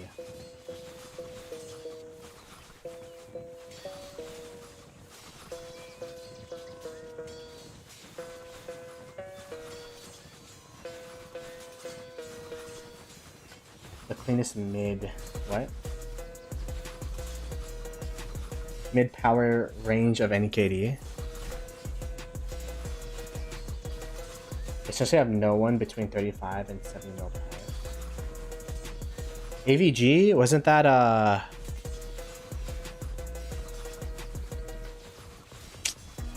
Mad Phantom in 1307? The whole 1034 group was 6 mil power. Damn.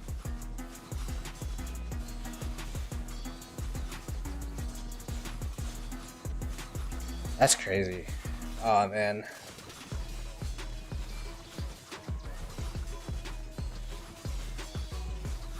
Only KvK CGT struggle. I mean, this is probably the strongest opponent 960s fought 1v1. Is that fair to say? Like in a straight up KvK. I mean, I guess this is the only opponent they fought 1v1 in a Kingsland. Like, this is such a weird KvK, but...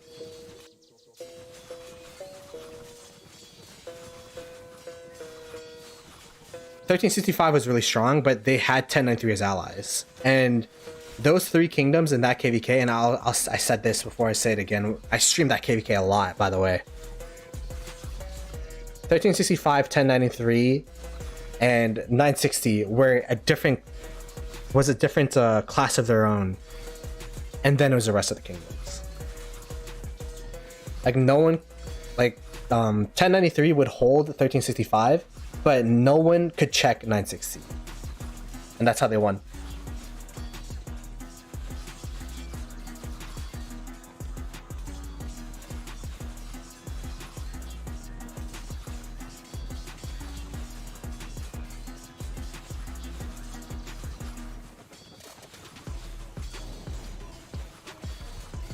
Yeah, I miss Drago. Our YouTube careers didn't really... I feel like I started streaming once he started, like, taking more of a break.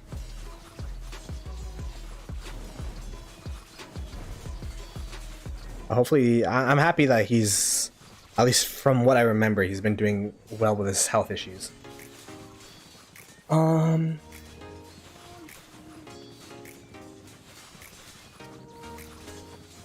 Yeah, 1365 was super strong in that KvK.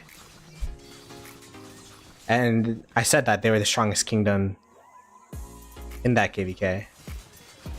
It's just they couldn't fight 960 and 1093 at the same time.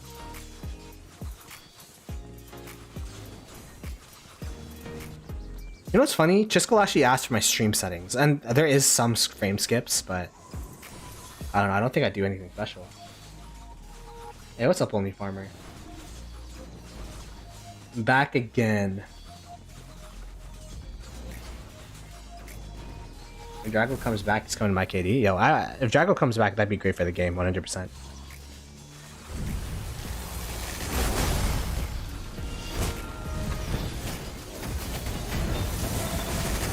Oh, they put the Henry there, but it's still getting insta-swarmed.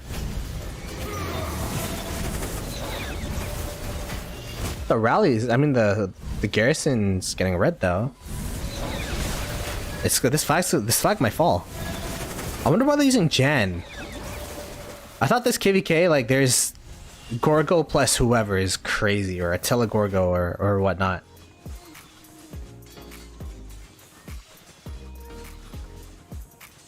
He went to 1365.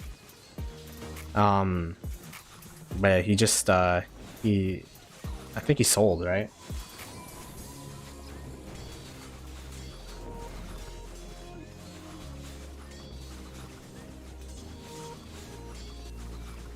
Five had a second KD versus 960 and 1090.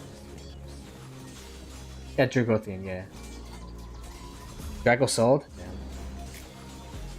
Yeah, they're from Indonesia. Yeah, I know them pretty well. They're originally from 1664. That's how I originally know them. Then they migrated to 1034, and now they're migrating to 1188. They're a good group.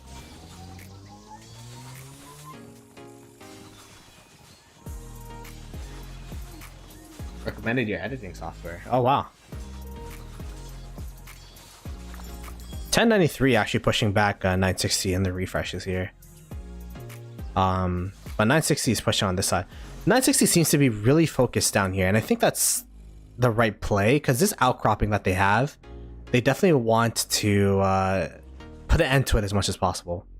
Like during the downtime, their goal will be to push this as hard as possible, make sure that they cut off this territory, and then use this river as a defensive line.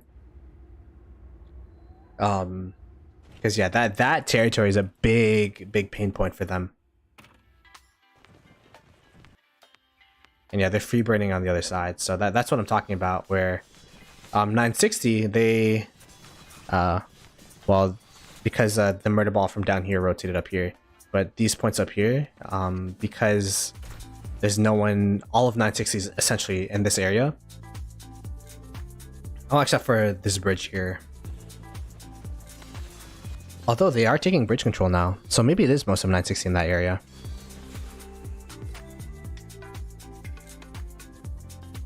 They should be able to gain grounds elsewhere. By they, I mean 1093. I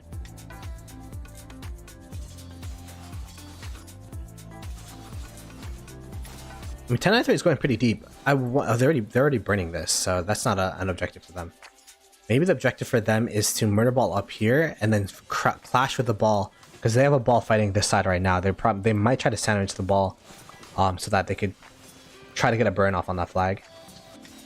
Or else I don't know why they'd be so deep into enemy territory on this side. Maybe it's just KP chasers? I don't know.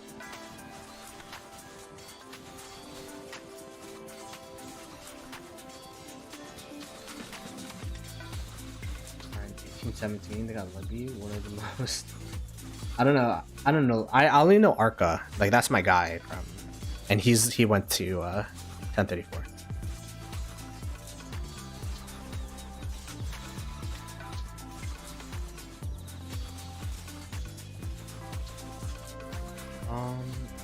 If this game lasts 2 days, SW might show up behind 60 and level 8 pass as well. That'd be kind of funny. Do you think this will be like 6? I don't think so. I don't think so.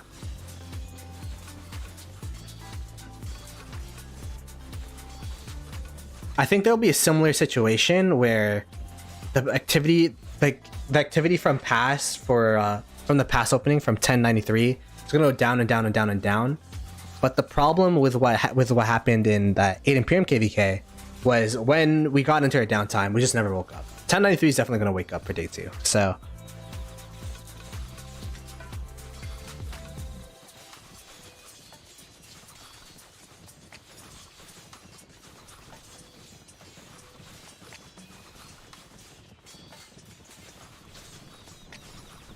Arca DMs you naughty things. Damn. Didn't know y'all were like that.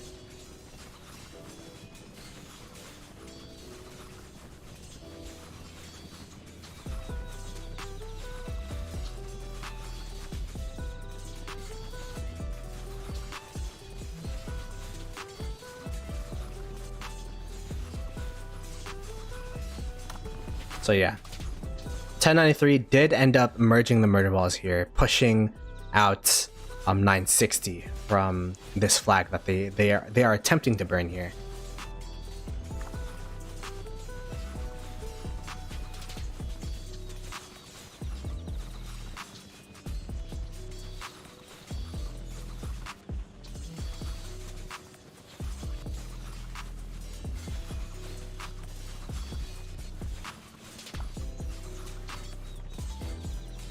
You asked me what's in the box.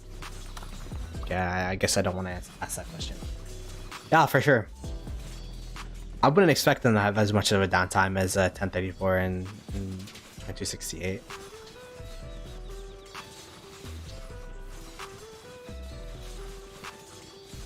$2605 are the cockroaches of this KvK. They refuse to die. Right, 960 counts off territory, not getting rallied. Because they're high powered, they have garrisons, and the last thing 1093 needs to do is lose more troops because they need the troops to swarm. They'd rather focus on the objectives than rally people that could probably take the rally and just train the troops back up.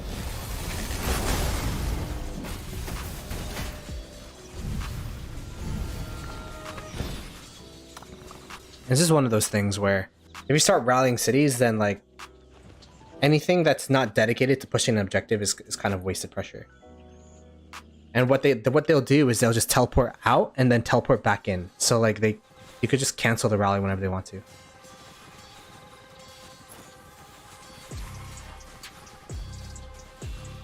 Rex eastwards. I don't see why they wouldn't.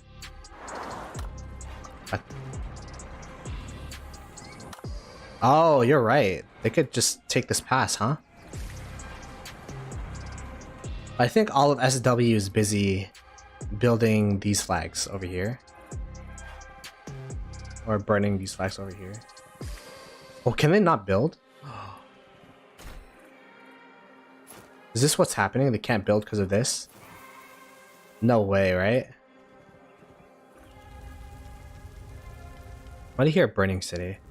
Oh, is it the same guy?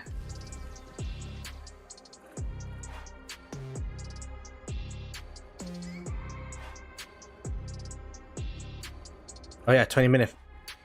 But do they have a burn? Do they need to burn? I don't think so. They should be touching the pass. Wait, wrong one. Yeah, they're touching the pass directly, so they won't need to burn because like the forts are touching the pass directly. So, and there are Cortex is here.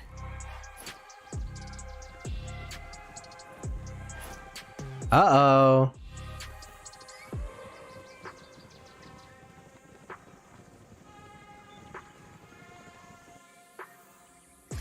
Uh-oh. This might be a problem for 1093 here.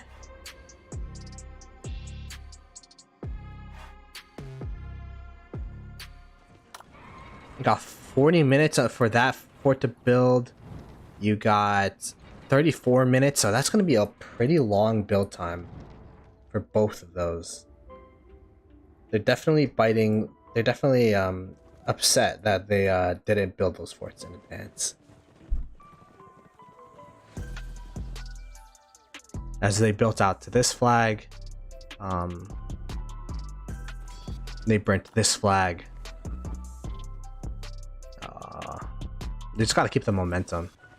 960's in their territory right now, but that's because they're 960's. I guess they listened to my call of like they just need everyone in 960 to be in one spot to push 1093. Like if they get split up, 960's not at their strength. They need everyone to be in the same spot to push. There's a flag. Gotcha.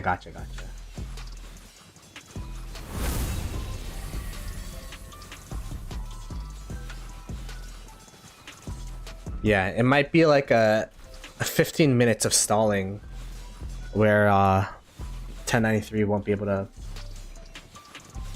free burn, or the 1093 will at least have to answer the burning flags, the fort building rather.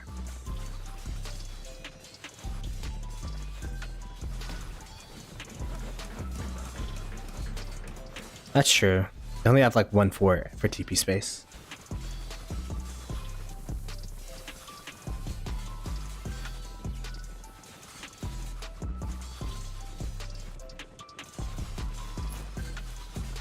You're walking into the meat grinder. Run!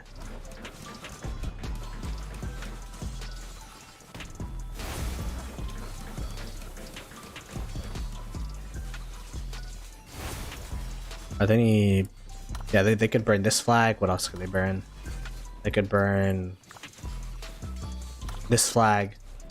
There's a couple flags for them to burn, which would actually be pretty big ones because they house a lot of teleport spots. You could restart the burn timer on that flag.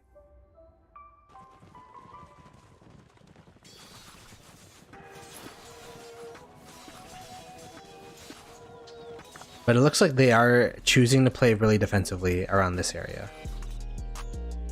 Getting ping pong back and forth from 960. I'm drinking some water.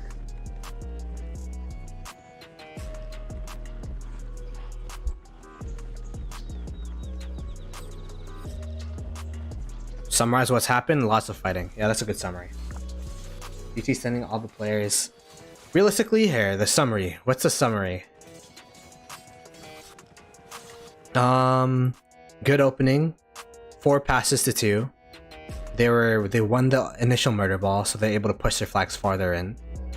And now they're burning this inner circle here. They're holding here and they're holding here. And they are now trying to hold off against they're not trying to defend against the push from 2605 on this side, while 960 is trying to defend from the push from 2605 on this side. And this side. It's a lot of 2605 all over the place. G4s are trying to push out of their passes, but they're just free burning the forts for now. That is the rundown in the past since Kingsland opened. I think that was in-depth.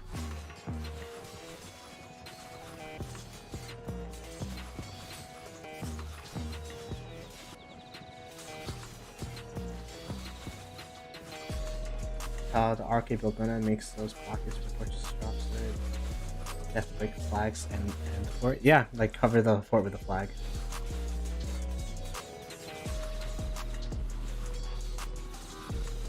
Yeah, 1093 gotta capture the pass. Only thing is, are they building it? They should build a flag to the pass. They could do that, right? Are they building a flag to the pass? They should be able to, and they are. How long until this fort builds? Ooh, the fort's gonna build before the flag.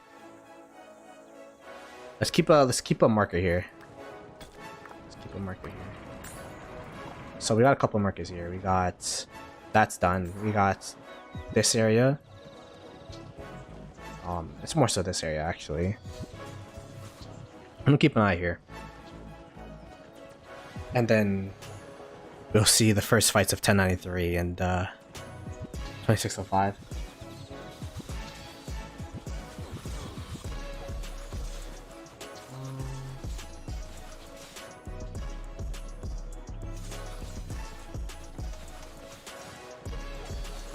Oh, they can't capture the pass. Oh, interesting.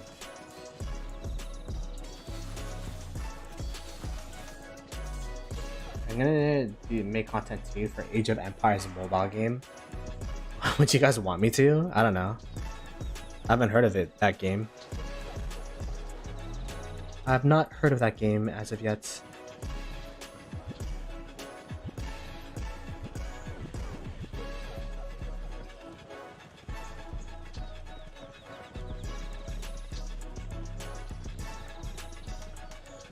Yikes. So it's gonna take a while for they will have to open field fight here. Where is that?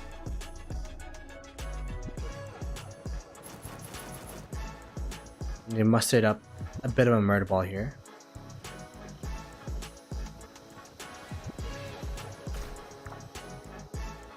Oh, they do have some territory.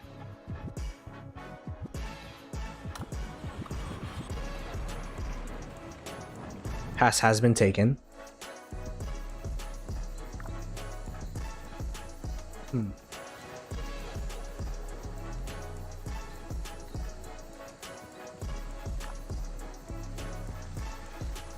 Is it like Rise of Kingdoms or is it like Age of Empires?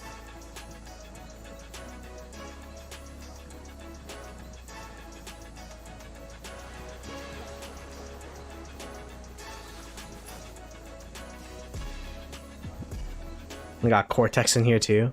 How much power is Cortex? 15.1 billion KP, and he went to Cologne? I didn't know that.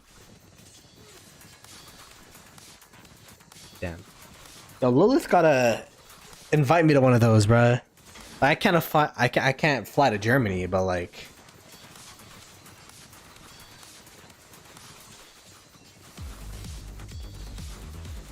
The gameplay was like rock? Oh. What's up? What's up, the Tasty Taco? How you doing, man? Yeah, the fights have been super fun to watch. It's kind of confusing because like 2605 is just like poking their head in both 1093 and 960. So like, I'm like, what is going on? But it's been fun. Kingsland's been fun. Rock-esque. Yeah, if there's loading screens to go in and out of your city, count me out. I can't with loading screens.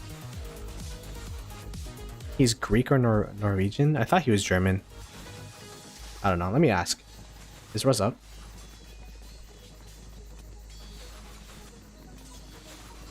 What is Cortex?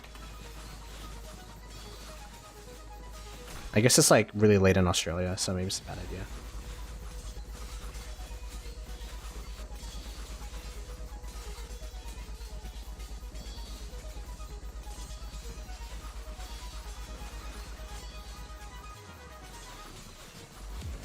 It's from a trailer. Oh. It's from Norway. Maybe he's Danish. That's a country.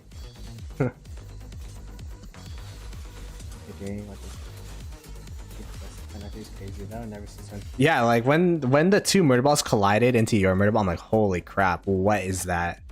There's like a tidal wave of marches. And you don't see that against 960. By the way, let's just keep our eyes here.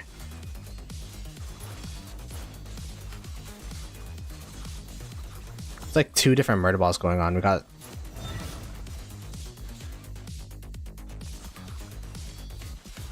We got 1093 and 960 on the north, 993 and 960 on the south as well.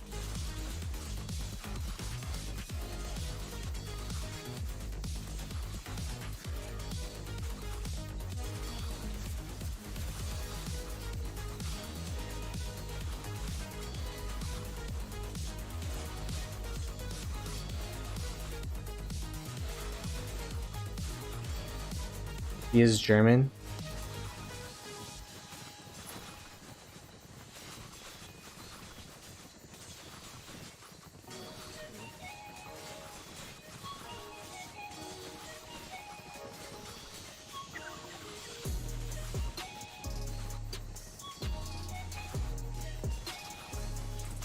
Are you German? Oh god, that's kind of weird. You ever want to do something more than spectate? Probably not. Lilith, if you're watching this, I do not something piloting I don't do. There you go. I'm a good boy.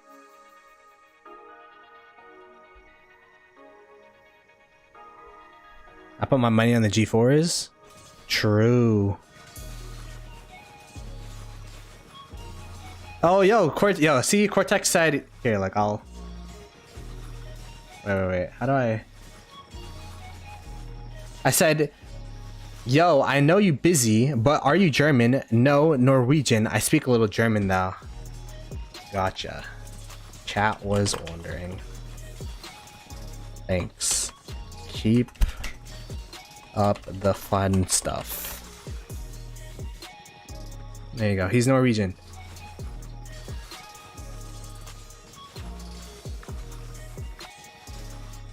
But he knows a bit of German. That's talent. Multilingual.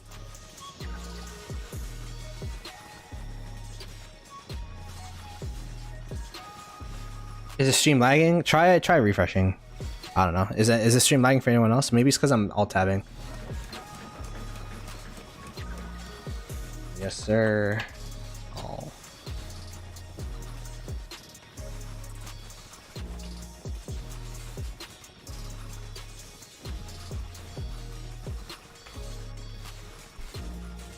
talk about Cortex.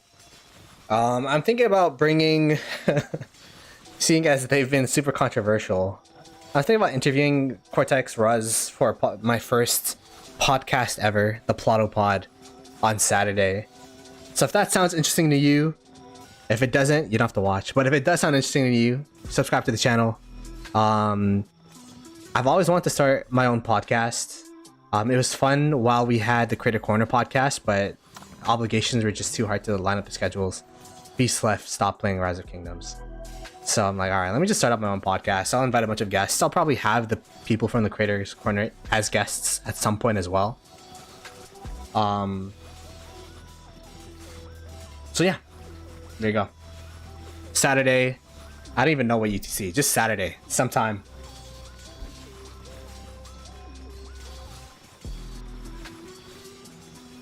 It's gonna be an interview. We're gonna be talking about the KvK, some topics. I'm gonna just also ask them some questions, well, all that kind of stuff, and then we're also gonna be playing some games. So some like trivia games and all that stuff. So we got streams lined up. I've been lazy with the streams. I'm like, I was gonna do Farmer Fighter last Friday, but then I got tired, and also I had to make that update video. I'm like, damn, it's a lot of work. And then so I'm like, fuck yeah, I'm gonna schedule the streams, and then if I tell people they're gonna happen, that means it has to happen. I already messaged the guests and everything. So now if I don't do the streams, I'm not a man of my word. So yeah, I saw the food. Oh, it's 60 FU, bruh. I thought it was 60 foo. Why is it not capitalized? I'm like, what's foo? Like, foo? Like food? Like.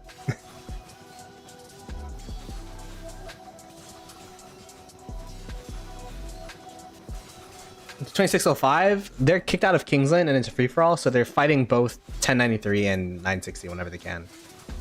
They don't have any territory, so they have this past year, and they've been trying to push out a little bit, but it looks like it's not too much. And then they also have a they're burning 960 here, so that hopefully they could oh, does this actually block the flag jump? Anyone know? Damn, they're too smart with these pits and stuff. The 960 territory guy. I heard Kenny's a territory guy. Is keeping them at bay at the moment.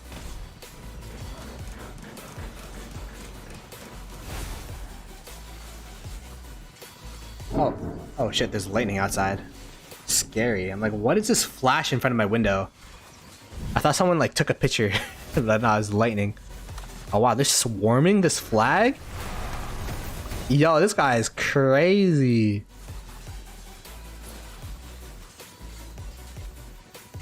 People already hate them though. IDK, why they do that? I feel like that. I don't know. I feel like a lot of people hate on 2605.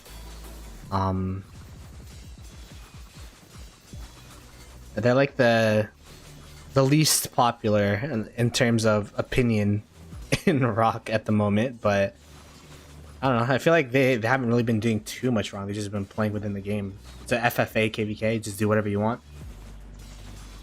Yeah, it's raining like crazy. I think. Let me check my window. Yeah, it's raining outside. They hit on Chiss. Yeah.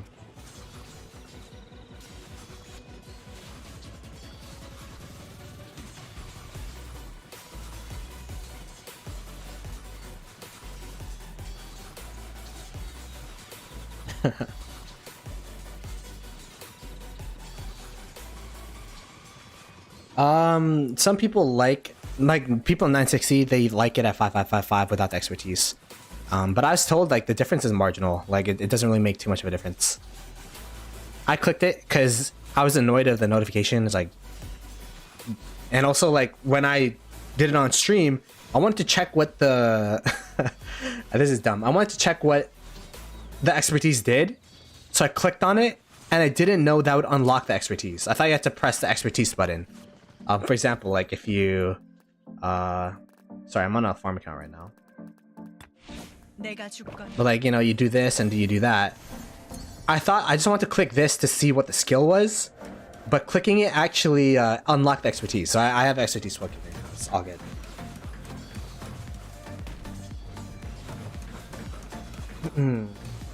B4 has been kind of annoying for 1093 during KL.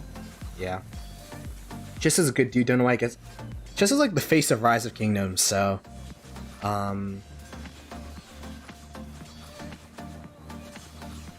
he's definitely the first content creator I ever found for Rock. But yeah.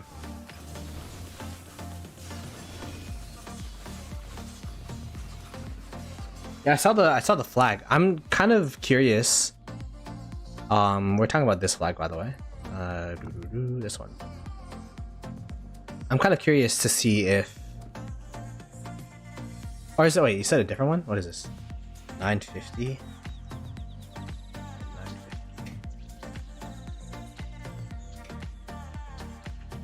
I need to get a different keyboard. 969. What is this? Oh, I didn't even notice they had a flag thing here. They got territory. They're back. They're back in zone 6, baby. That's hilarious. I didn't even notice that one. Shout out to you for giving me the chords.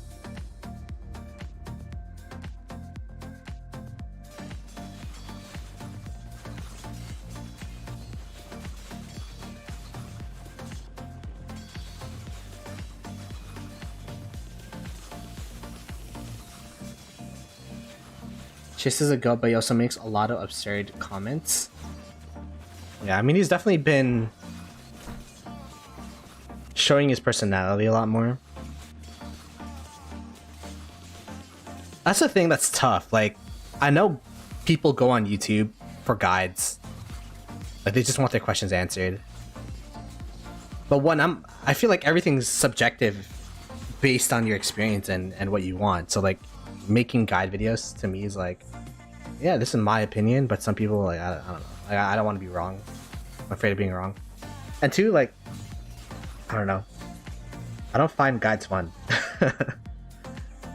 So like everything, all my videos on my channel are mostly just, except for I guess the tier lists and stuff, it's mostly just based from my experiences in Rise of Kingdoms. Like my best marches is literally, my latest video is literally just me talking about how my marches traded for KvK.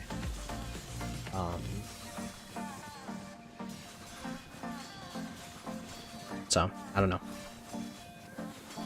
Just is a goat rock content creator for sure. And being full time for a month now, what you've learned is playing Rise of Kingdoms and making Rise of Kingdoms content is two very different things.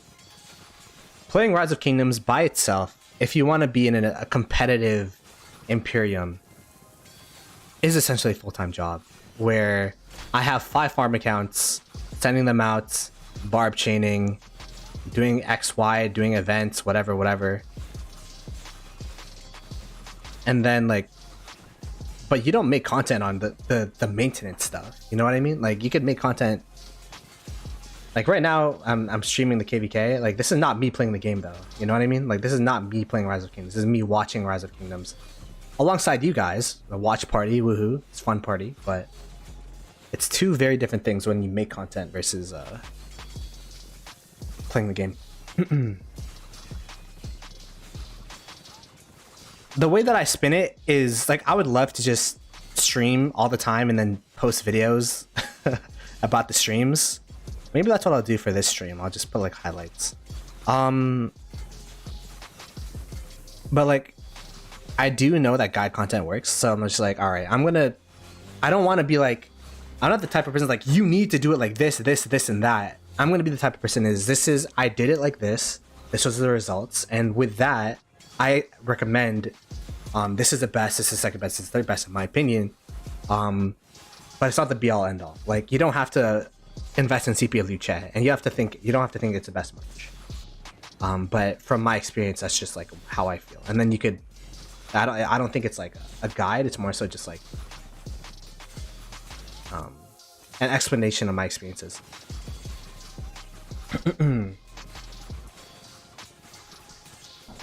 I mean, we're gonna have other guests too. It's just I've been talking with Ruz a lot because he's been doing my Discord server, and I'm like, yo, Ruz and Cortex, they're chill. I'm good friends with them, so.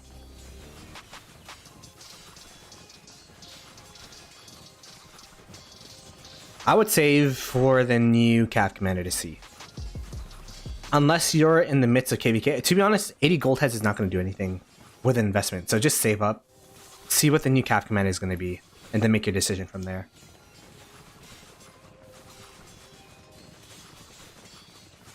.960 is doing pretty well, honestly. They've got the major 1093 murder ball in this corner for the past couple of in this area for the past couple of hours, maybe hour or two. They're not burning anymore, which was, you know, they were burning for a little bit here. They are still burning down here though. I think they are conceding some territory on the north here, where actually they're not burning up here either. Oh wow, they're actually holding. So yeah, 960, they stabilized their territory for sure. This is burning now.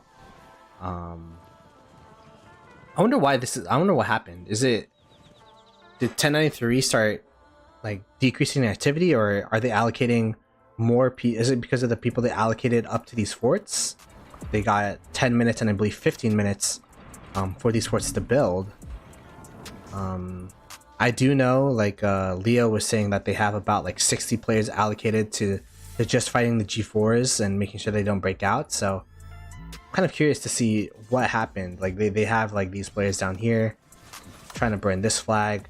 I'm making sure that they garrison these flags. So they are kind of thin, but at the same time, like I'm just kind of surprised to see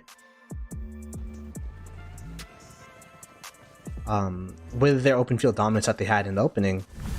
I guess they are pushing to the north here.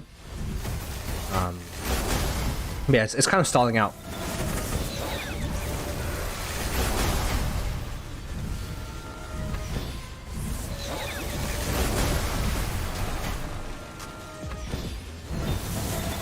Douglas seems to be their main rally lead in this KD. Been seeing him a lot. The Asher Banapal and Henry. So they got that flag built. The flag to the south, did their flag burn? Oh, they're burning down here as well. Okay, so there you go. This is a map, in case you guys are wondering. It's still about 20%. 80% Kingsland to 1093, and then 20% to 960.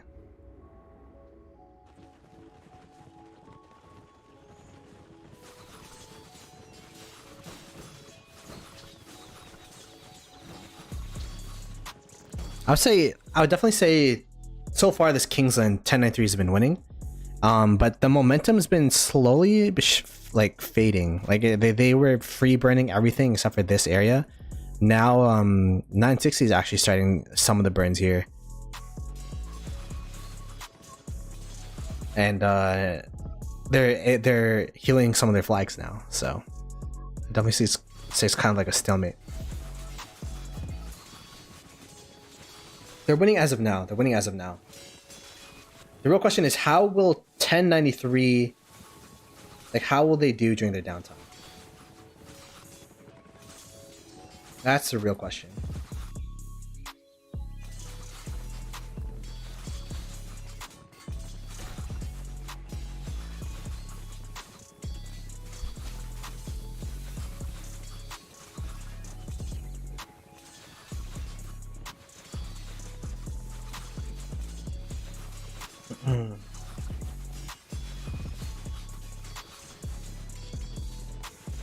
Hey 4B, what's up?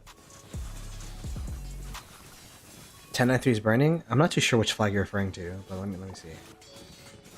I think, yeah, we did see a couple other flags burn. Ooh. Yeah, I was looking at this one. Yeah.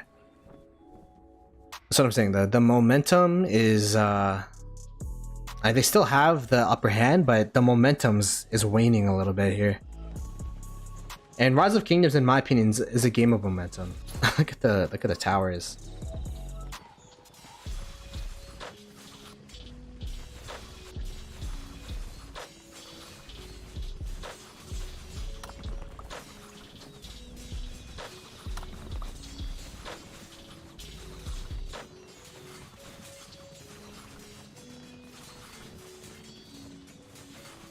If so many KL passes to protect from behind, could become an issue if the other KD is keeping a pass. Yeah. 5 hours, GT will give 2605 some attention once they're built in. Both sides will have to. I mean, 1093 is like choosing to put the attention to the G4s now compared to 960, who's like, well, they're kicking it down the road. They're probably going to handle 2605 during 2605's downtime and 1093's downtime, which is kind of overlaps a little bit. 2605, probably a day of free building and 960 deleting their flags. Like, it's a really big zone. That's a problem. It's a huge zone.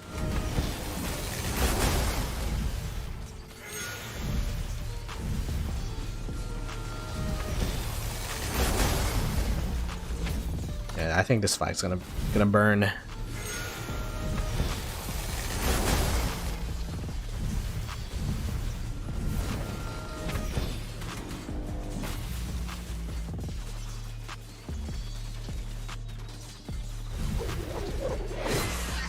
There you go. That's the final burn on that flag. They do have a back flag on it, so this territory will be fine. I mean, it would have been fine regardless, but they're only losing one tile of territory.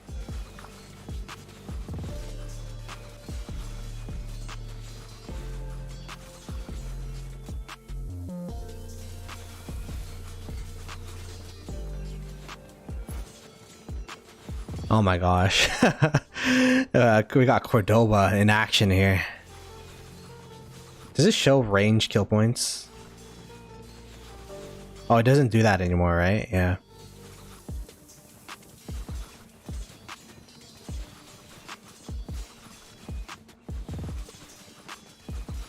Yeah, 1093 is playing long term. My question is, do they have the power to commit to long-term strategy? Like, I was under the impression that the longer this KvK goes, the better it is for 960. Although I will say 960 has more of a threat in their back door with 2605 compared to the G4s.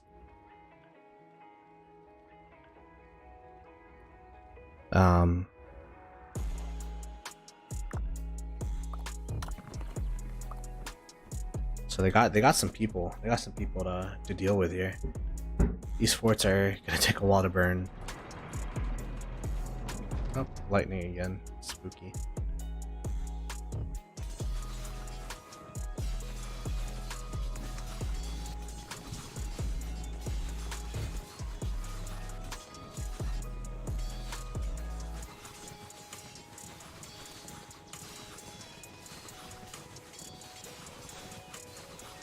They didn't lose any power because there hasn't really been any flags to. I mean, there's been flags to swarm, but there hasn't been flags to defend. And when it comes to defending, like, I think 1093 is gonna be. They do have farm accounts, but a lot of them are mains, and it's gonna be like, do you fill with your mains for these flags, or like, do we let the main swarmers, like, it's gonna be a weird transition. Enemy elimination.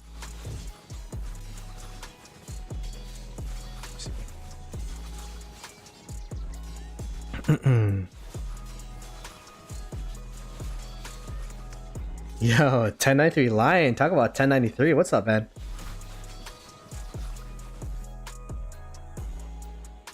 Give us 1093. We have 1093 line. I'm sure there's another 1093 member here somewhere, right? What's the outlook of 1093 right now? Like, not even the plan, not even like any strategy. Like, what's the morale like? Like, what's the vibes in the voice calls right now?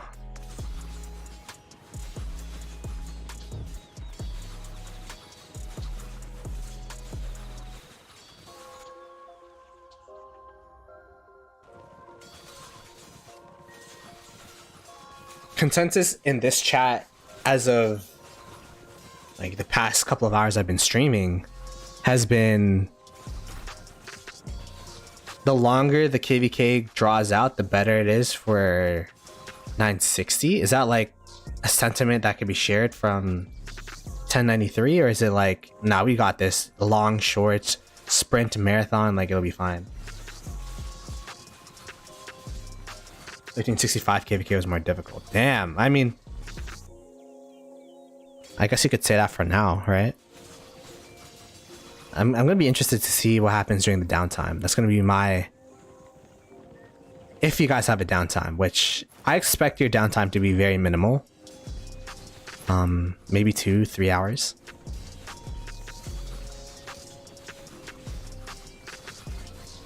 Okay, interesting. The longer the KvK, the better for G4 2605. G4 2605 now allied confirmed?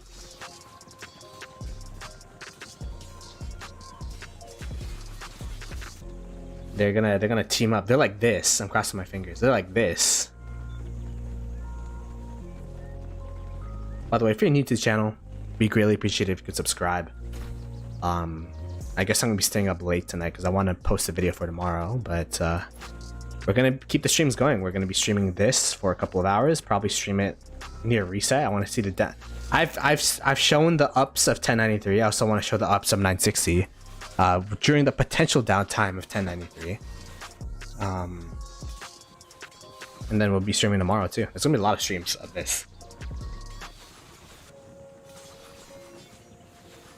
I don't plan on ending anytime soon. Let's just say that. New hairstyle? Yeah, I got a mouth now, and I could talk and blink. Like I'm a real boy. But yeah, I got a new haircut too.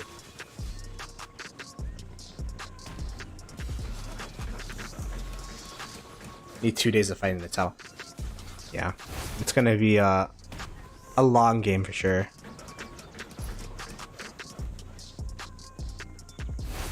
Cordova and Margaret here.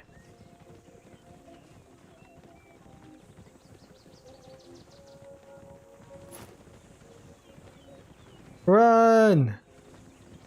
Margaret, run!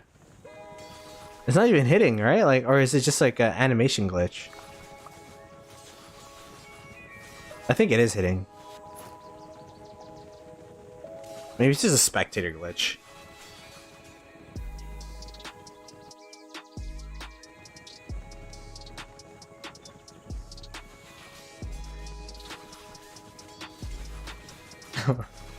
Why are they not hitting sus?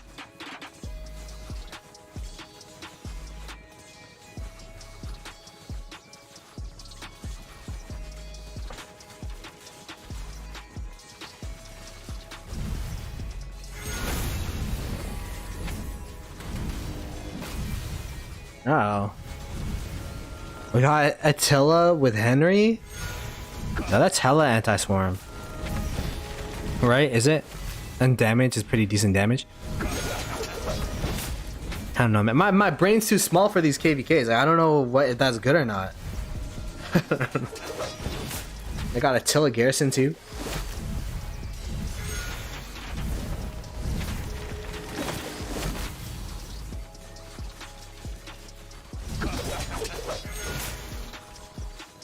Rally's down, so that means the flag's safe. Let's see that that area that you're referring to. 1, 2, 3, 2, 3, 8. Oh, collusion.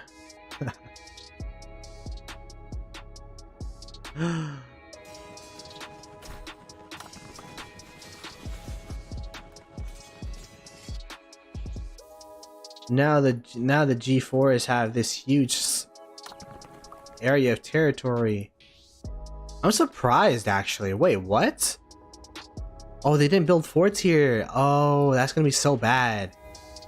Oh wow.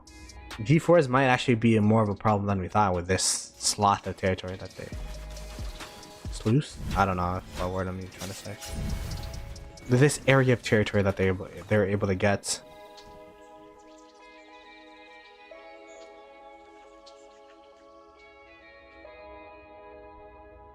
That's why not heroic anthem. I've been making a if heroic anthem's good video. That's why free for all KvKs are always so messy.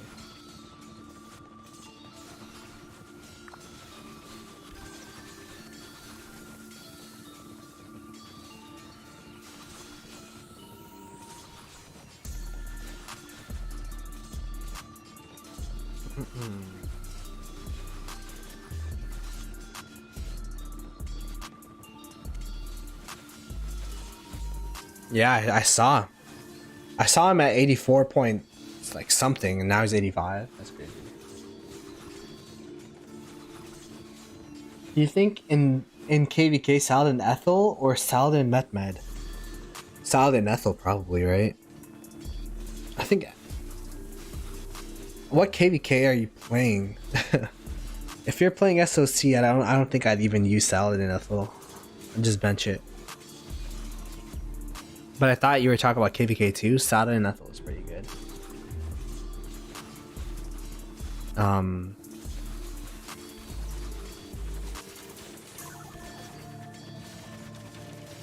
You think G4 would delete that territory for the other G4 to get through fast? Oh, Sean, you're right. There is a discourse between the two. The G4s are the BCs are now fighting amongst each other. It is a true free-for-all. It's a 1v1, v1, v1, v1, v1. Yeah, I like Ethel's buffs and debuffs.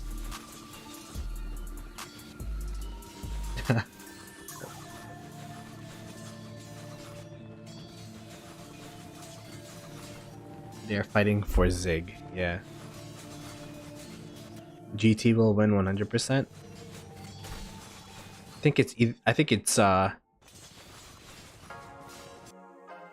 I wonder why they're fighting here, by the way. Is there even a touch point? Are they building one?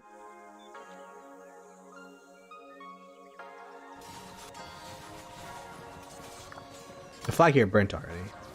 They're not building a flag as of yet. These flags are healing. How are these flags doing? They're not being hit as of yet. Not being hit as of yet. 960 seems to be chasing 93T around here. 93T is chasing 960. It's kind of like this train of this ping pong back and forth for 1093 around this mountain. Happy about fewer touch points for sure. As we've been saying, 960 thrives on being able to fight and play together.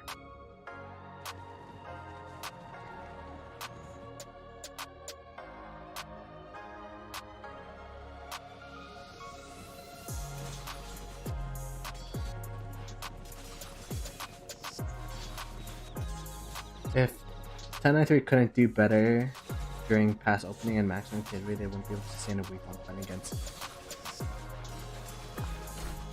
I think that's a fair assessment, but I'd also say that 1093, like, hopefully they will be able to get that same pass opening magic and keep a sustained presence compared to other kingdoms. I definitely think it's 1093s to lose. They control, based on their activity, how the KvK will go. If they start dying down and they free burn during their downtime, then it's gonna be really tough for them to win.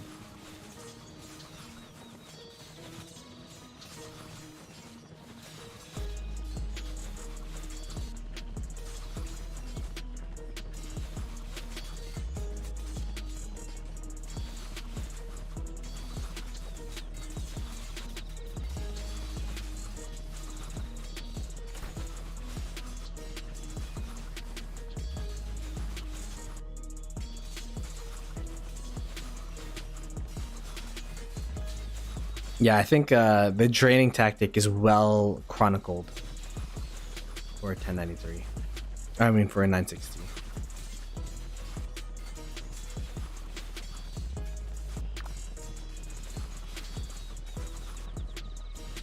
Silence would kill us if we would F up. There you go. Silent being like, yeah. We got to beat these guys.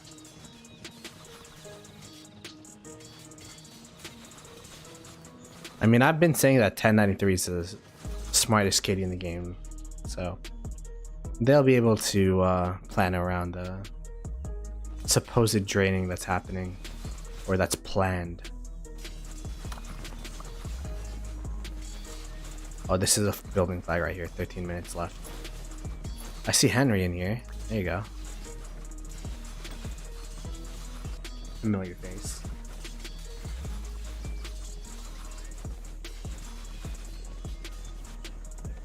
So far, deaths have been slow. Yeah, deaths have been super slow. Like, they've been rallies, but hasn't been anything too crazy. It's been a lot of open fielding since Kingsland opened, for sure. Who's the dumbest? I don't know.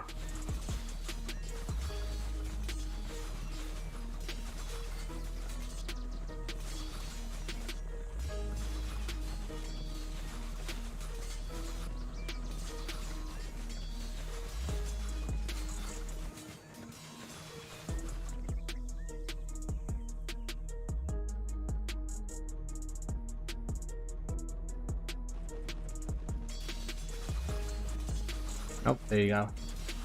Some G4 Katie, allegedly. Not my words, though.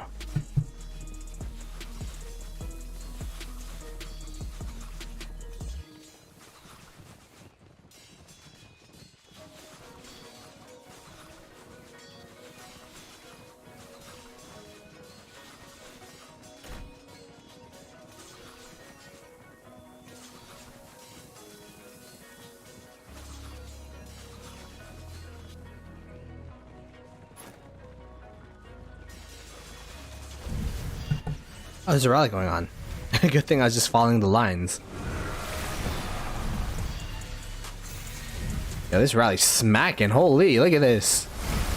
Damn. Ashurbanipal, Paul, bruh. That Charles stood no chance. That's a... Is that final burn? It is, right?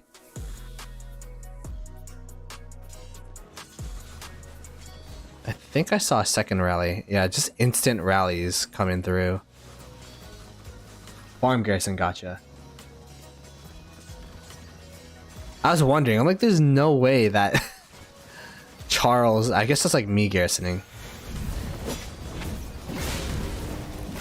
I did not see the G-Force try to zero Legend FF. There you go. This is more of the expectation when it comes to rallies here.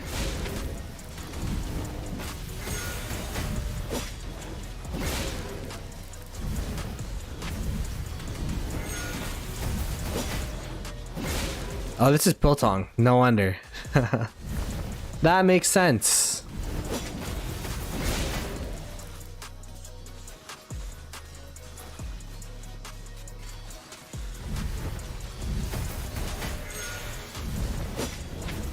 .1093 definitely owns this part of the field, 100%.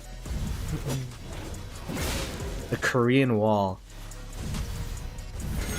4 legendary inscriptions is insane. He must have been opening arch formation for the longest time and got super lucky.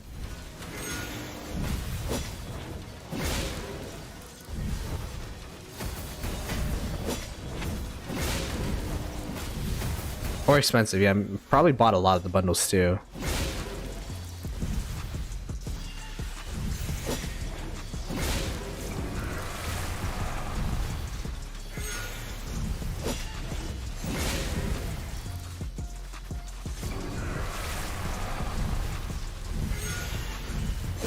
Oh, it went down. The Pilton flag went down. Then there will be a rally on this flag next, I believe.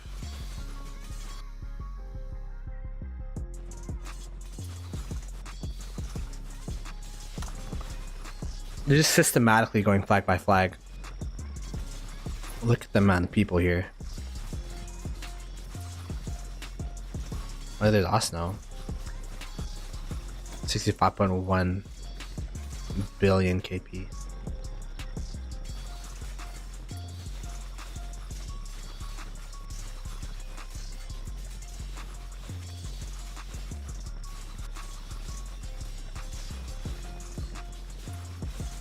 So much farm filling. Yeah, they're definitely playing the long game as well. I don't know. I've never seen 960 get kicked out of Kingsland. Like, will they stop? Like, what's the plan?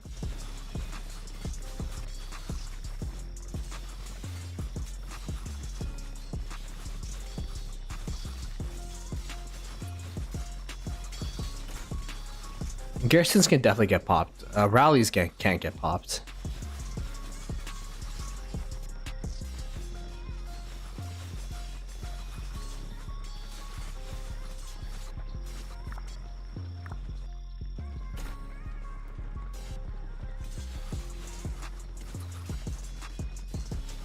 Beating them both in Osiris and KvK. Honestly, I was like, alright, I'm gonna stream this. What thumbnail should I make? I'm like, oh, whatever. I'll just use this.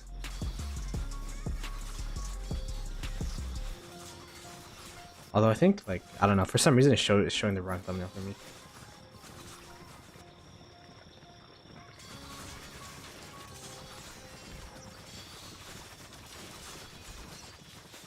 Garrison's pop in HA that we just played for sure, 100%. We've seen it pop. So I'm gonna guess in this Warzone bound KvK it also pops. GT did beat 93T in Grand Prix, so they're 1-1. Although GT did lose Grand Prix, so.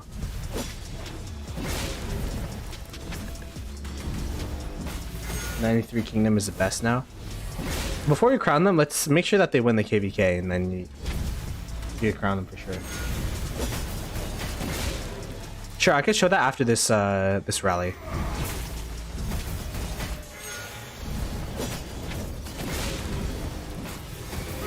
Tides of War sounds like such a complicated but interesting KvK. Like, bruh. I did see the Grand Prix skins. Yeah, man. They got paid a lot of money too. I think. Do you guys think there's gonna be an opportunity for Grand Prix not to be an official esport, but at least to be like, I don't know. Is there like potential there?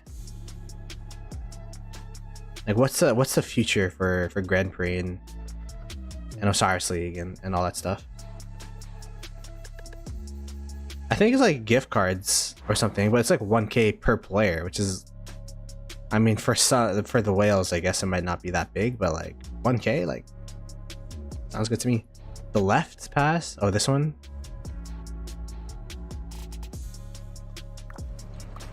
I think the fort's built, and that's the main thing. Fort's built, flags are burning, but it doesn't matter.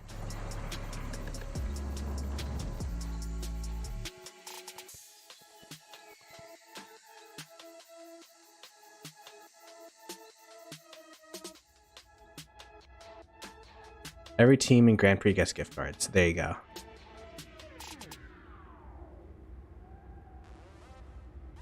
Like, I was surprised to see the documentary and their team actually like met up in person. I'm like, shit, that's crazy. Argued in person, drank in person, like.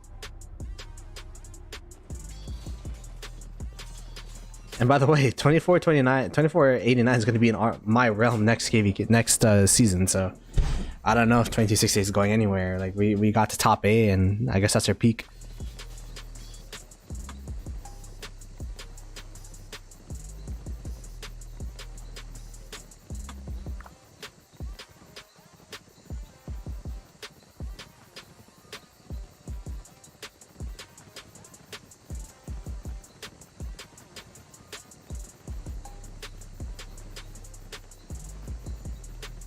That team was crazy. The fact that they had someone checking like sevs or something to see like the point counter, and the fact that like during that finals I also brought it up, and like 2489 or 489 in that series, they just had so much control with the points. Like every the mid fight for that last in that last game, it was dictated because they had the point advantage against 960.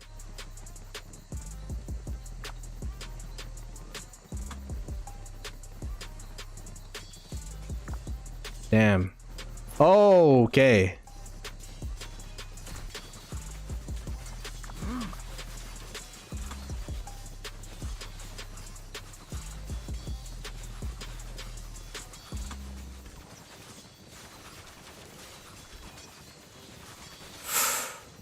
They're getting sandwiched again here.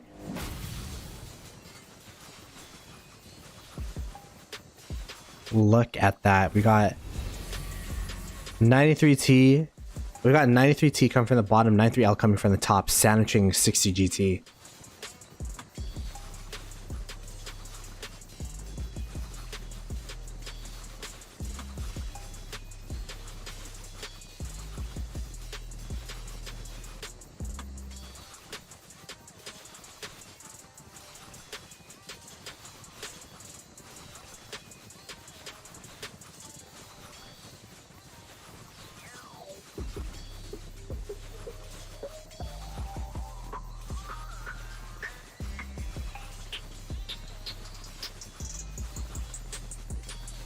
Oh my goodness. What a sandwich.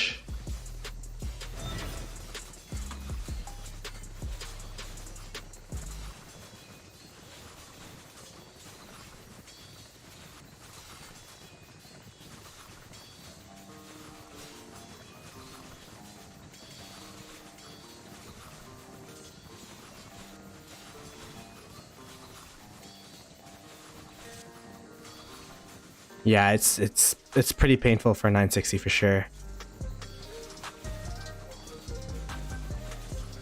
I don't think they're used to it. I don't think they're used to this. I've definitely never seen 960 get sandwiched before. Oh no, we sandwiched them last KvK. But like consistently by one kingdom, like that's 2 KDs doing that. Damn.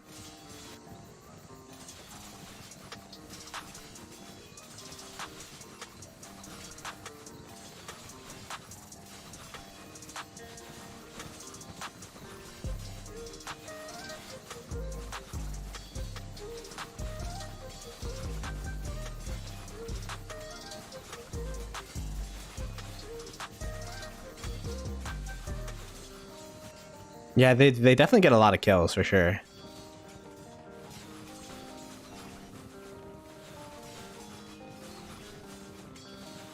No way. I still think 1960 could pull it out. We have to see 1093 during their downtime. That's my biggest thing. If we see 1093 during their downtime, they're able to hold their flags, not lose too much territory, wake up fast. Then you could say that, ooh, 960 is in trouble. Like, they've been losing territory, but all things considered, it's been 5 hours, and they lost like maybe like 2 tiles of space so far. So we'll have to see. Yeah, great trades from 1960 for sure. I can imagine. Like if you look at the murder ball, the sad faces, there's still usually more sad faces. Not in this case. When the two murder balls come together, it's tough for 960. But in this, like for the like the murder balls up here, for example, with 93L, there's more sad faces coming from 93L than 960.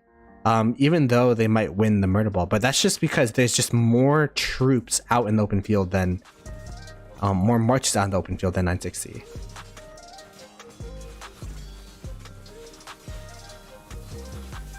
Why is 3 to 5 alliances not manageable? You hit Imperiums way too fast now. Like if there were 32 other kingdoms, or is it 24 now, other kingdoms that had a similar philosophy to building a KD, then sure.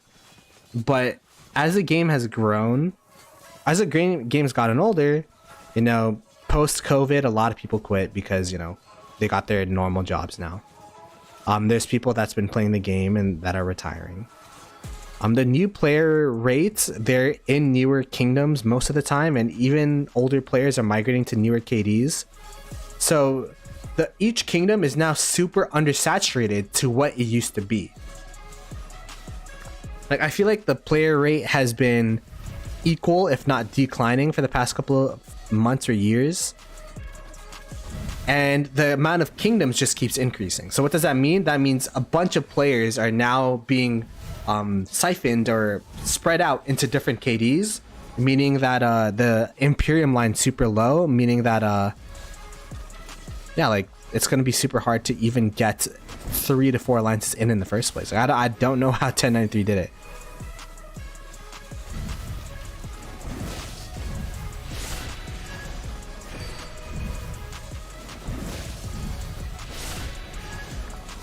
How bad would the downtime have to be? That's a good question. That's a good question. I don't know. We'll have to see. Like, I'm just like, I've seen too many 960 KvKs to count them out. They've been undefeated, so I'm gonna believe it when I see it. But it's looking super positive. If it was any other kingdom in the game, I'd probably be like, yeah, this KvK is over. 1093 got this in the bag. But we've seen in other 960 KvKs that they're relentless with their push. The amount of pressure that they exert is the same from pass opening till the end of Kingsland. All of their accounts are always online. So we'll just have to... My only question now is, how will 1093 respond to that? If they respond well, then it's going to be really tough for 960 to win this KvK. That's when I'm like, yeah, this is looking rough.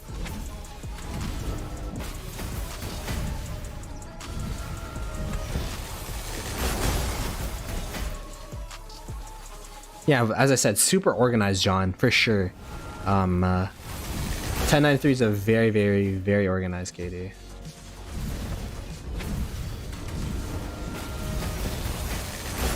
Yeah, that's true. 1960 also went against SW. Let me go ahead and, after this flag rally, we can go ahead and check the power of 960, or 60 GT rather.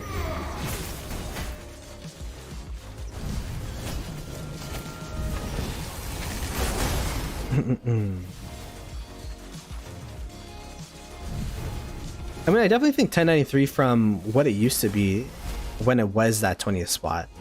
Like, they've definitely grown in terms of the power, but yeah, like, I wouldn't say it's dying. They're at 19.5 billion power, so like they're still good in power for 960. But I would definitely say like the big KDs are dying, where everyone has to downsize to, you know, play around the domain system, the what is the other one? The domain system, the inscription system, whatever, like end of KvK rewards thing. So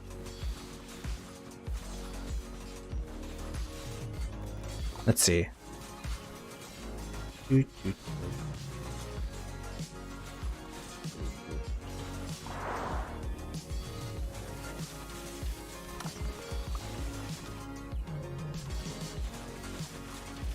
I mean, not surprised that they're here in the first place. Like, I don't know what they gain from standing in this specific spot.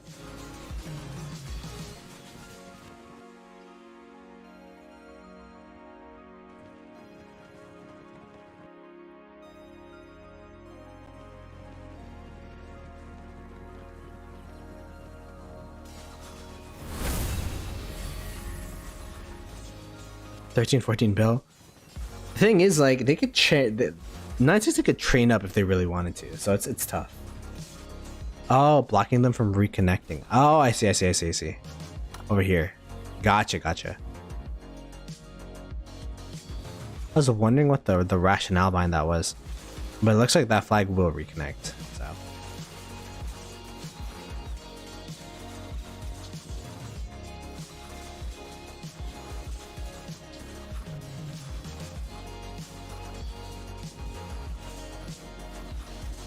$2605 did fight 1093. They fought them in this pass, but 1093 was able to hold it and also build forts. So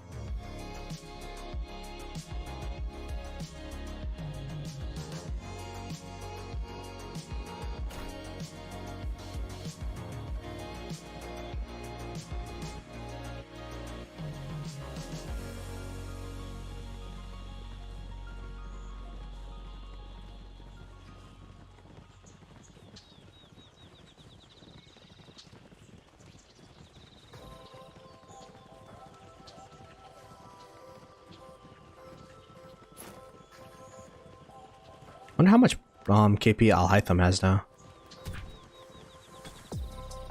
Yeah, that's crazy. He was in our KvK 1 in 2268. There were 3 big whales of KvK 1. Al Haytham, Boom Boom Boom, and Peacemaker.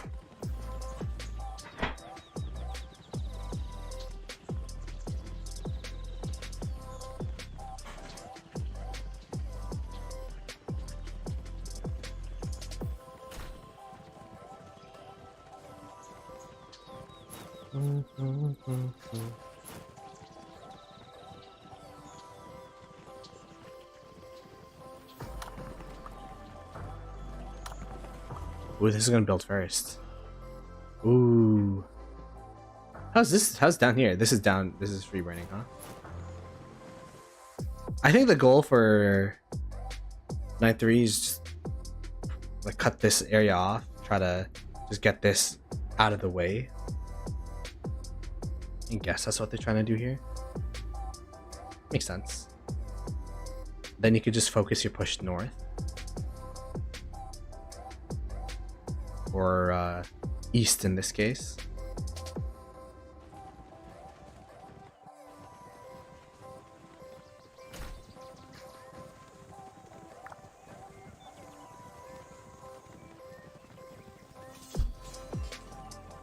I will say, like, I don't think 960 is dying. Are they? I know some people are saying they're gonna retire, but is it worth to start in 2024? Random channel or channel.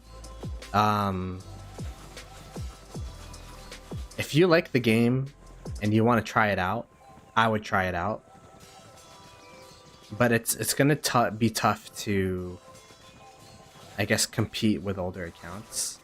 But there is a chance you could. There is, like, depending on your spend level and how dedicated you are to the game, that you could catch up at a decent rate. If you want to start playing in 2024, allegedly there is a way to buy accounts, which is, you know, what most people do. I wouldn't recommend it as an official Rise of Kingdoms content creator. I don't know how to do such things, but that's what most people do. So I would probably try out the game, or if you already know the game, I'd probably, you know, play it out, start a new account, see how you like it, and then if you still like the game after KvK 1, then you could, you know, do the other means. But yeah.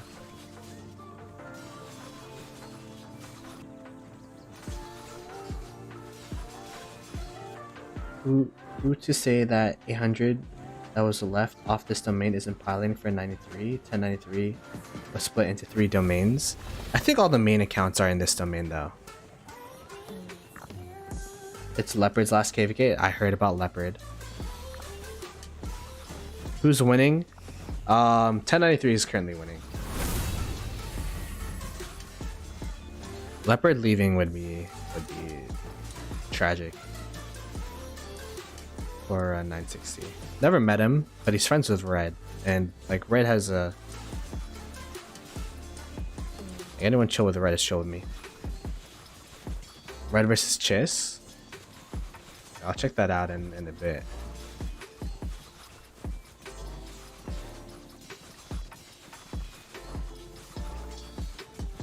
I don't know. That's what chat just said. I'm not saying chat's lying, but never talked to Leopard in general, so I don't know if it's clear or not.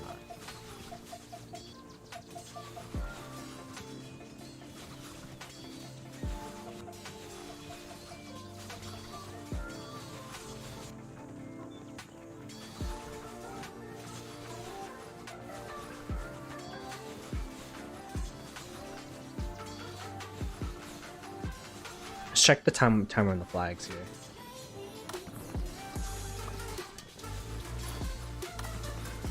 Five minutes 28 seconds.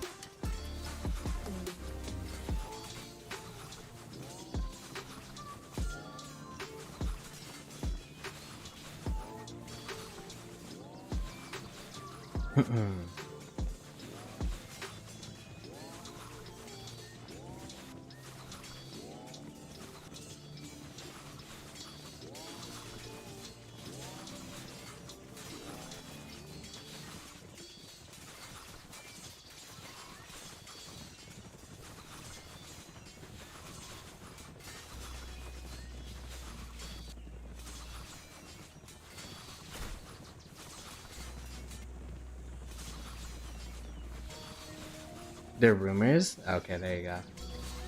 You'll plunder Panther if 1093 will finally win. Zero Panther's 960 count share.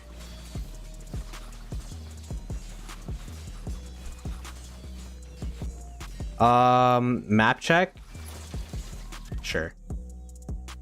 This is what's going on. Stalemate, stalemate, stalemate, burning, burning. I want to see this Chisco redline thing. 952.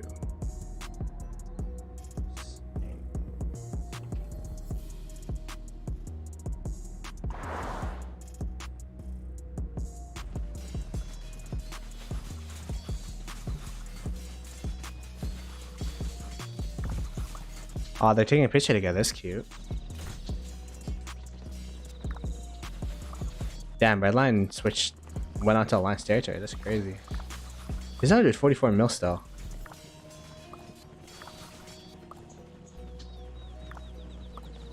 It's a 1254 reunion. That's crazy. Got Yoda in here too. I'll take a picture. Yo, put me in there. Put me in there. Take a picture. I'm with the celebrities. Wait, how do I do this?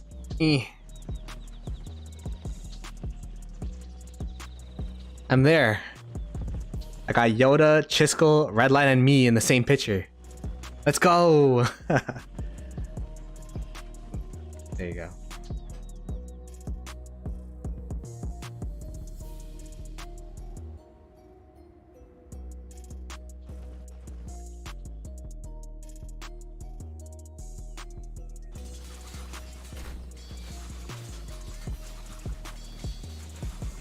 Plunder Taki.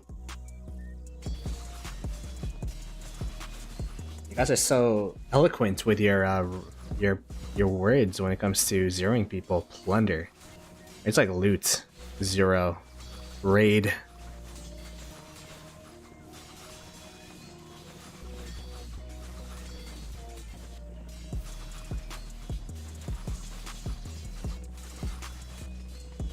Yeah, 1093's numbers are insane. It's a quality versus quantity bout, but 1093's numbers or quantity is crazy, and they also have some max tech really good players as well, so it's not like they're all plebs, right? What are the lag is for them? That's a great question. Is there anyone in this KvK in this chat, or not in this KvK, in the Kingsland in this chat? Like, how is the lag, especially for the opening? Like, I remember during our KvK, the lag was atrocious. And I'm like, I can't, can't do anything. I can't move my marches.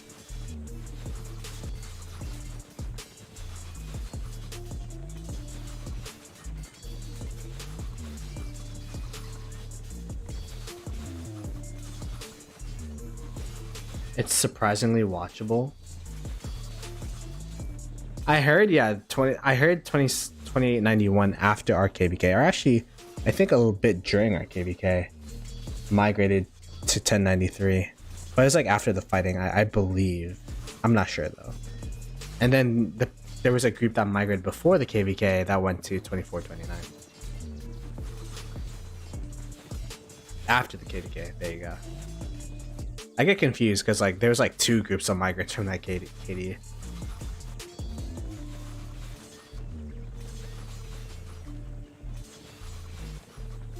Surprisingly watchable.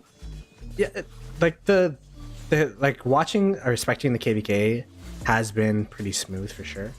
But I wonder if there's any input delay for the people playing in the KvK, because during our KvK there was definitely input delay for like the first maybe 6 hours of KvK.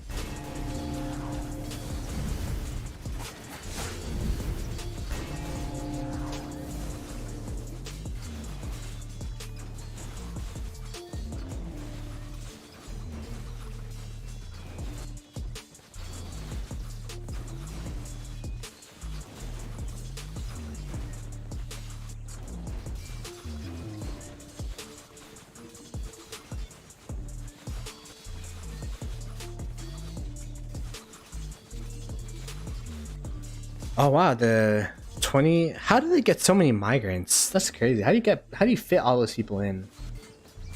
I watched other live streams of your KvK and they got disconnected a lot. Yeah.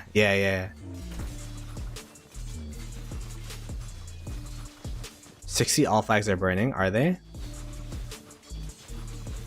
This is not burning. I mean, they are burnt a little, but they're not currently burning. These flags are burning up here, though. That's for sure. How about this one? No. I think this 1093 flag's gonna burn, though. How about the river here? These are the unsung. No one's watching up here. This is like what a normal A seed fight looks like. Maybe, yeah, this is what a normal A seed K like a fight looks like. So no one's watching up here. Everyone's watching the huge murder balls. No, whoops, we're not here. Over here. Shout out to everyone fighting not in the middle of everything.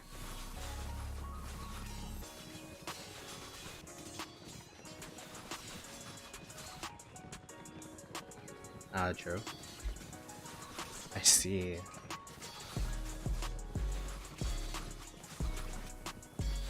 Gotta play around the top 300. I guess that makes sense.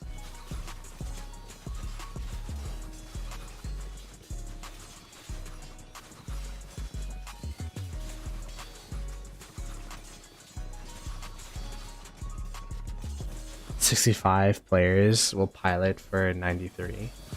What's 65? 1365? Oh, maybe.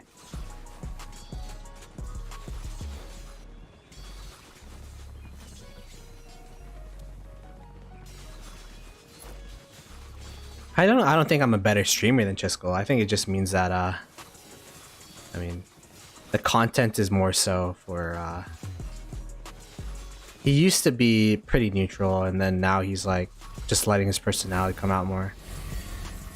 I feel like for me, like when I play the game, it's just all about just chilling and having fun with the game, and I don't really like feeding into negativity and all that stuff. So it's just like, yeah, it's whatever.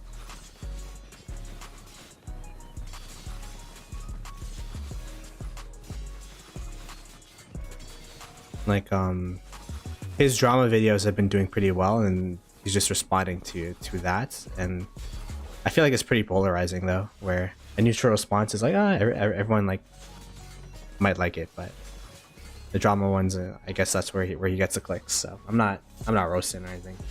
Redline with the 5 gift. Yo, are you streaming right now? Are you fighting? How do you have time to gift, brother? But appreciate you, man. Be sure to check out my boy Redline. I can't believe it's we've been knowing each other for a while now, so I appreciate you a ton. And I'm gonna start up a podcast, brother, so even if you're retired and stuff, like, come through, Red. And be sure to check out Red. Oh, he stopped streaming. Oh, what? Red, you're not streaming no more? My son is in my lap and you're fighting with one hand. Okay, it makes sense. Alright, yo, Redline got the priorities on lock, so makes sense. My nephew, because I'm Redline's cousin. That's how it works, right? Be sure to give Redline some love. And John Doe, Bastion, Raz, ZK, and Bung. Hopefully you enjoy your memberships. I've got Snow back as well. Welcome back. I'm looking to add more emotes soon. Since I'm full time, like the budget's been a bit lower, so. But yeah, like once we get a certain amount of members, I'll probably be adding some emotes for sure. Let me make sure. I think I still have some gifted members for free for me. Still have some. Oh, whoa! I hear myself. That's cringe. Membership gifting. There you go. Boom. I'll add on to the gifting, the membership train that Snow and Redline started. So. DT out faster than my predicted 12 hours. They're not out by any means. But they are losing some territory for sure.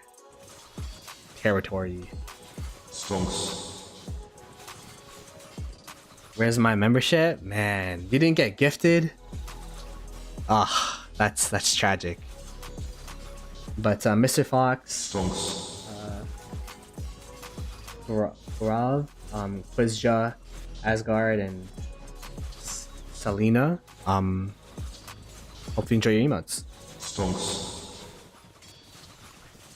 Any idea how long we'll see this Kingsland fight? I think it's going to be multiple days. How long it'll be, I can't tell because we haven't seen 1093's downtime. I will say this is probably the most I've seen 960 struggle in a Kingsland. Usually by now, the camp that they're versing would start regressing in terms of activity. But 1093 is probably the strongest opponent that they fought, so it's pretty interesting to see someone keeping up with 960 or even braining 960 for the past 5 hours as they've been. Yeah, I've never seen 960 struggle, so like this is like new grounds for me. Like I don't know what to expect. I'd expect this to be from, if I were to like say, like I'd say this is probably gonna be like a 4 or 5 day Kingsland. 960 did not fight 1093. They were allied though. I mean, I don't know. Rise of Kingdoms chroniclers, the sages, the wise scholars, historians. I don't know if they've ever fought against each other in a different KvK. But since I started watching KvKs in 2021, I don't think they fought.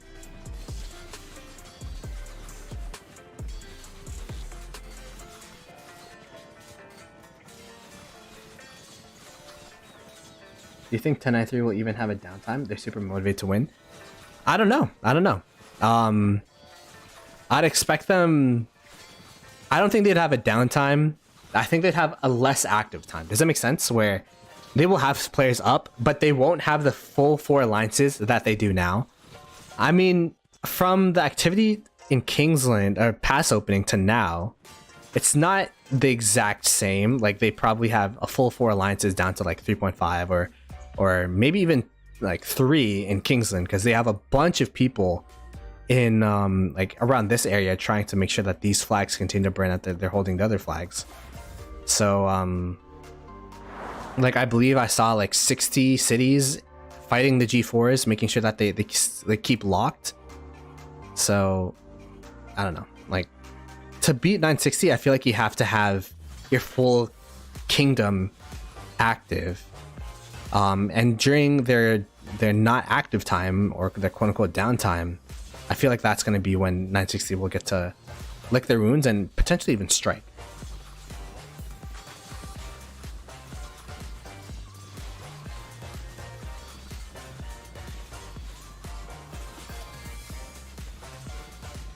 Where's 2605? 2605 is to the north here. Are they? Where are they? In the north. Over yonder. Redline and Chisco are sitting in a tree. H U G G I N G. This is sad. I had to spell hugging out in my head. Like I couldn't. I had to like think about it, but that's what happened.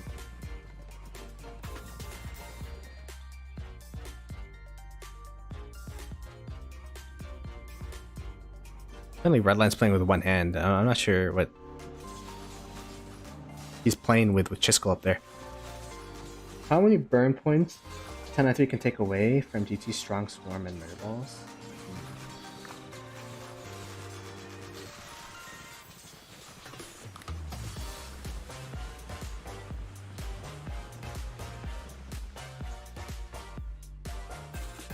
.1093 is fresh too, though. You guys have to keep in mind, they haven't fought a KvK since the 1365 KvK.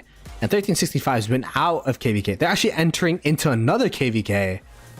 That's how long it's been. Like, they've been in off-season for a while. So I feel like the speed-ups and resources shouldn't be too much of a problem. Someone said that they had an activity tracker in 1093. So, like, all their players aren't, like, just, twiddling their thumbs during off-season. So, I'll have to see. Redline getting imprisoned, that'd be content. Exactly. Robin MD with the points. 960 will be pushing non-stop. That's why I think it's up to 1093 if they could continue this pressure, and we'll have to see what they're like during their downtime. 100%. Like 960 could just keep doing what they're doing and keep the pressure up, and it's going to be up to 1093 to respond to said pressure, as they've been doing so far.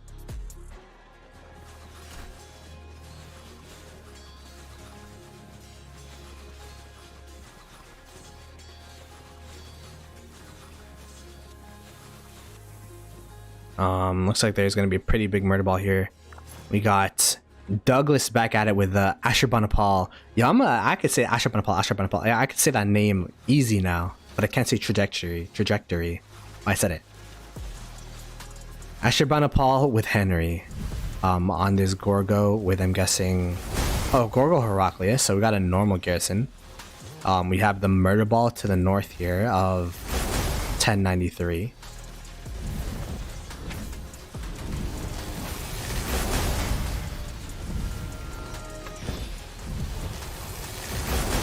Do you think letting 2605 a KL opening was the best option for 960?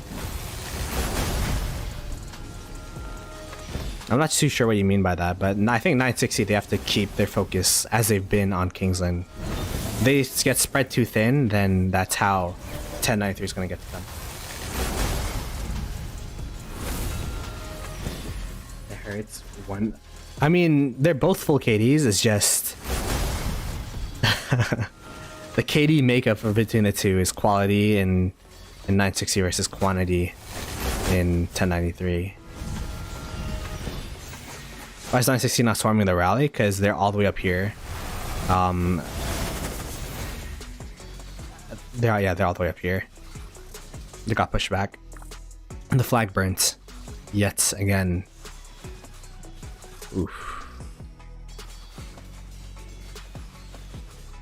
It's not even loading. That's how many marches are out in the open field. That's to load the assets individually. Don't worry, the flag will show soon. Watch. Is it? Flag? Are still loading? Hello? Okay, wait. Zoom in, zoom out again.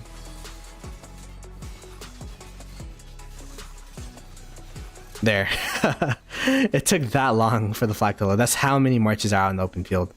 I don't think it's a PC problem, but yeah, they do have cities near the rally. I did see some people swarming it, but they just had so much open field around the rally as well that maybe the swarmers just got swarmed down. I don't know.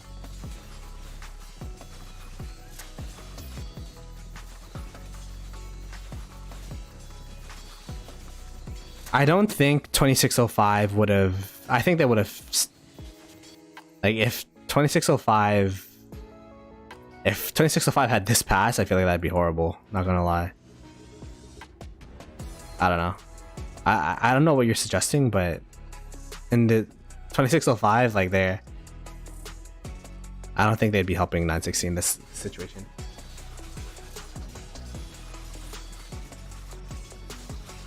Your iPad crashed spectating? Yeah, fighting this KvK must be horrific. I think the 960 is not as easy. I mean, max tech players, you get bot, you must know. Wondering how these guys are fighting. Yeah, no, it's definitely numbers. And the thing is, you check the sad faces. I feel like there's more sad faces coming out from 1093. Just so they have more people, so that's kind of what's been going on. Asher Nevsky. I mean, I think the Henry's there for the anti-swarm. I don't know. I've never played Warriors Unbound, and I'm not smart enough to theorycraft. I'm not into the sauce to theorycraft my own combinations for marches for Warriors Unbound. So if 1093 is using it, and they've been using it throughout this whole Kingsland, I feel like it's a pretty decent thing.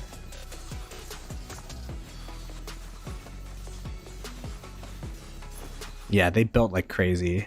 This flag hop was huge for them. Being able to, because imagine they'd have a front right here, but because they're able to get this flag hop and they were able to build here, this essentially neutralized this whole area for them, and they're able to hold this this river line easily. And this river line's been being held throughout this whole Kingsland. They don't even have to worry about this area at all. And then this area, like, they choose at their leisure when to push. Although, look, 960 is up here, so 960 seems like they are starting to focus to the north a little bit.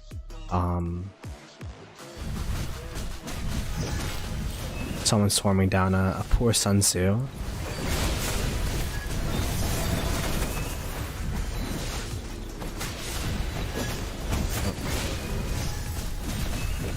So there you go.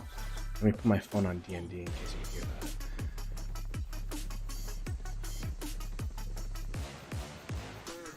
So I want to go on my farm account. I keep getting my other farms rather. Okay, let's see.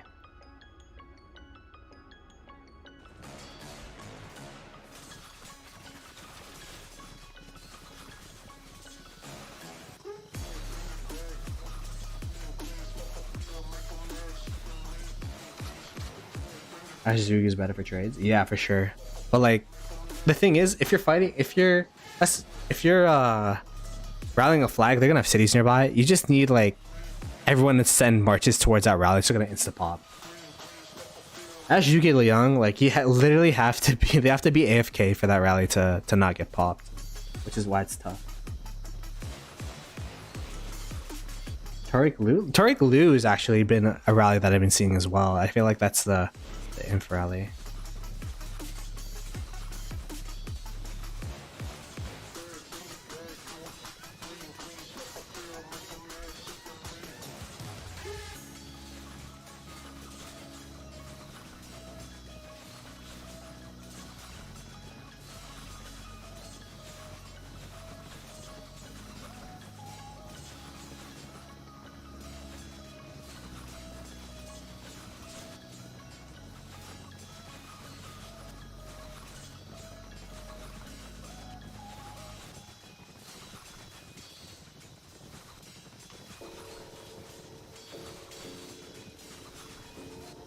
960 is starting to push back a little bit here.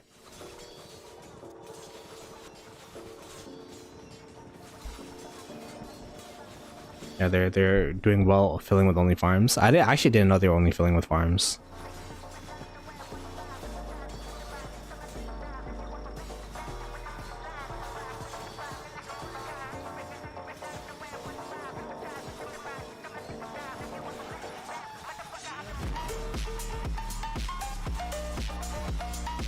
Oh my goodness. We got the memes coming in. I'm like, what smell? In my head, just know I said what smell and then I read your answer. Like it was like a knock knock joke.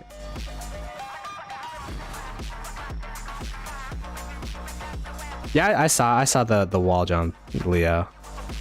I saw Chiskel and Redline were chilling there. Unless there's another one. We just gotta make sure.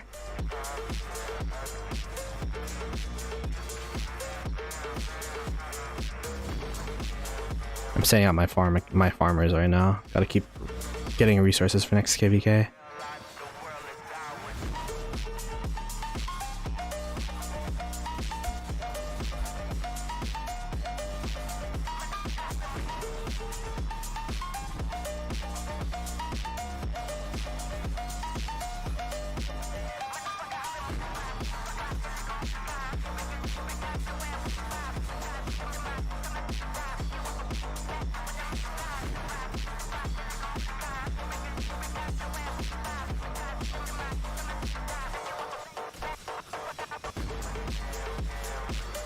All the whales are there now. Yeah, they're going to be a bit of a problem. I was saying though that this is going to be a problem too for 1093, this area. And then people were like, oh no, they're allied here. I mean, they're burning it now that it's called out, but like they were they could have burned that a couple hours ago, I guess.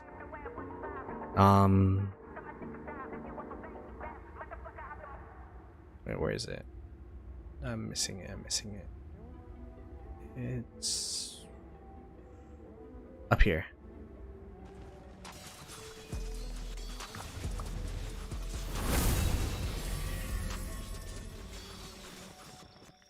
Don't know how to defend. Maybe they're not used to this.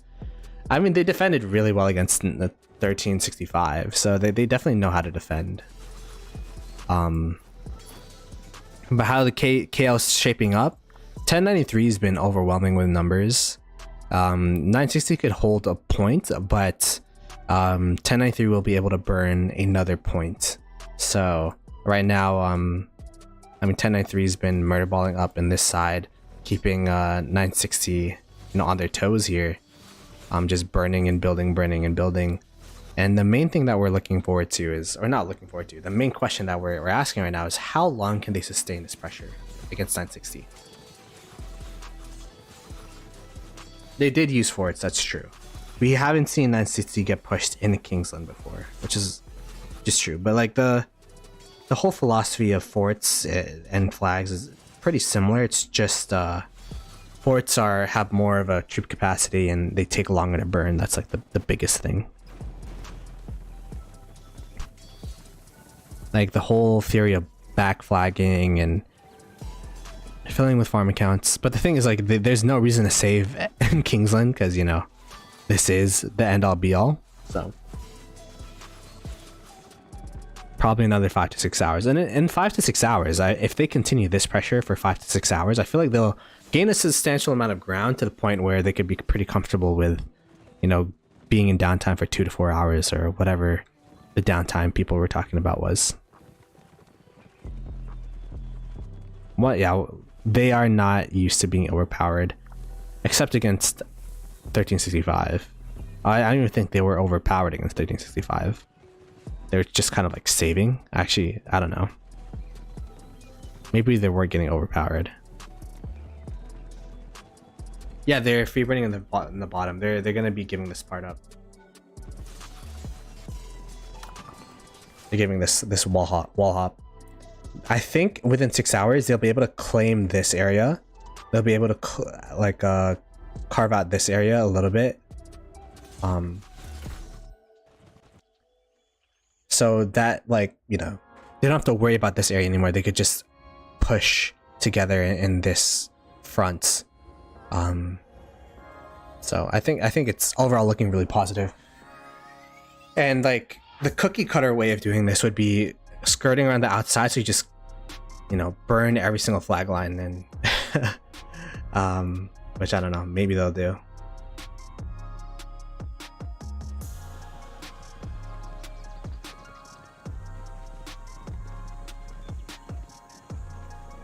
"5 to 6 hours of uptime," said the bum joker.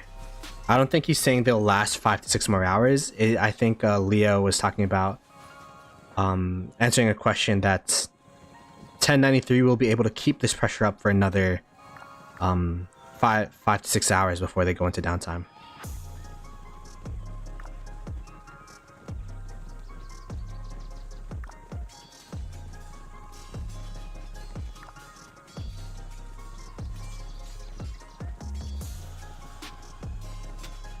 There are a lot of fronts for 60 GT, but I actually think that, like, making one joint front, we've seen 1093 has the upper hand here, where they can, you know, control and burn areas that 960 is when they're spread out.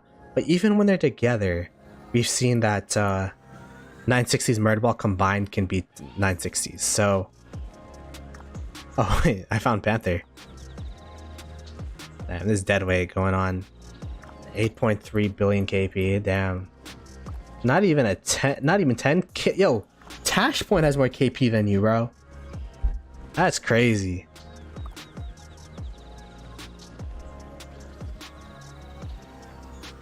We're calling it downtime because less active time is not as catchy.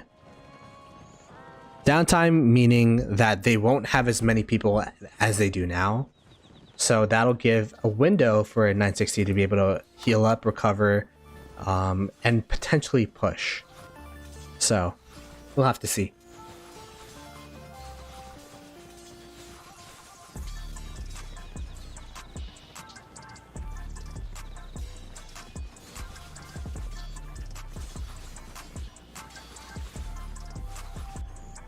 GT will get stronger the less they're spread out.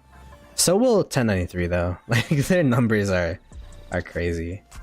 Like, definitely 1093 could takes advantage of the spread out nature of this Kingsland fight right now more than 960. But even if it's a head to head, it's gonna be tough. Oh, yo, Panther, you gotta TP up too. Come on, come on, man.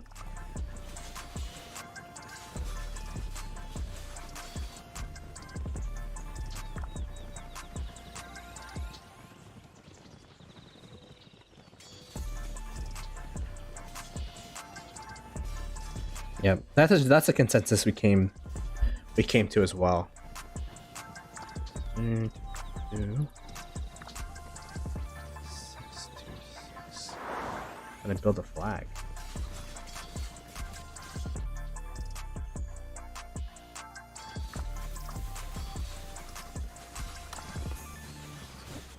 Going for the building flag, gotcha. I'll keep our eyes here. It is Black Panther, yeah. It's Panther and Pro.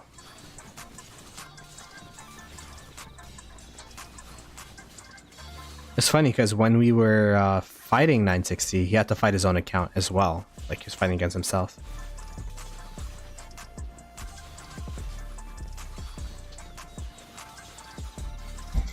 .960 is not gonna win.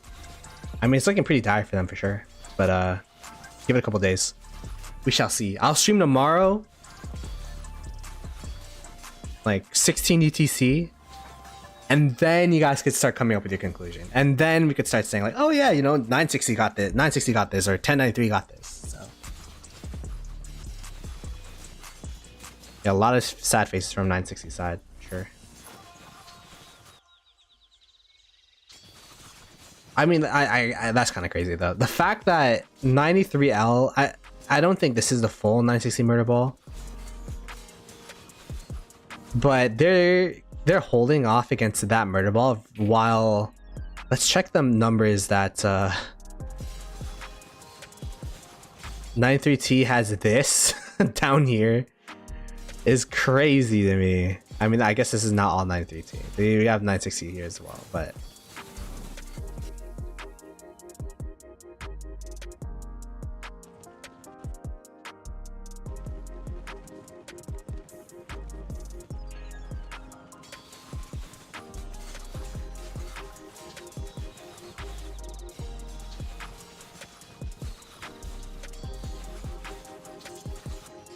T, 93P, 93L. I saw 93A as well. Is that a main alliance too? Osno is at 65 billion KP, 65.3 last time I checked.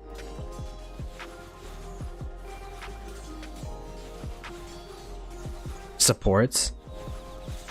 A support alliance being at 10 billion power. That's like an A seed right there.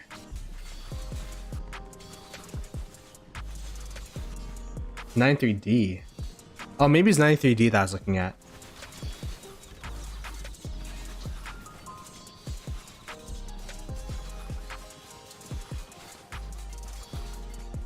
It'll be boring for them. I don't know. I think winning's fun. Anyone from 1093, like, what's the plan for you guys if you win this KvK? I mean, we saw different options to fight. You could 2377, 2489, 2429.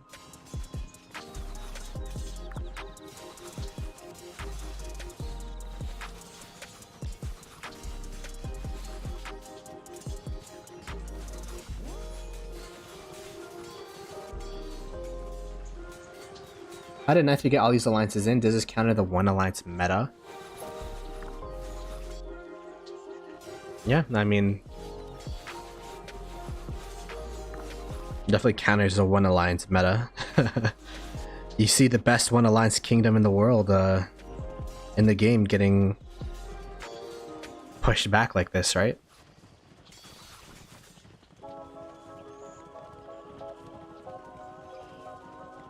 Yeah, if you check the amount of players, like there's 81, okay, that's a farm account, 77, 82, 91. Oh, found Rubio.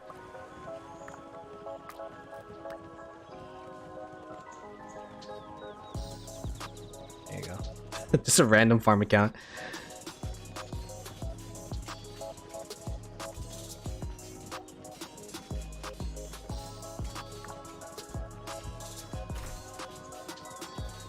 Did the flag build?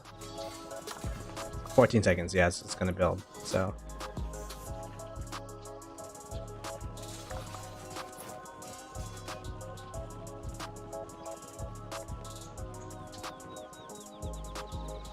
SW Craftsman Pop? Wait, really?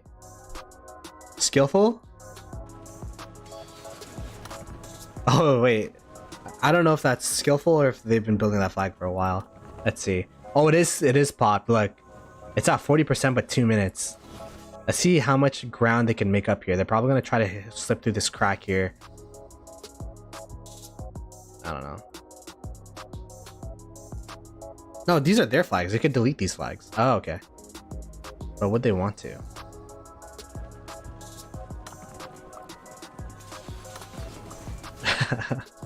Oh my gosh, I'd be annoyed if I was 960, but at the same time, yeah, you gotta respect the tenacity of 2605.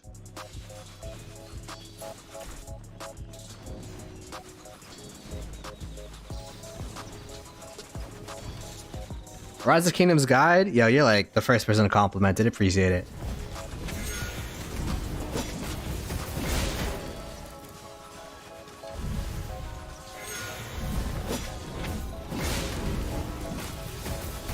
Wow, that rally got insta-swarmed.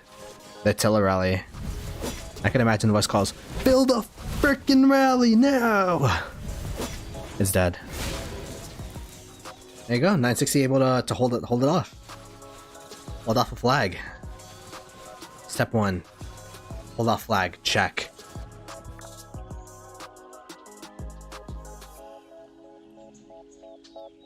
What's step 2? get open field control, probably. Oh, I don't know why it's clicking in the middle of nowhere. 2 minutes until that flag builds.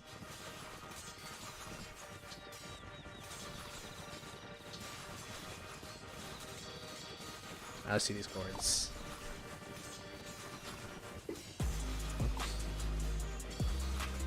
Boom.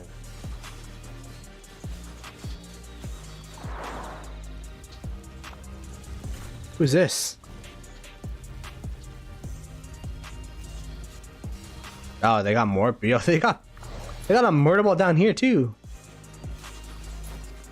That's crazy.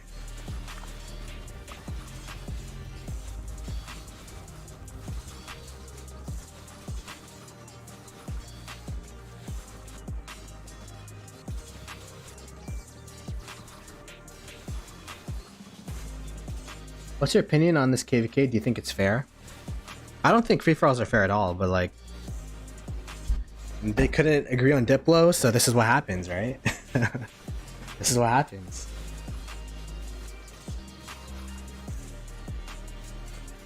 Yellowstone? Is Yellowstone one of their whales? Oh yeah, he is.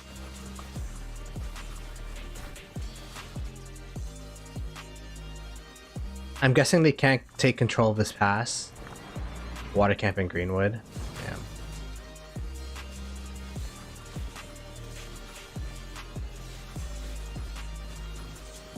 FFAs are just so messy, man. So messy.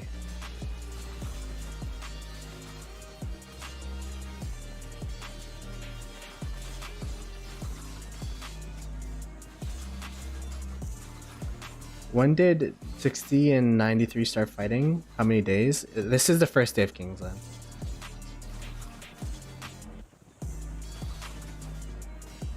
This is the first day. Day number uno. It's been what? How long have I been streaming? 6 hours? 6 hours. Oh wow, the lightning's crazy outside. My goodness.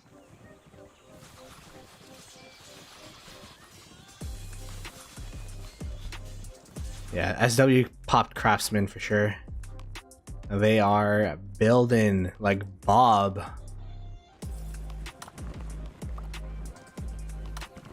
They have territory, they're back!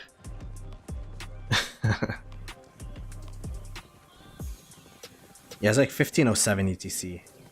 That's what Ruz said.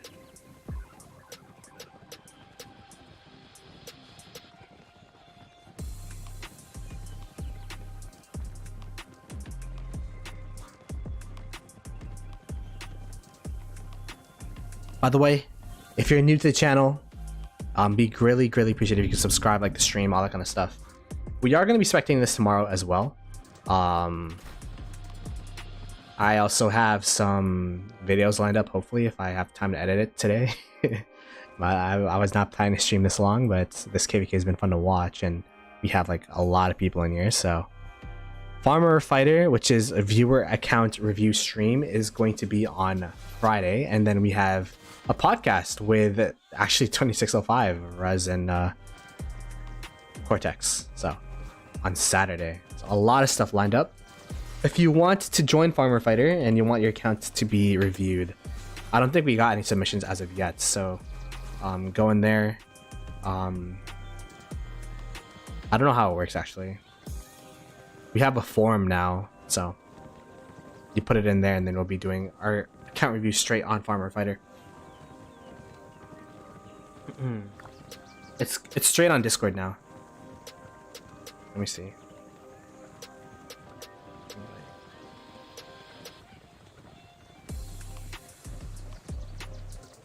You have thunderstorms and you have bushfires? Damn. Bushfires alright. Wait, where are you from? Cali? It's still too cold for that stuff right now, right?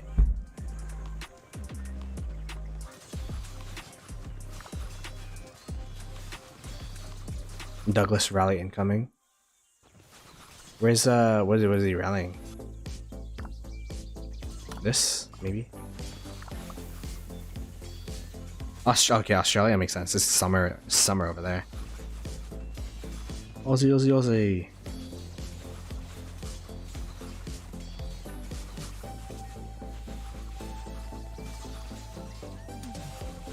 It's anchored, yeah, for sure. They're gonna clear open field, and then as soon as they clear it, they're gonna launch the rally. Oi, oi, oi. Yo, not gonna lie, I don't know how you. Oh, Rage Problems is here.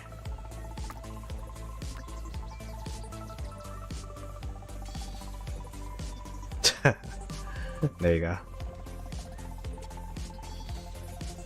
Apparently, we've got the most tornadoes from Europe and Germany, but I've never seen or heard of them. Oh. Tornadoes. I guess that's the thing about that's good about living in Canada. We don't really have too much natural disasters. I going to burn now. L said Frozen.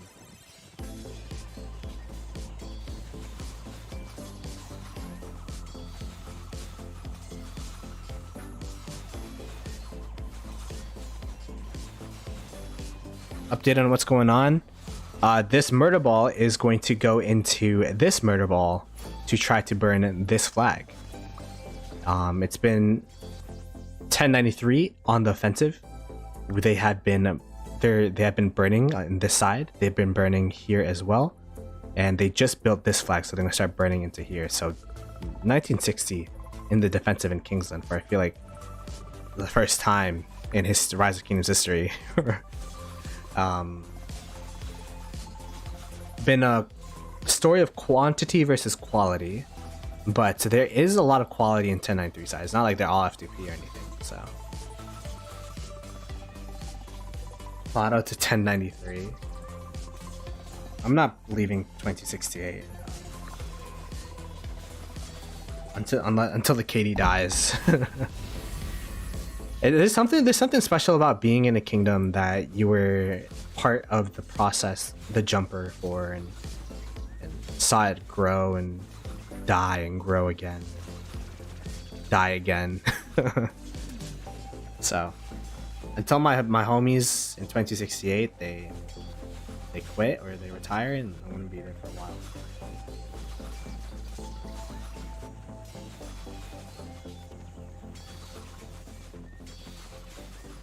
Understand that this whole zone entailed behind N3's territory for a secret ally.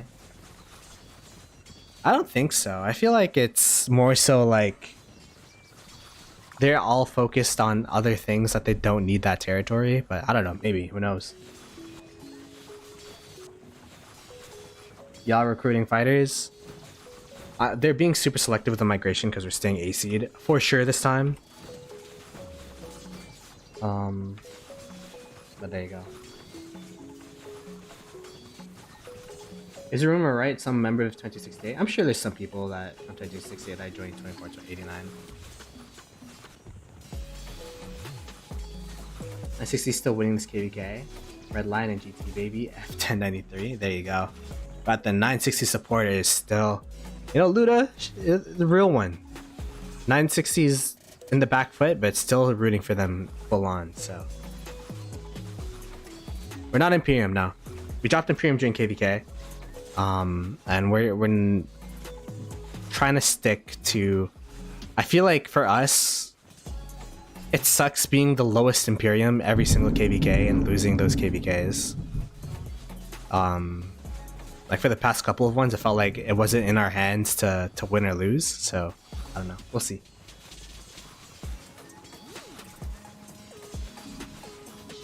We're trying to be mid A, I think. Yeah, and 1093 comes in waves for sure. Join 960. That'd be funny though, if ever I did migrate out of 2068. We'll just do like, we'll pick, I mean, I don't know if like I have the option to pick, but like, it'd be funny to do like migration calls on stream, like, hey, will you take me?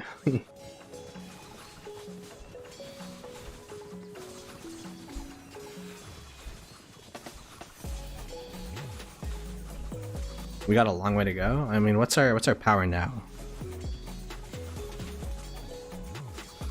960 gonna be expensive? Probably, yeah.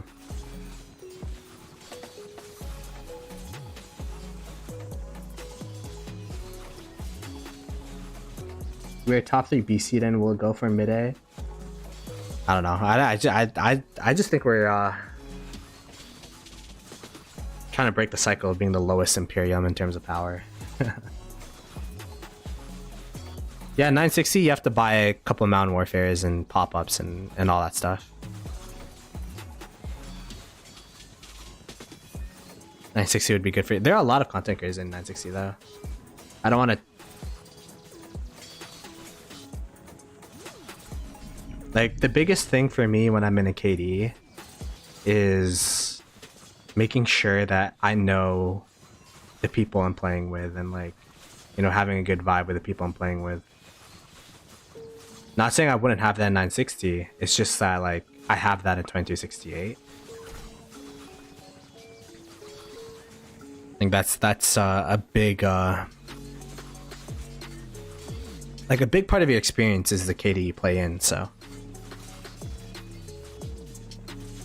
Alliance mobilization, we're in Supreme Suzerain or whatever, and I think we're just gonna stay there.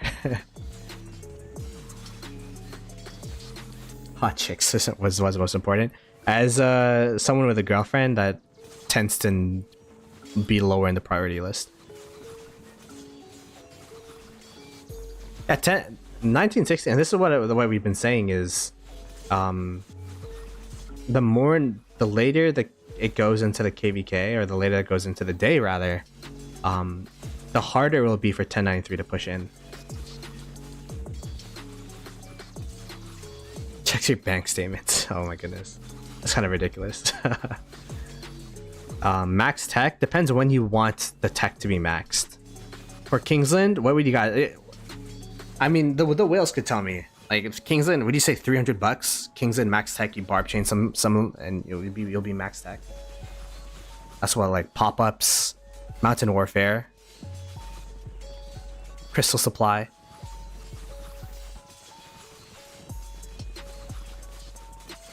More, maybe 400. Like, what would it be?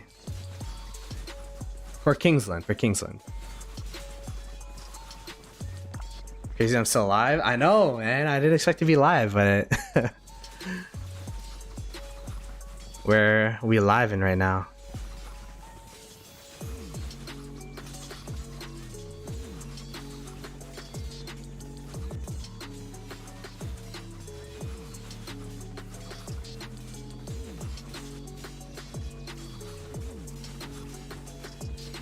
$600? Really?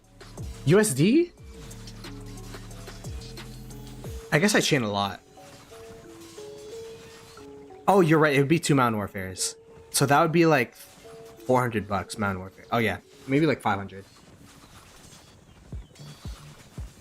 Maybe like 500 realistically. Open. You know what's funny? I was talking to my bank and they wanted me to open a line of credit so bad. I didn't even know what the fuck that was. I'm like, what is that? Like, oh, you're pre-approved for a line of credit. Nah, I'm good.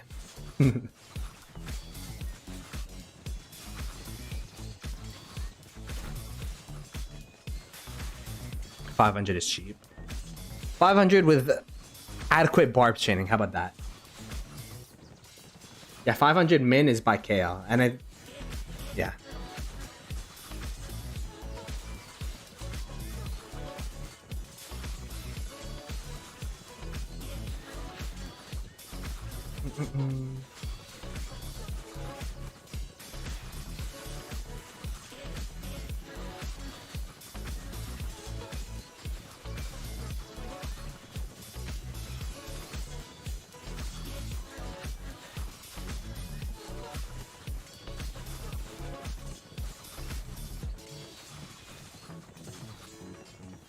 There you go. The math. I don't know American prices because I'm from the US. I mean, I'm from I said I'm tired. I'm from Canada. So like everything I see is in CAD.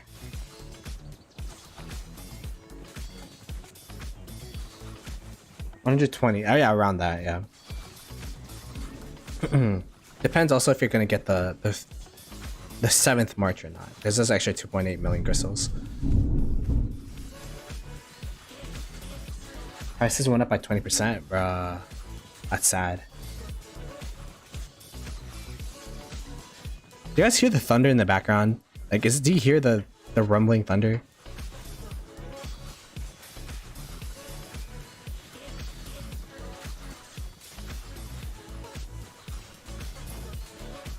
You know what? Yo, since I have people here, what questions would you want me to ask 2605? And I know there's gonna be some haters in there.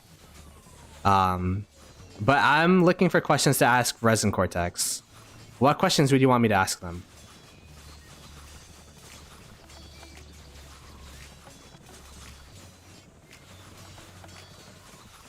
Someone knocked on your door? Damn.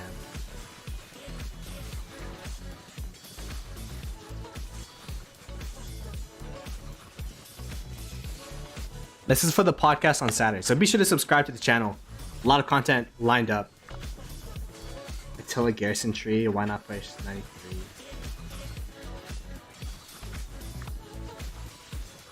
Are you back, Vortex?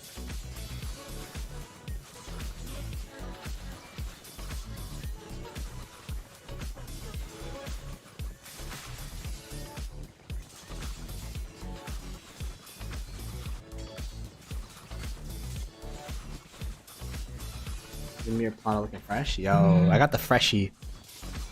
I styled my hair a little bit. You see that? Wait, how do I do this? I got this. Yo, what's up, everybody? I forgot I have a stream deck. I've been using this.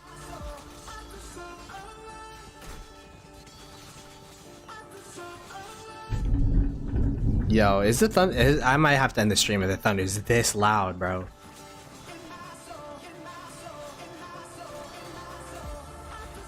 These are actually decent questions. And be sure to be there for the live stream as well, because we're going to be doing it live and we'll be taking questions there as well.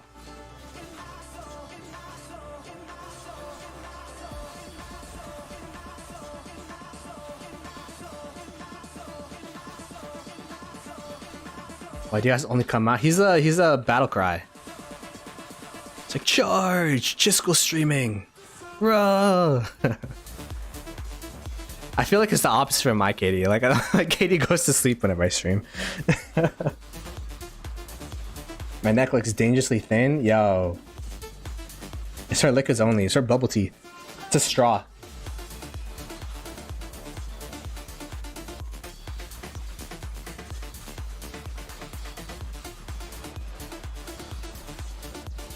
Wait, let me take a screenshot of these things. Release free Chasky and let him go to our place. Let's see.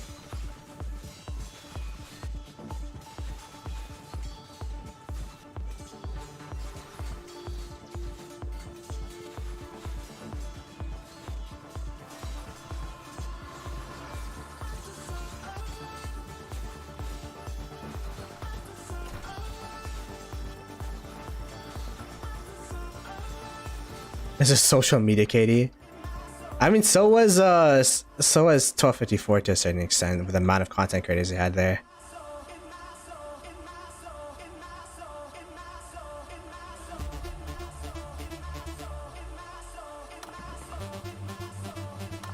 Yeah, they're just building flags here. I'm kind of curious to why they didn't delete their own flag line here. I guess it doesn't really matter, but because this is SW flags here. But they're building around it, so maybe the R4 is asleep, or 5. We've had that happen before, not gonna lie. Oh, this is where the 1093 people are. They're burning these flags here. Oh, look at that. The swarm.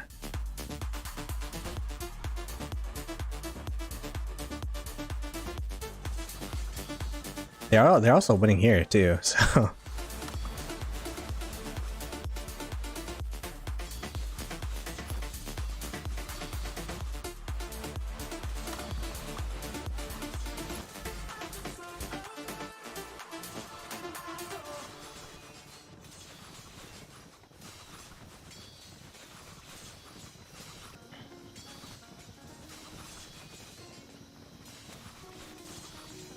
Didn't you hop on to the 960 pilot train? I've never played for 960, you know.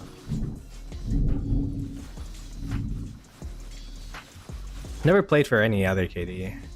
Except for the alt account streams I did in 2023-81. I'm too you guys gotta understand. I'm way too lazy to be piloting for someone else. Like, it's tiring to play Rise of Kingdoms that much for me. The thing that I like about Rise of Kingdoms is the progression of it. Where that's why I don't have anyone pilot, that's why I don't pilot any other accounts. I like the fact that when I open field, it's the commanders that I've been working on, the gear that I've been working on, the resources that, I mean, the resources I don't really care about, but like the resources I gathered, I guess. Like, it's an accumulation of all of the hard work that you've worked on, you barb chain for, and all that kind of stuff. Like, I feel like piloting kind of circumvents that and you just go into the fighting, which is fun. But I feel like the fighting is way more rewarding when it's on your own account. But that's just me.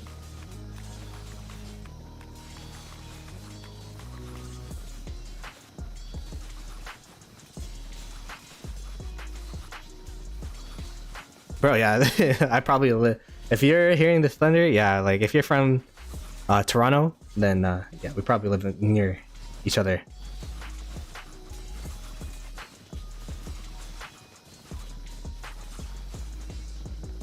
Is it my stomach or thunder? Maybe, might be both.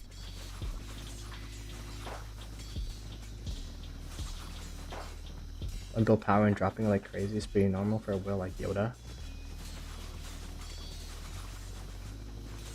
Is still Yoda playing this game? Why is he dropping power for a player who doesn't?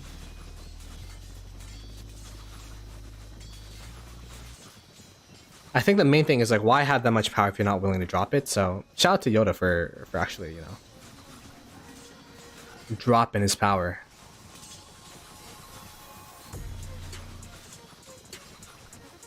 Outside Toronto, you know, if you live in the GTA, you just say Toronto because it's way easier to describe than Mississauga or Scarborough or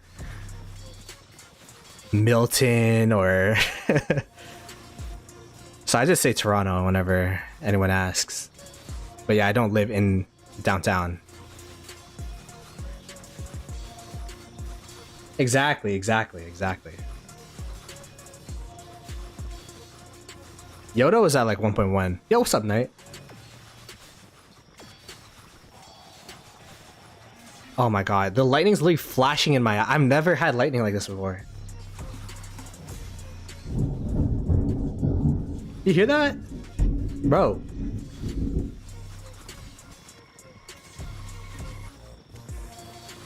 I mean, our builds does smell like maple syrup. 1.8 is crazy. Damn. And he's down to like 700 mil.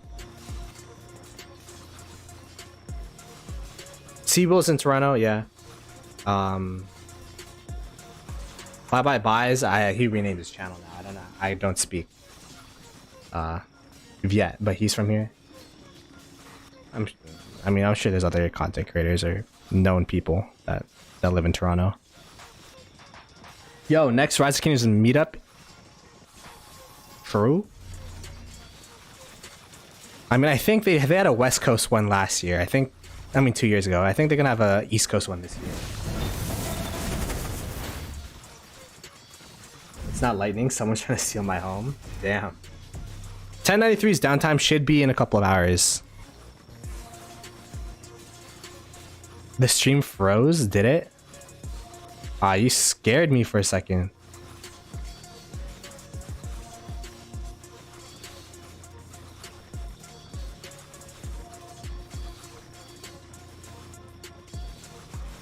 Oh, stream froze for real? Hello? Shit.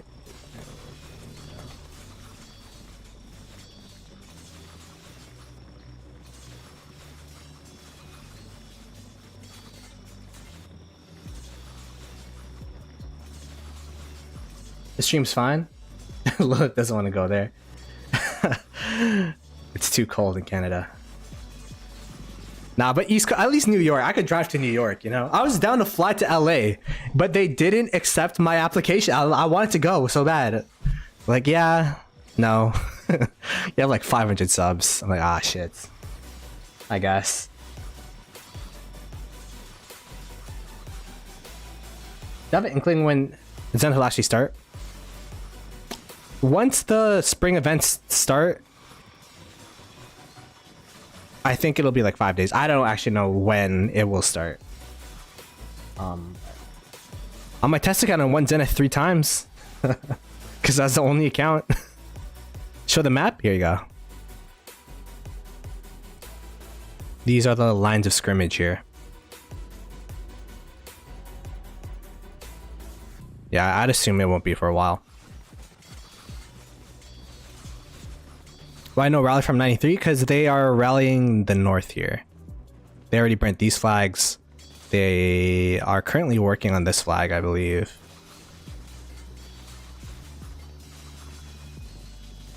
Yeah, near the end of the spring events, exactly. There you go. 20 to 25th is crazy though. Holy, that's a while. Get 400 days of speed ups. How do you plan on doing that, Kyle, Mega Whale?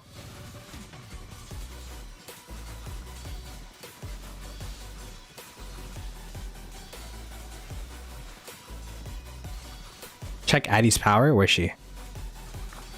468 million.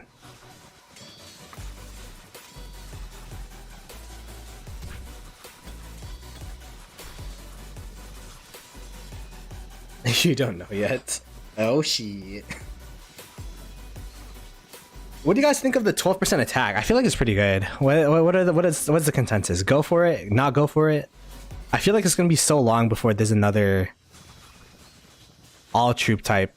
The thing that sucks the most about it is the minus 10% defense to archers, especially with how strong archers are. For that reason, I probably wouldn't go for it, but like, I don't know.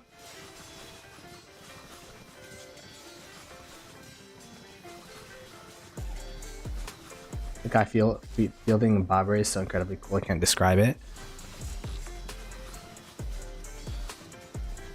JT Towers from 960 is using Cordoba and stuff, and he's been streaming. So if you have skill damage 1, don't go for it. You think so?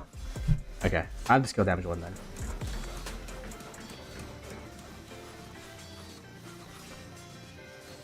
% skill damage is better. Okay, there you go. And apparently it's an ugly skin, so even if you do it for cosmetics, 8% defense is way better for sure. Just because the debuffs aren't as bad. 10% defense, negative 10% defense to archers is absolutely detrimental to archers. They're already squishy as is.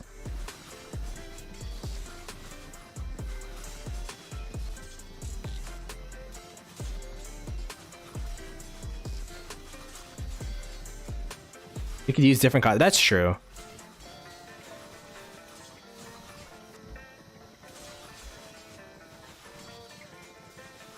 We get in the kitchen sink. Yo, Tash is here. Yo, Tash, you have more KP than Panther. That's embarrassing. Yo, I was roasting Panther earlier. Where are you? Are you still there? You TP out here? Yo, no, right here. Yeah, 9 point. You're almost at 10. Where's Panther? This guy's at 8.3. Boo. 11 bill? Yo, you could do it. I believe. Actually, yo, don't do that shit. You're getting way too close to me. Relax. Just relax for a bit, bro. I can't, you know, if I get passed by Tash, then I think I have to retire. What the GT Discord's like? They have a lot of people.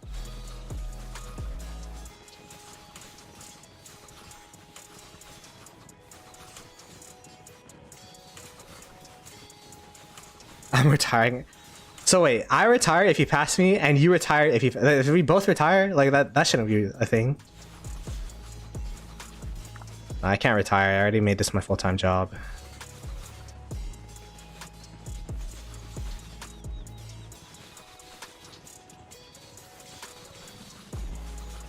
You know what'd be funny? When I start the podcast, I sell ad slots for migration. If you want me to read out your migration message. Oh man.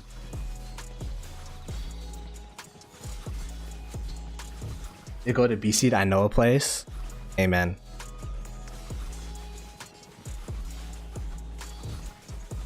$93 Discord? Yeah, I can't imagine. I can't imagine. Honestly, I wanna be sure we get the first podcast done first. I didn't even script it yet. So I'd be chilling right now. I don't think so. I feel like if you're in Kingsland, you just chill together, and like if it's chill, you just talk about your day. Like, oh, look at these trades. Yo, I'm eating. Yo, why'd you leave me behind?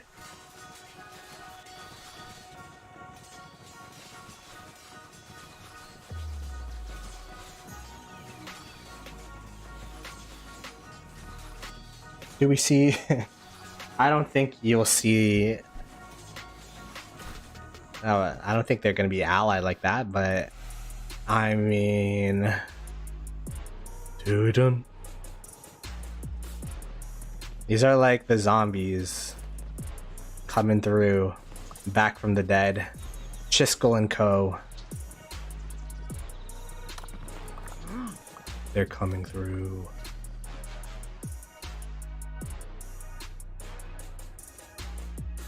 If they burn this, then they could start building from here too.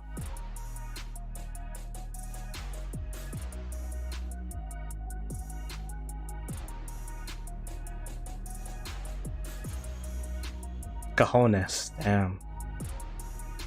They ain't got the cojones.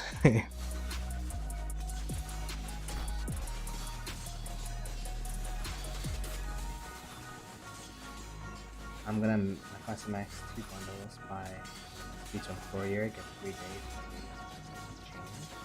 I mean, if you're in KvK, you could probably chain a decent chunk. Oh, there you go. A rally.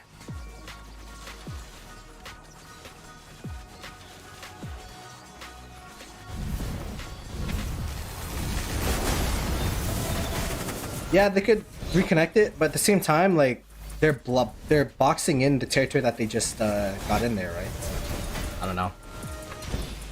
IDK.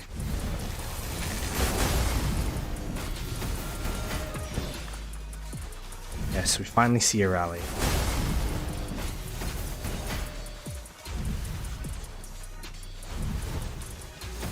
Oh, I missed final exams today. Fuck. How many gems was it? Oh no, what? Why is that such an old notification? Saturday, Fleisch is starting final exam. Why do I have that on my phone now? Huh? I'm like, it's a Tuesday. Everything 605 does is just a show for streaming. And they leave a couple of GP players. Will come and everything will be branding? Maybe. How did that rally fall? You guys are just too strong. You see Tash Point right here? Look at this guy. Kink Gods just swarming down that rally. Got the Guan Yu on lock. You got Kink and Redline and Fish and Leopard at the same... Yo, that's unbeatable.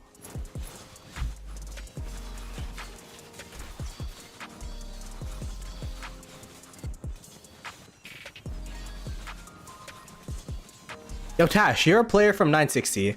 People are saying you gotta spend 1K a month. Is that true or is it false? I doubt. I'm not trying to diss you or anything. I doubt you spend 1K a month in Rise of Kingdoms.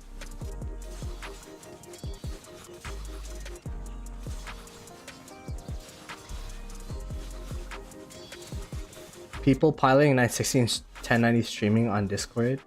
Damn. 1K on tech? You spend 1K on tech? Nah, no way. For minimum? Ah, yeah. So if 2268 dies, I'm definitely not migrating to 960. 1K? 3-man war. Wait, I maxed my tech before 3-man warfares though. Oh, daily? You buy dailies too? Yo, Tash, I didn't know you were rich like that. Fuck. Redline migrating to 2268 next KvK. Did he say that? Oh.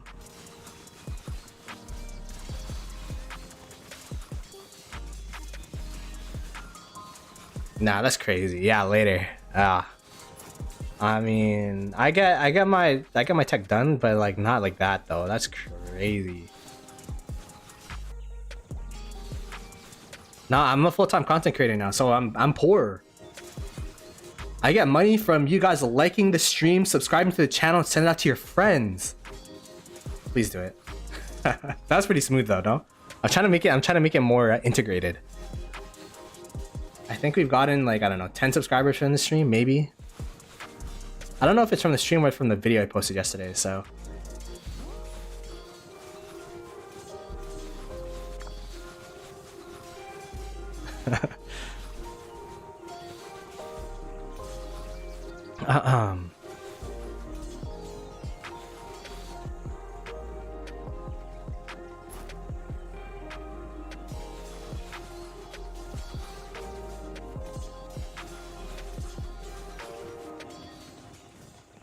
Most Krakens. I know, but like, what like if because someone's like, oh yeah, you gotta join 960, and someone else is like, nah, you gotta spend like 1K a month. I mean, last KvK I did buy Conqueror's Wills until Zone 5 ended. Stonks. Yeah, like that's what I do too. I buy 10 daily bundles in the beginning because like I want to get that econ tech up, right? Because it barbs you in a lot. Oh, shout out to the person that subbed. We got a Stonks. Tokyo. Yo, we got Tokyo to sub? I always want to go there. Show the map. The main push is up here. 960 is trying to go around the 93T murder ball. 93T murder ball is trying to go up to here. And then there's like this skirmish that's going on over here. Oh, they're actually defending that. Oh no, they're fighting here. There you go. Found him. 1093 is currently pushing.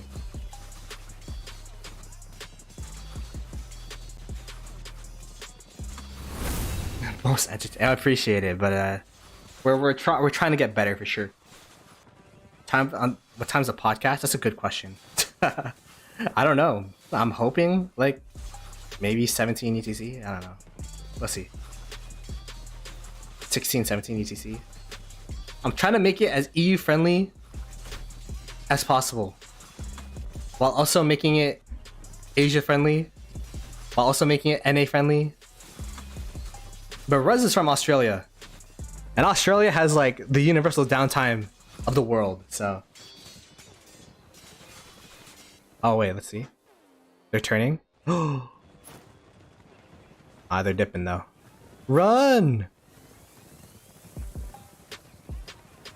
But I'll be making, the plan is, I like streaming a lot, video editing, like making videos and talking to myself while I'm making a video is kind of boring to me.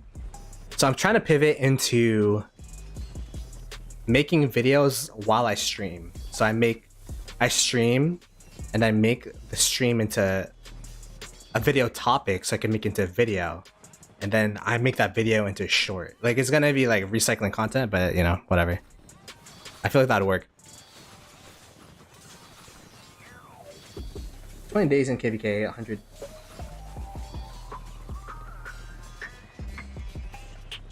What?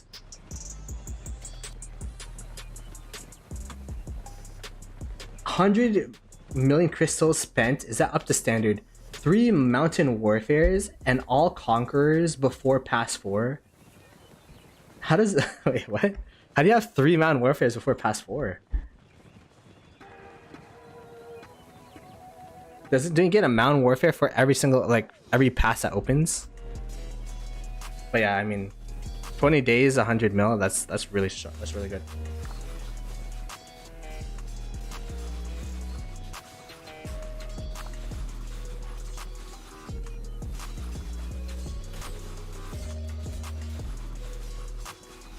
Oh. Oh, all conquerors before pass 4. I'm dumb. I'm like, I couldn't read that properly. Yeah. I get it now. Zenith depends on your continent. I always say get 40 mil power worth of power so you're safe. Like, the worst thing you could do in Rise of Kingdoms, in my opinion, is to be 11th place in Zenith. Like, you don't want it.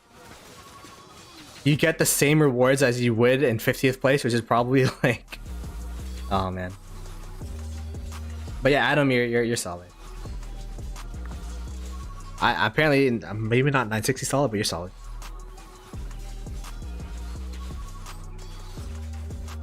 I've had friends that quit Rise of Kingdoms because they got 11th in Zenith.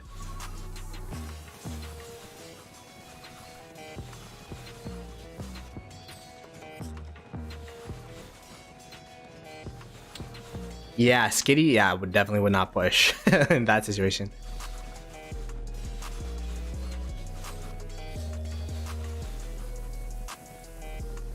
Jamais face droite que me gratte. What does that mean?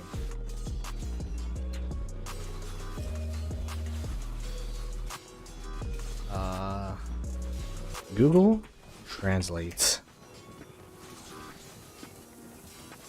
Je ne sais pas parler le français. My right... What the heck? My right ass cheek is itchy? Damn. Yeah, you gotta itch that. They got 11 that cast Zenith and quit? Oh, yeah. That's tough. What is going on right now? Like, we're just running back and forth. It's a track meet.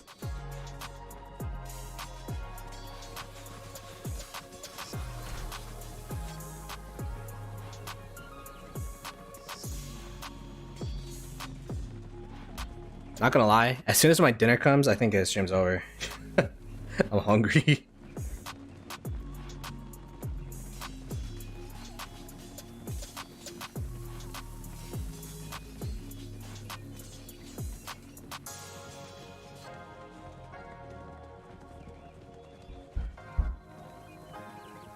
Someone who got 11th in Zenith in 2065 before Smash Squad migrated there and was literally unbothered. Lol.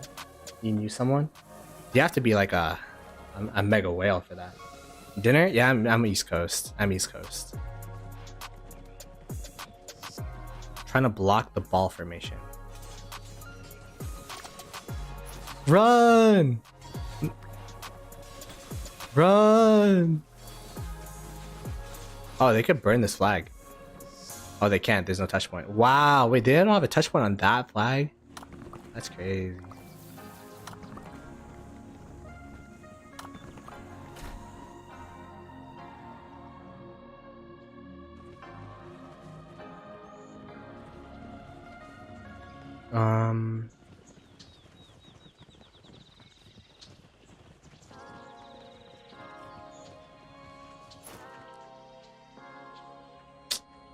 Yo, what time do you think I should stream tomorrow? I'll let you guys pick. What time should we watch this KvK?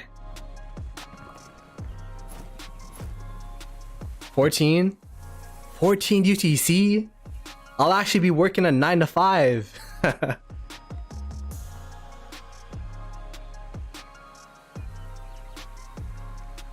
I mean, I could do 14.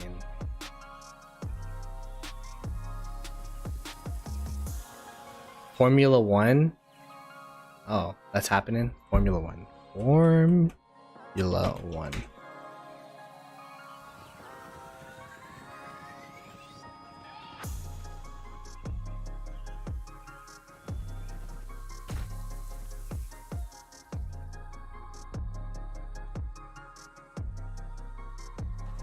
I mean, 960 is just smack dab in the middle of 1093 right now.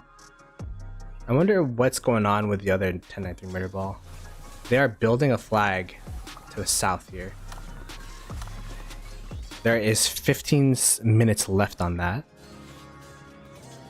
Looks like 960 is actually pushing pretty heavily into them. On this side, at least. This flag's healing. This flag's not being burnt. The focus is burning this building flag down here. We could keep our eyes here for now.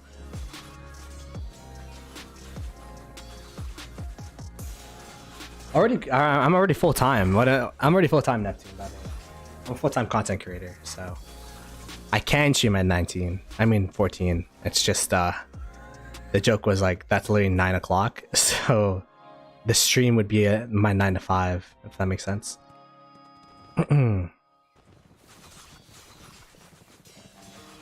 There should be a betting pool for this KvK. That'd be pretty interesting. I feel like though that would create a lot of unrest. Like imagine you're just like a random KD and a KD like, or like you're an Imperium. That's a lot of pressure. Where it's like people already blame people for losing in Osiris League and stuff. Can you imagine for KvKs? Like, how could you fucking lose my Aurochs? 960? I gotta imagine. I gotta imagine.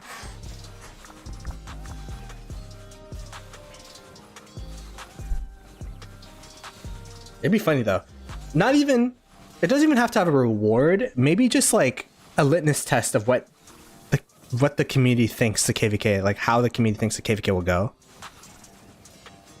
Or maybe it'll be like something simple.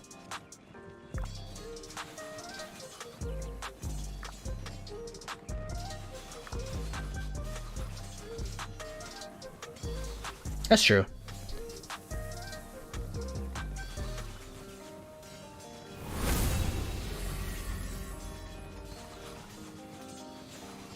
There we go, we got the King skill. New Zenith skin, I wouldn't go for it. It's good, it's decent for open field if you don't have a open field city skin. But I really do not like the minus 10% archer defense.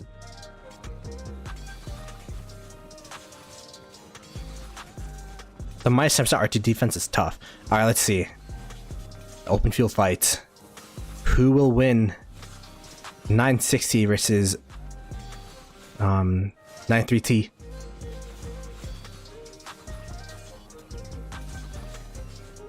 City splitting up the murder ball? It was, yeah, but now it went to the north.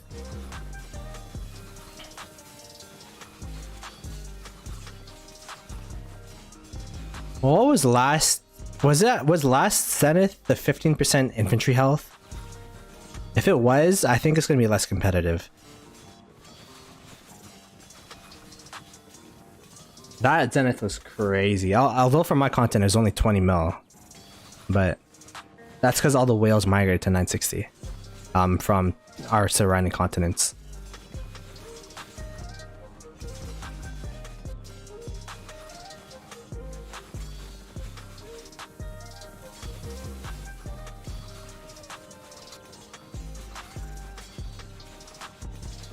Let's check the sad face litmus test here.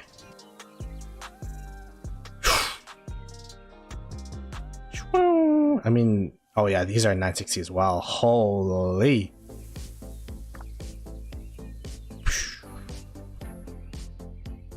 That's tough.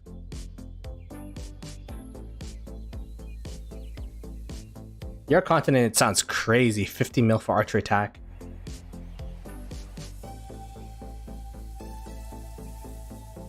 %, 12% is equivalent to Dynastic Conqueror.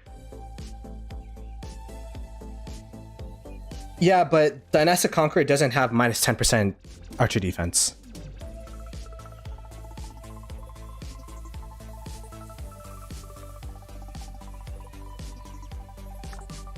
The skin's good, but like, I don't know. Archers are just so meta that.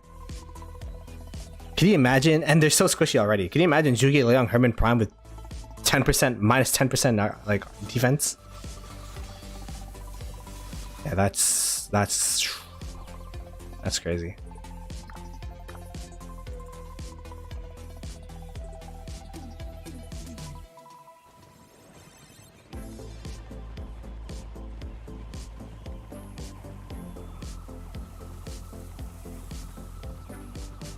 Okay, well, that's a wipe.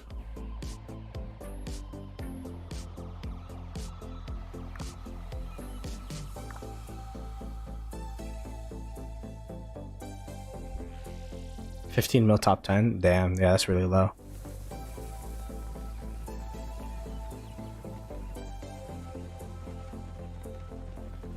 Depends on the price. Depends on the price and what you're replacing. If you have Dynastic Conqueror, still use Dynastic Conqueror. Even if you have the 5% skill damage skin, like I feel pretty comfortable with that skin. At the same time, I don't really think about Zeniths because I never have the speed ups for it. Plus 10% fill to your hospital. I mean, for archers, yeah, that's actually pretty accurate.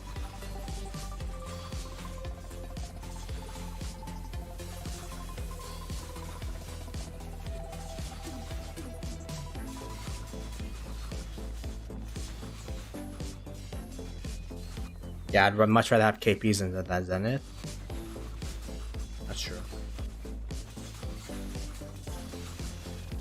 Hydra Blast. Is that the KvK weapon? For the extra defense? Sounds like some whale moves to me, Adam.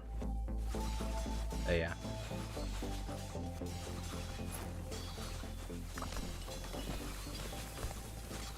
Like what I've been told is that there isn't too much of a difference between the different stack types.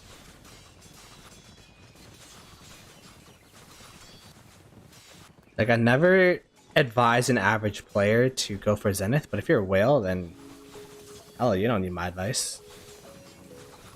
Go for it. Whale / Kraken.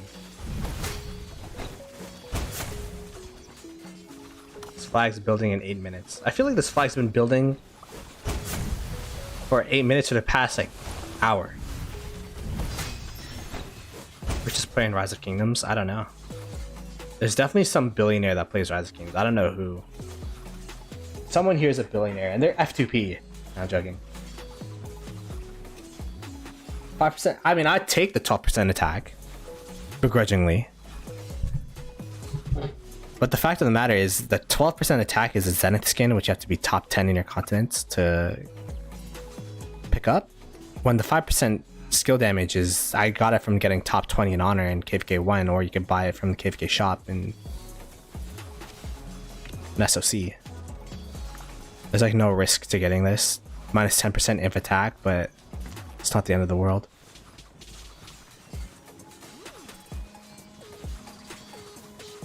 That's like 1093 win. I mean, it's looking really promising right now for sure. Really dominant and a lot of pressure being put on 960. Pressure that they're not used to feeling.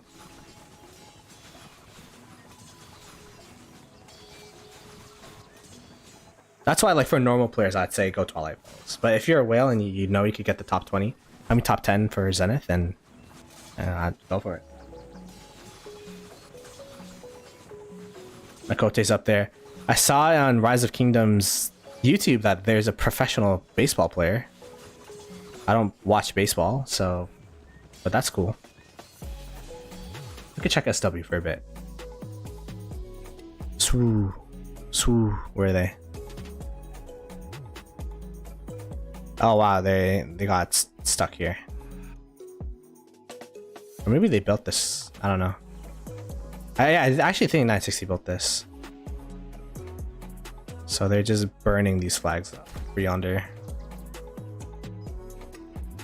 I'm sure SW6SF also has Skillful Craftsman. But there's no point to drop Skillful for them because they could build one flag and then they have to burn, so.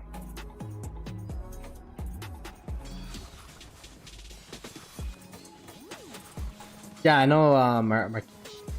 When we watched Brazil in the World Cup, everyone was like, "No, not Makote."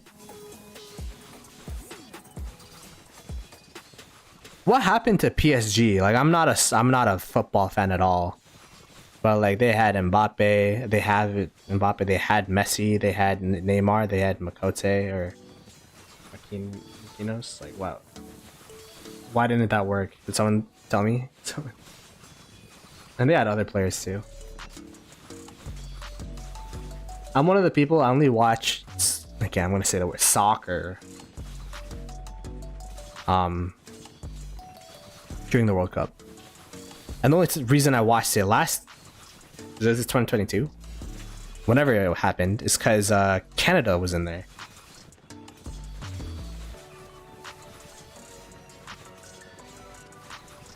Money can't buy teamwork. Selfish club.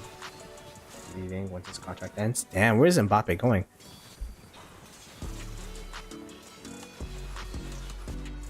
Real Madrid. Where'd Neymar go? Did he go to like Saudi Arabia or something? Neymar. Where are you? What is this? Al Hilal. Yeah, that looks like Saudi Arabia. Not gonna lie.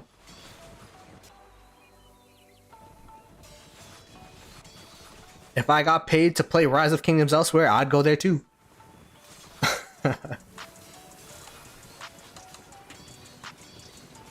Biggest club in Saudi Arabia.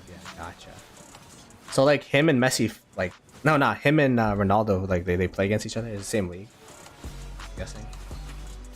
If Saudi Arabia be buying a lot of sports stuff, huh? 40 million contract? Holy fuck! Imagine how many gold chests that is.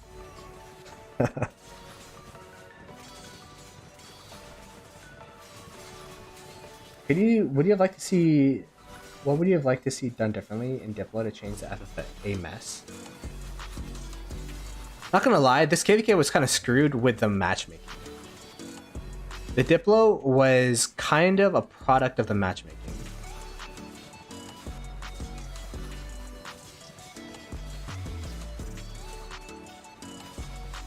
I don't know what you would have done, like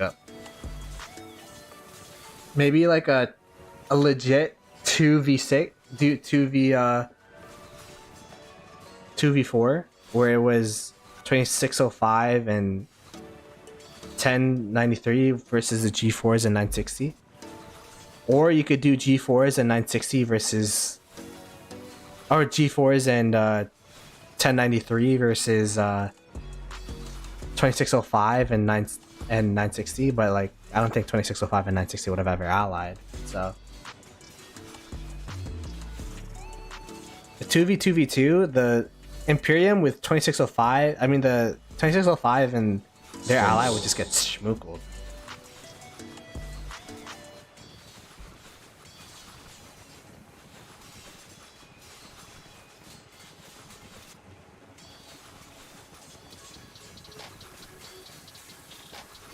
What's the 3v3 that they proposed? The 960 proposed? Yeah, they're not on the same level. There's definitely levels to Imperiums, and we're seeing the S tier with the 960 and 1093. There's no other Imperium their level at the moment. I mean, 1365 was before they downsized, but I don't know. I'd have to see how they fight now.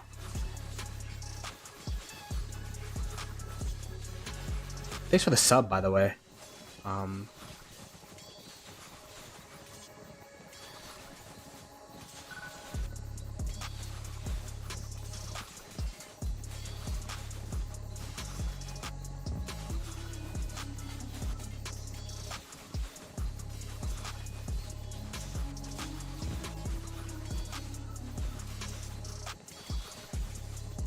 Yeah, we'll have to see what 1365 looks like. That doesn't mean it's a... Yo, appreciate it. We are getting close to...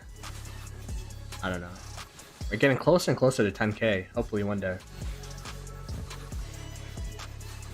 I'm gonna try to... I'm gonna try hard on March. Try to at least stream once a week, just once a day, or I'm gonna stream or post a video every day in March. That's the goal.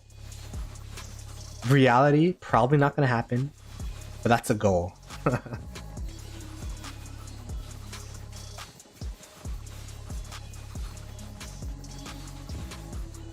Yeah, that's crazy.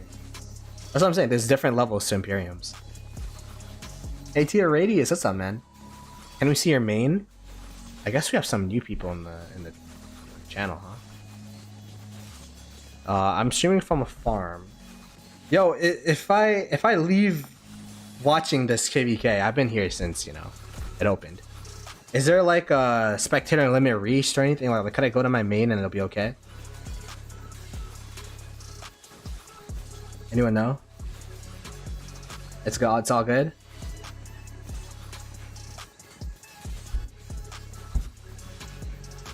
Spectators maxed. Alright, you scared me. I'm staying here.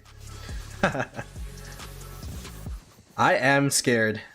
I'm not whitelisted or anything. I got here by being here early. Whoa. Who's building here? They're both.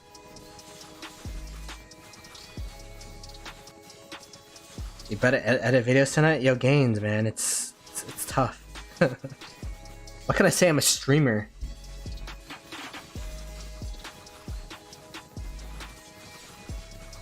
Yeah, there's a spectator limit.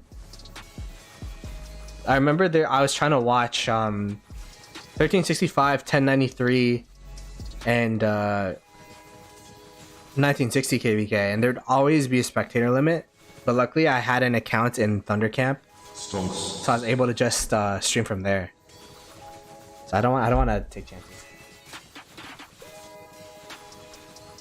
Take your time. We don't need game 20% better once a week or two than every day. Content is better. Maybe if there's anything KvK. I just want to challenge myself because, you know, Chisco does daily videos. I want to see how hard it is because, you know, he's the benchmark, and I'm like, I've been slacking, not gonna lie, been slacking, so I want to pick it up. Did I change my character? He has a mouth and it talks, and he's more pale.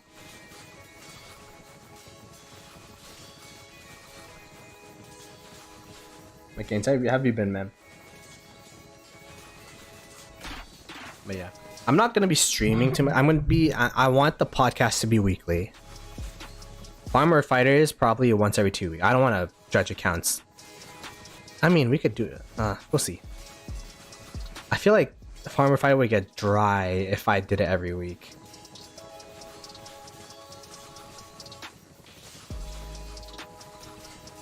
But yeah, we'll see. I'm still processing it in my head.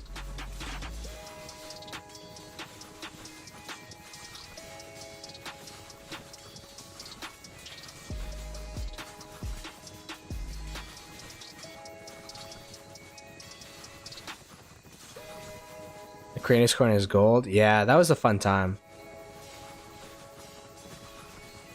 2 weeks out of the gym catches up to you. Wow, you've Gains Gaming out of all people hasn't been in the gym in 2 weeks. That's crazy. Well, good to see you're back. I gotta go. That's one thing I gotta do too. I gotta hit the gym again. I'm not really a gym guy though. This is probably cliche, but I'm an activities guy. Like, I like playing basketball, I like swimming. I don't like lifting weights or running in a treadmill. Dirty Dansky, yo, what's up, man? The KvK. Alright, we'll do a run. We got some new people in here. Let's do a little bit of a rundown. We got Schwung. 1093 was able to get this this wall hop, allowing them to build this defensive line across this river. They were able to build south of the river here, and now they're pushing into territory of 960. So this is pretty much a stalemate. They have been burning territory on this side. 960 has been losing territory on this side. In terms of open field fighting, 1093 has actually been dominant in the open field. 1960's kind of spread, and just 1093 just have so many numbers where it's hard for 960, in my opinion, from what I've been seeing, it's hard for them to pick and choose what to hold and what to defend. They could hold off some parts, but like it's tough for 1093 right now. I mean, for 960. 960 lost some flags here, and they've just been pushing more and more and more. And the main question, like right now, if you're to see this KvK, and if there's any other kingdom than 960, you'd be like, oh, this KvK is done.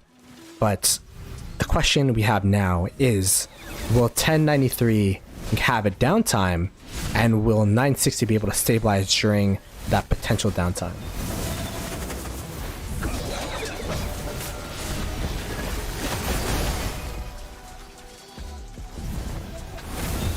Can we do a video review about inscriptions and the best inscriptions for every formation? I think the legendary ones are the best, but yeah, I'll put that on the list. Formations video. Let me put that. Ploto plans.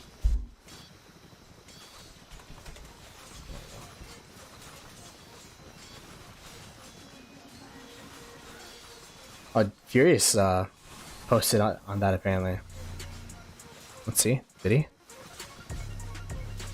Best inscription order to focus on wedge for wedge formation. There you go.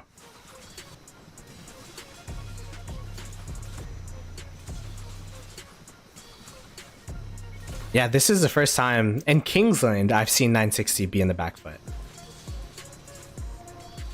Some funny reports. Let's see.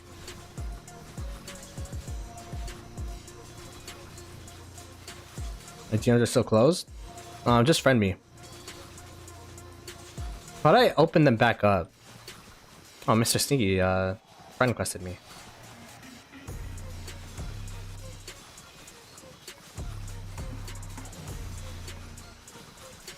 Goose. There you go.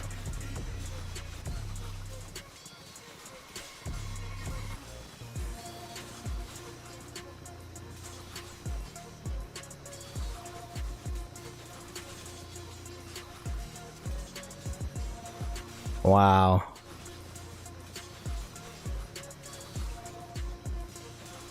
Hey man, those trees are crazy. Holy shit. I mean, that's what I've been saying is like there's been more sad faces on the 1093 side. It's just they have so many numbers that they win the murder fall fight anyways. So Furious, appreciate you coming through, man. You're always welcome in this channel. Do you prefer armaments with good inscriptions but low stats, or inscriptions with high stats? Good inscriptions you can transmute. Depends on what you mean by good inscriptions, right? Like it's so dependent, and the giving advice on armaments without seeing the actual armaments is so tough. But if it's not a legendary inscription, most of the time you can get away with having good statted armaments and then calling it a day.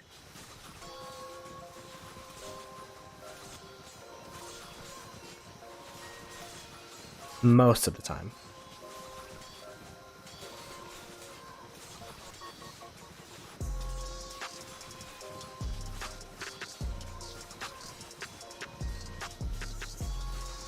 Sent 2 more fun reports.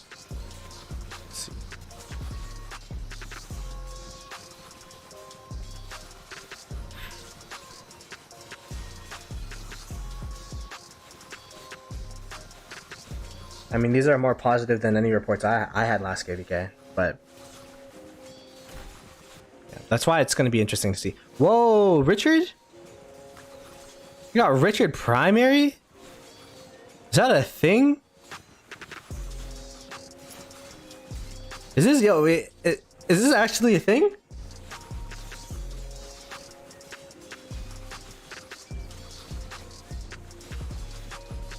Super 5 health inscriptions but having low stats. I mean, 3.5% health is a lot of stats. You know what I mean? Like when I see inscriptions that give stats, I count them as stats. So, here's a Richard on the field. Yo, what is the pairs? 5 infantry marches? Is it Richard YSG? Like what is it? Instant prox. That's true. It's probably more helpful in cases where they're chasing people, but they're not chasing people in this right now.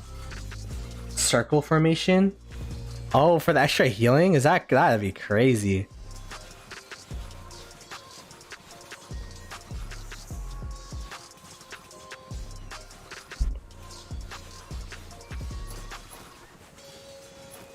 Oh, wait, I want to see that Richard at work. Where was it? Like, every time I bring out Richard, it's by accident.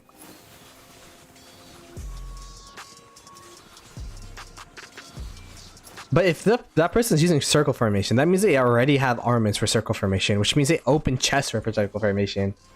That's just highly unlikely. Like, could you imagine someone having circle formation for fun? Bet next cav. AoE. What do you guys think? What did we have last cav? Oh, we had what keeping? AoE, open field commander, garrison, MG commander. We'll have a garrison MG commander, and for the wheel we'll have an open field AoE scale damage commander, maybe? I don't know. He's chaining. I mean, yo, the Richard obviously worked because they pushed the murder ball.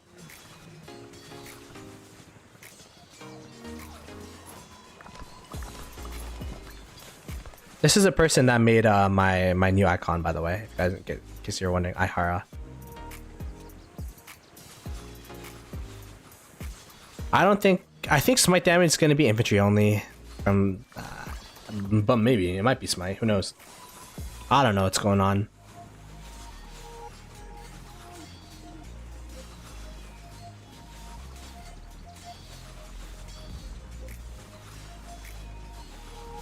Oh, range has smite too. That's true. What if it is a smite damage? Wait, you're the guy running Richard? It's you?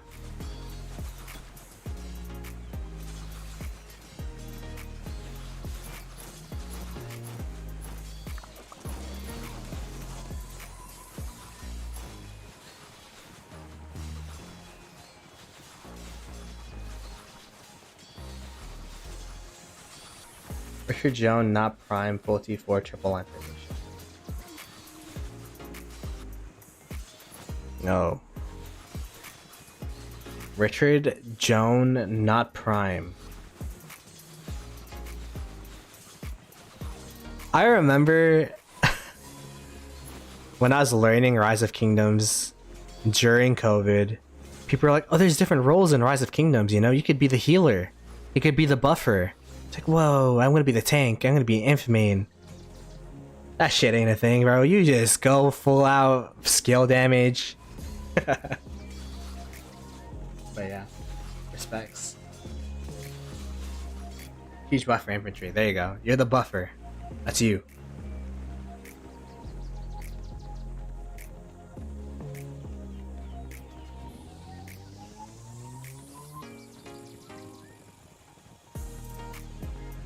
Oh, Arch.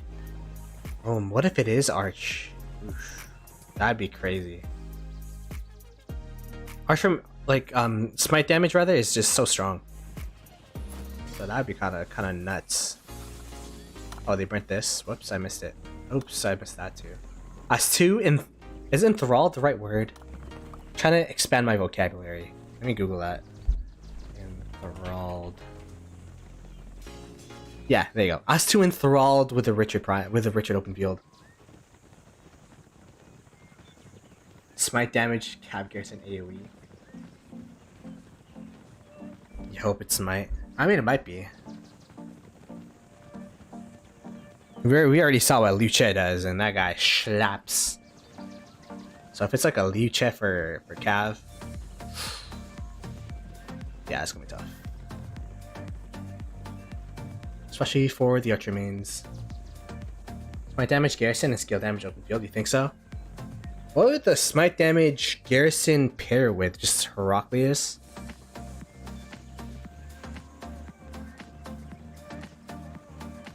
They're dying a bit. I don't really, I mean, maybe a tad. I feel like the numbers are pretty, it's not noticeable to me, at least with the eye test. I think they're more spread. Like, do they still have people down here? Yeah, they do.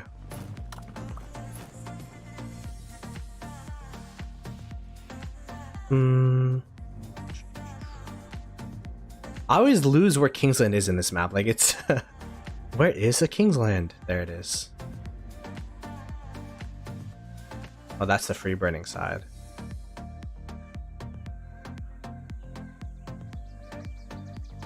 Oh, found him. There you go.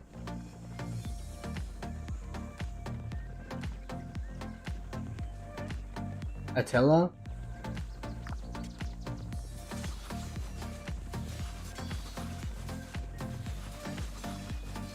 Your Richard Jones trades even? That's crazy. I mean, if it works, yeah, it works.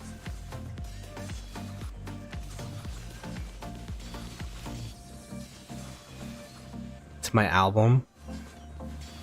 Damn. You gotta see that.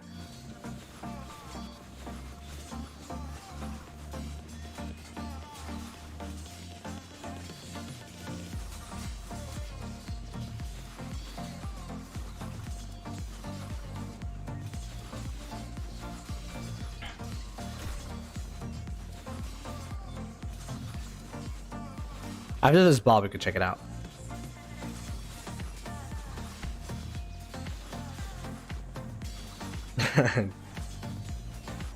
Oh man.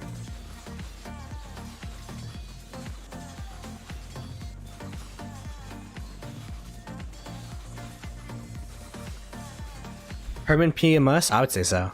If you're running an Archer March, super strong.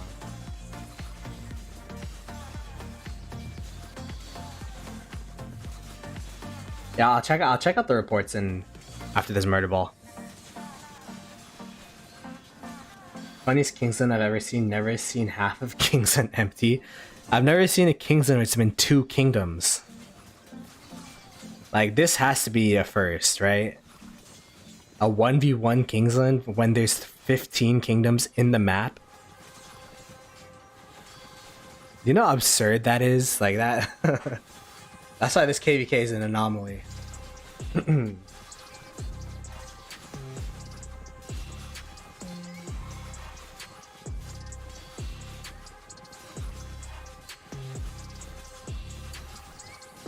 A 1v1 Kingsland? Really? An SO8?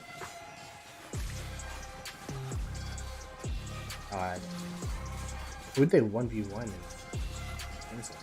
Oh, you mean half empty?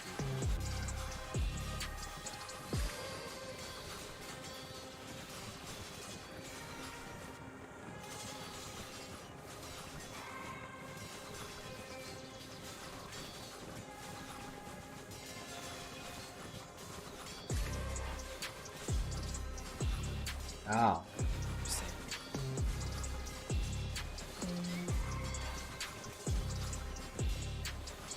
Yo, Shappy. Oh my goodness. We got these Shappy games in here. How you doing, brother? Let me go. How do I do this?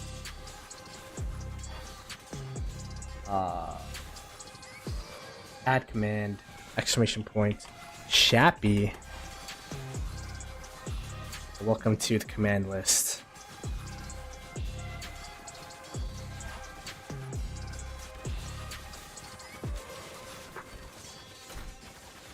They're starting to swarm the flag. Is there a rally on this? No, this guy's swarming. Yo, you crazy, son. Definitely did that by accident. Finish the 9 to 5. Oh shoot. East Coasters are starting to come on.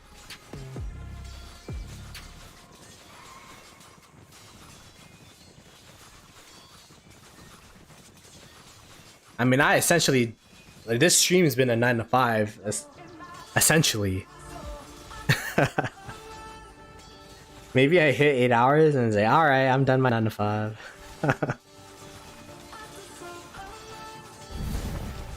I didn't finish my car.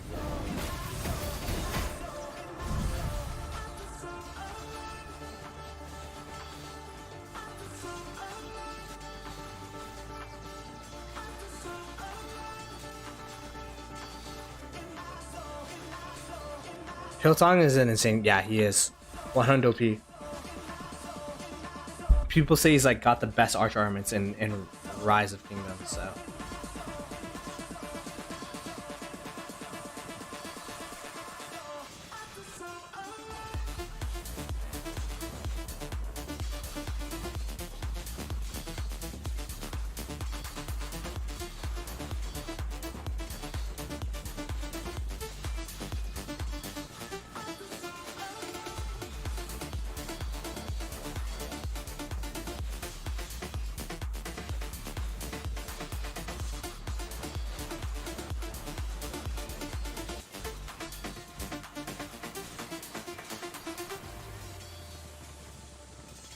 60 still getting whooped.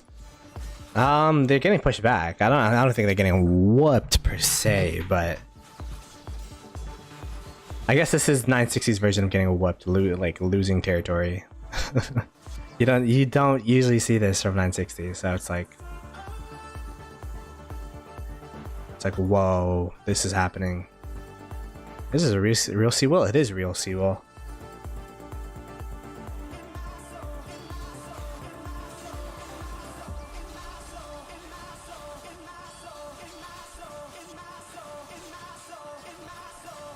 Want to get a farm from BP? I do not account share as an official Rise of Kingdoms person. It's just easier to stream from my account.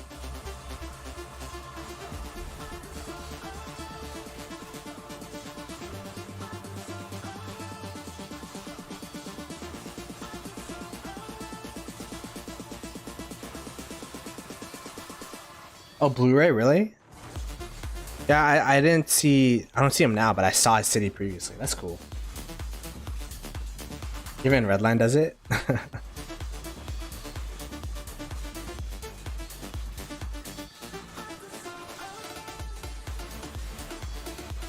Yeah, I definitely think the numbers are kind of getting lower and lower for 1093.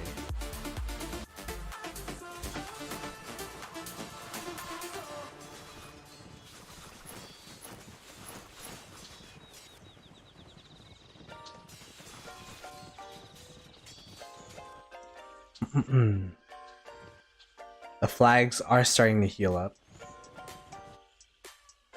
Well, some of them.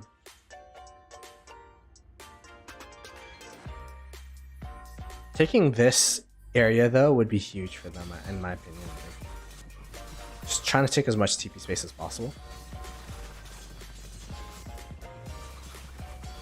Redline's KP is at 23. 20.7 bill. Oh, we're Rob. What's up, man? So my speed on armaments good or bad for archers? It's good. Stonks. It's good, but you'd rather have the health or whatever you're missing, whatever stat you're missing. Redline got off. Yeah, he went on my stream and he said he has his son in one hand playing on the other, so.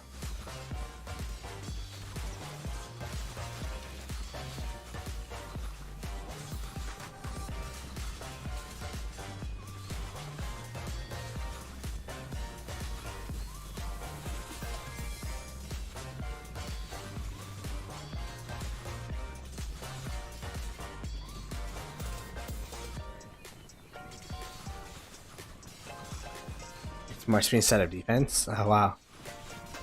Everyone just be taking archer defense. Zenith. This.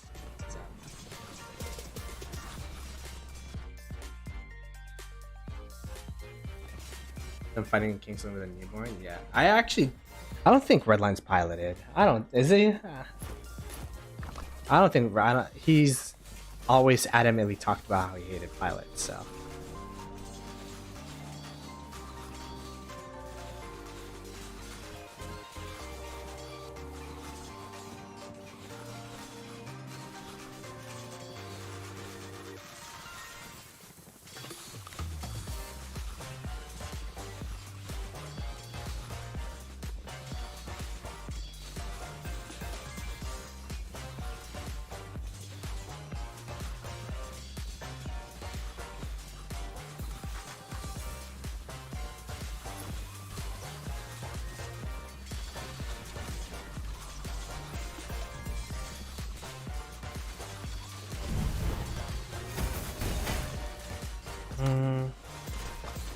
Oh, he doesn't like people piloting his account. Like, he's fine with pilots. It's just he likes everything on his account, like similar to me, where it's like I like looking at my stats, like, oh yeah, I did all of that. That makes sense.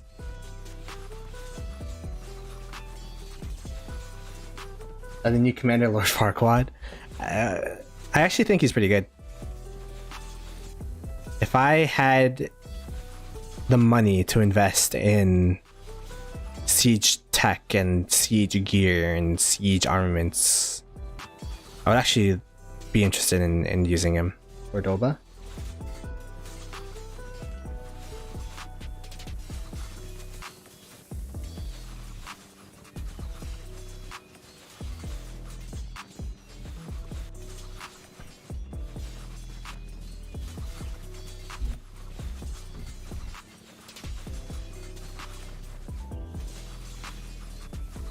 No, like I don't have T5 Siege. I don't have T5 Siege unlocked.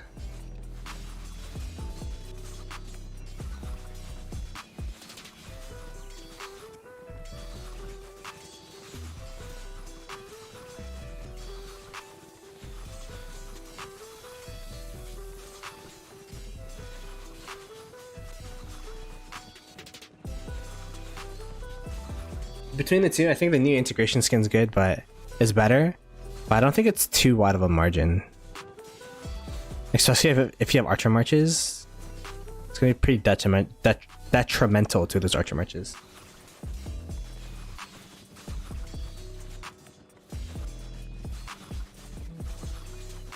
Yo, shh! Don't tell anyone about that.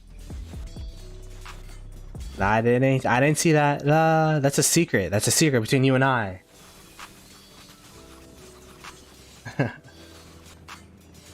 What is the difference between Grand Prix versus Champions League? You mean Osiris League? Grand Prix was it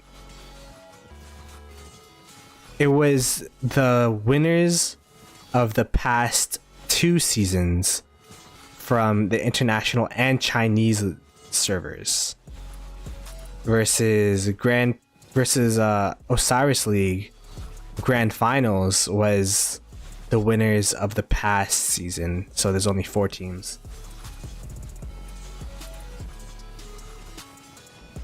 So 960 won in Grand Prix, but they lost in Grand Finals, if that makes sense. So Grand Finals was before the Grand Prix.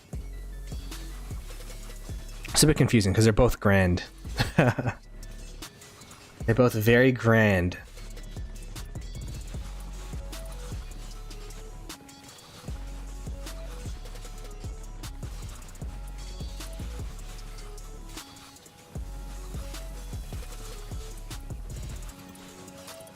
Yeah, 2489. They won the Grand Prix, which is the more not impressive, but the more, I guess, grand one, because that was against the Chinese servers and all that stuff. And yeah, it was a big deal.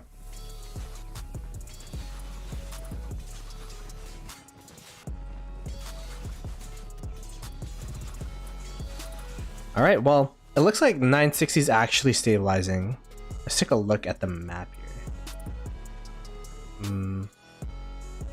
960 stabilizing. Ooh, they're building up. This is ballsy. This is a ballsy flag right here. But they only have a bunch of farm accounts up here, so yeah, I guess it's pretty safe in hindsight. That's healing. Okay. So upcoming streams, I'm gonna be streaming tomorrow.